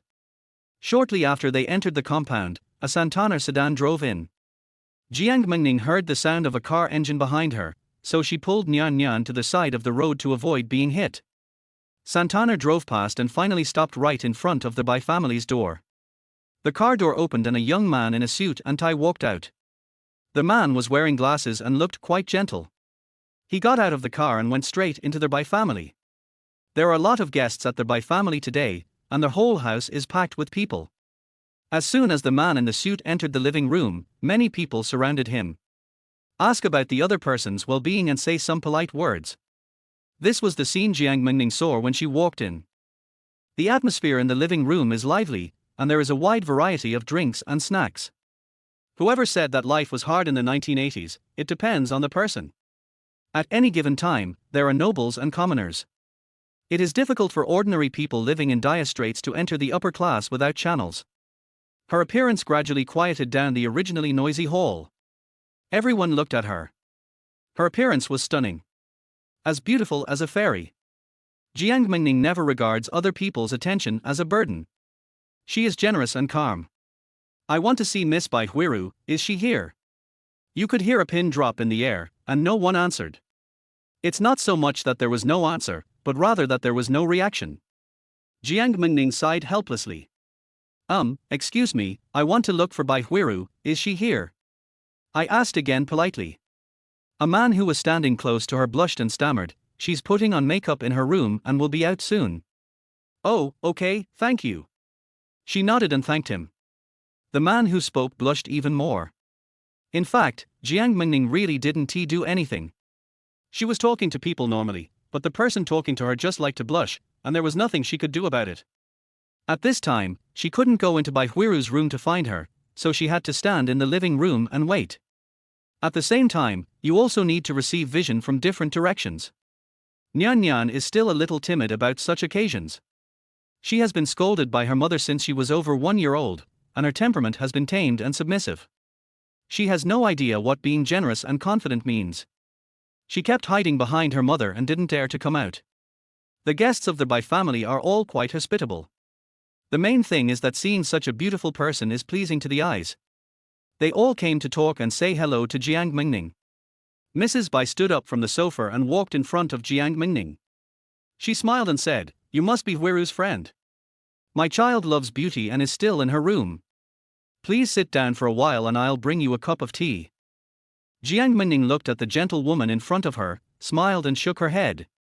"Thank you, but no thanks. Don't you like tea? We have coffee at home, it's foreign. Would you like some? Coffee? I haven't had coffee since I came here, and I really miss the taste. Coffee is fine, please. It's okay, it's okay. You are a guest, so please don't be polite." Mrs. Bai called the aunt at home and made a cup of coffee. The coffee of this era was extremely strong and very bitter.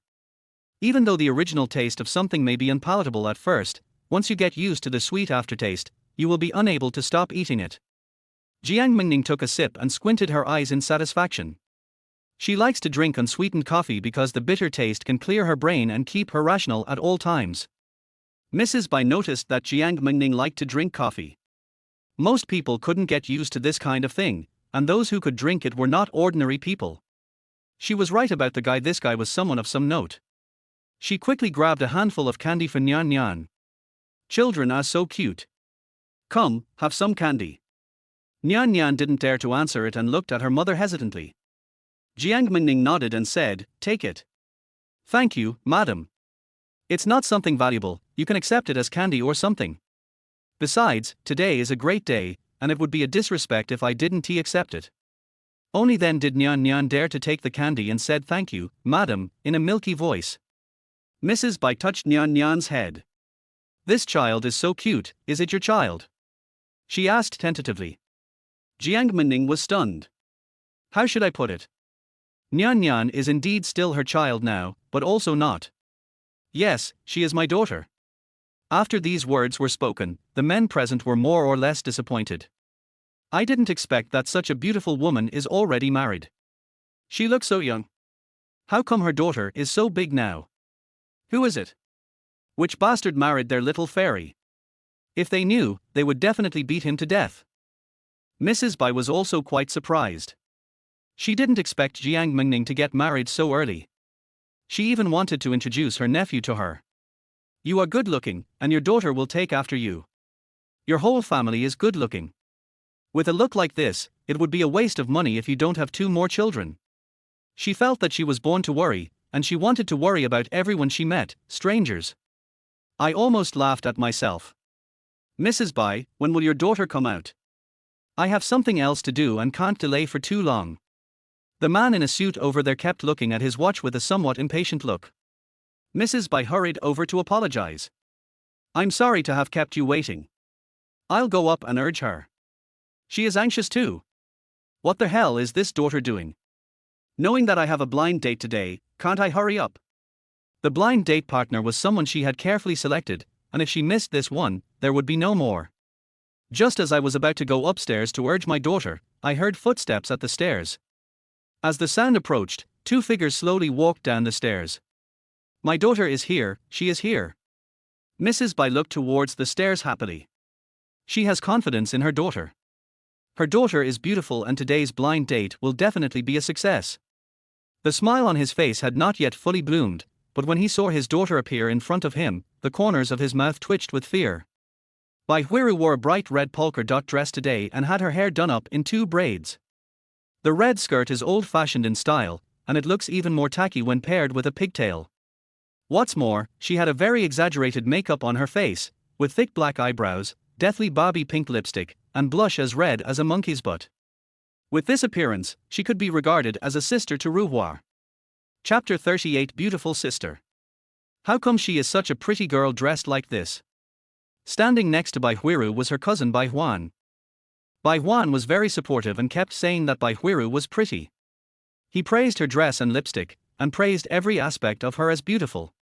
Bai Huiru, this naive girl, seemed to have been brainwashed and had no idea how stunning her makeup was.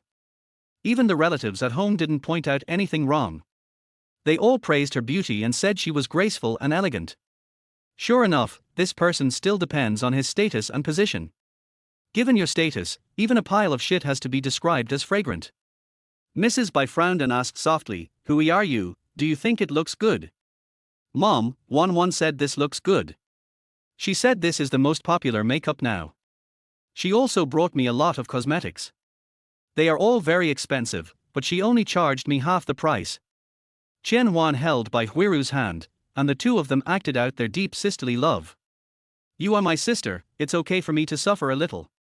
Her smile did not reach her eyes, but her peripheral vision was fixed on the man in a suit not far away. I snorted in my heart. She just wanted to ruin Bai Huiru's birthday party today and not let her blind date be successful. Why are there so many people who love her since she was born? Even her blind date is one of the best people. Why? She was unconvinced and became mad with jealousy. Anyway, she just couldn't let Bai Huiru have an easy time. Mrs. Bai sighed helplessly. She had always spoiled her daughter. As long as she was happy, she never said anything to her. But nowadays, it's better not to wear makeup. Forget it, people shouldn't pay too much attention to appearance. Her daughter has a beautiful soul. He quickly took his daughter's hand and walked to the man in the suit. Who are you? This is the Master Jew I told you about. Master Jew came to see you today specially. Mr. Jew, this is my daughter Hwiru, you used to play together when you were little. She was really satisfied with this marriage and hoped that it would go smoothly and that her daughter would marry into a good family. The man in the suit was looking forward to meeting Bai Hwiru, but now, there is no need. He doesn't want such a superficial and tasteless woman. What kind of clothes and paintings are she wearing? Mrs. Bai, I think you've wasted my time today. I'm not going to marry just anyone. These words are so hurtful. Bai Hwiru had never suffered such injustice. She bit her lip and her eyes turned red. Mrs. Bai quickly explained for her daughter. My daughter is kind-hearted, well-educated, and proficient in music, chess, calligraphy, and painting. Forget it, I have to go first. He left without even looking at Bai Hwiru. Bai Huan, who was hiding behind, breathed a sigh of relief. It's better to leave. If you leave, your marriage is over. Wait a moment. Jiang Mengning suddenly interrupted. She squeezed through the crowd and walked to Bai Hwiru. Bai Hwiru really didn't know she was here. The moment she saw Jiang Mengning, her eyes lit up. Our beautiful sister, you are here. The loss she had just felt due to being slandered was gone, and now her heart and eyes were filled with the beautiful sister. Men were nothing to her. She grabbed Jiang Mengning's hand and looked at her without blinking like a little fangirl, with stars almost popping out of her eyes. Sister Beauty, you become more beautiful again. Jiang Mengning smiled gently. I must not forget what I promised you. It's just that I had some family matters these days, so I came a few days late. It's okay, it's okay. I'm glad you can come. Today is also my birthday. You can stay later and we can have cake. She enthusiastically took Jiang Mengning to introduce her to her mother. Mom, she is the beauty sister. She can make lipstick, which is very beautiful. I mentioned earlier that I bought the lipstick from her.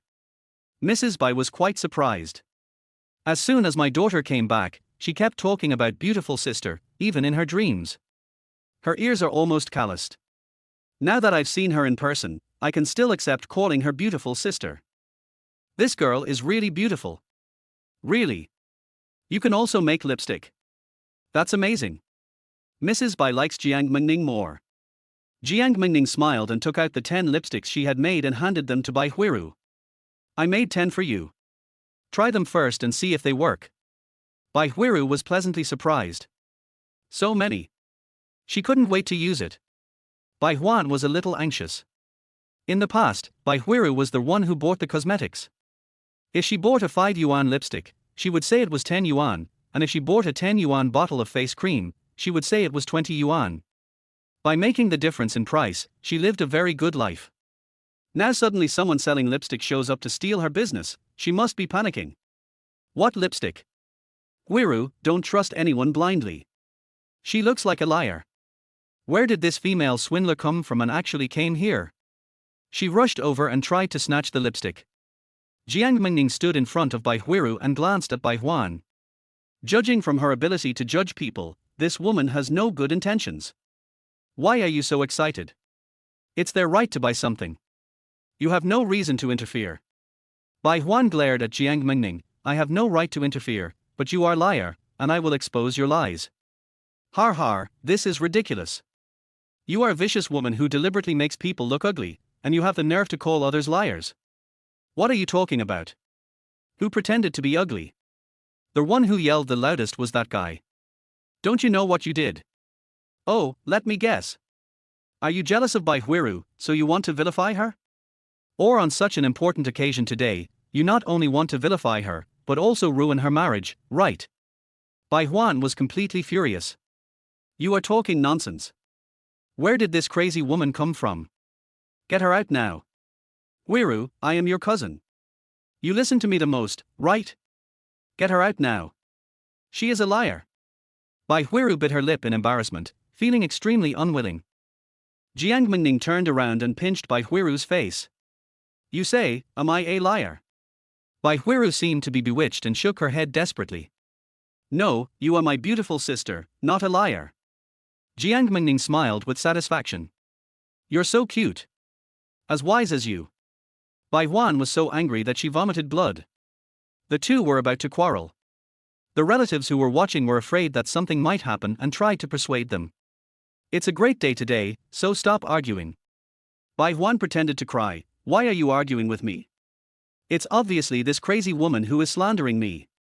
She said I harmed Huiru. How could I possibly harm her? You think your shabby lipstick is so good looking, who knows where you picked it up from? Jiang Mengning was unwilling to argue with such a person. Instead of talking more, it would be better to prove it with practical actions. Whether it's harmful or not, you'll know in a moment. Jiang Mengning held Nian Nian's hand with one hand and Bai Huiru's hand with the other and walked upstairs.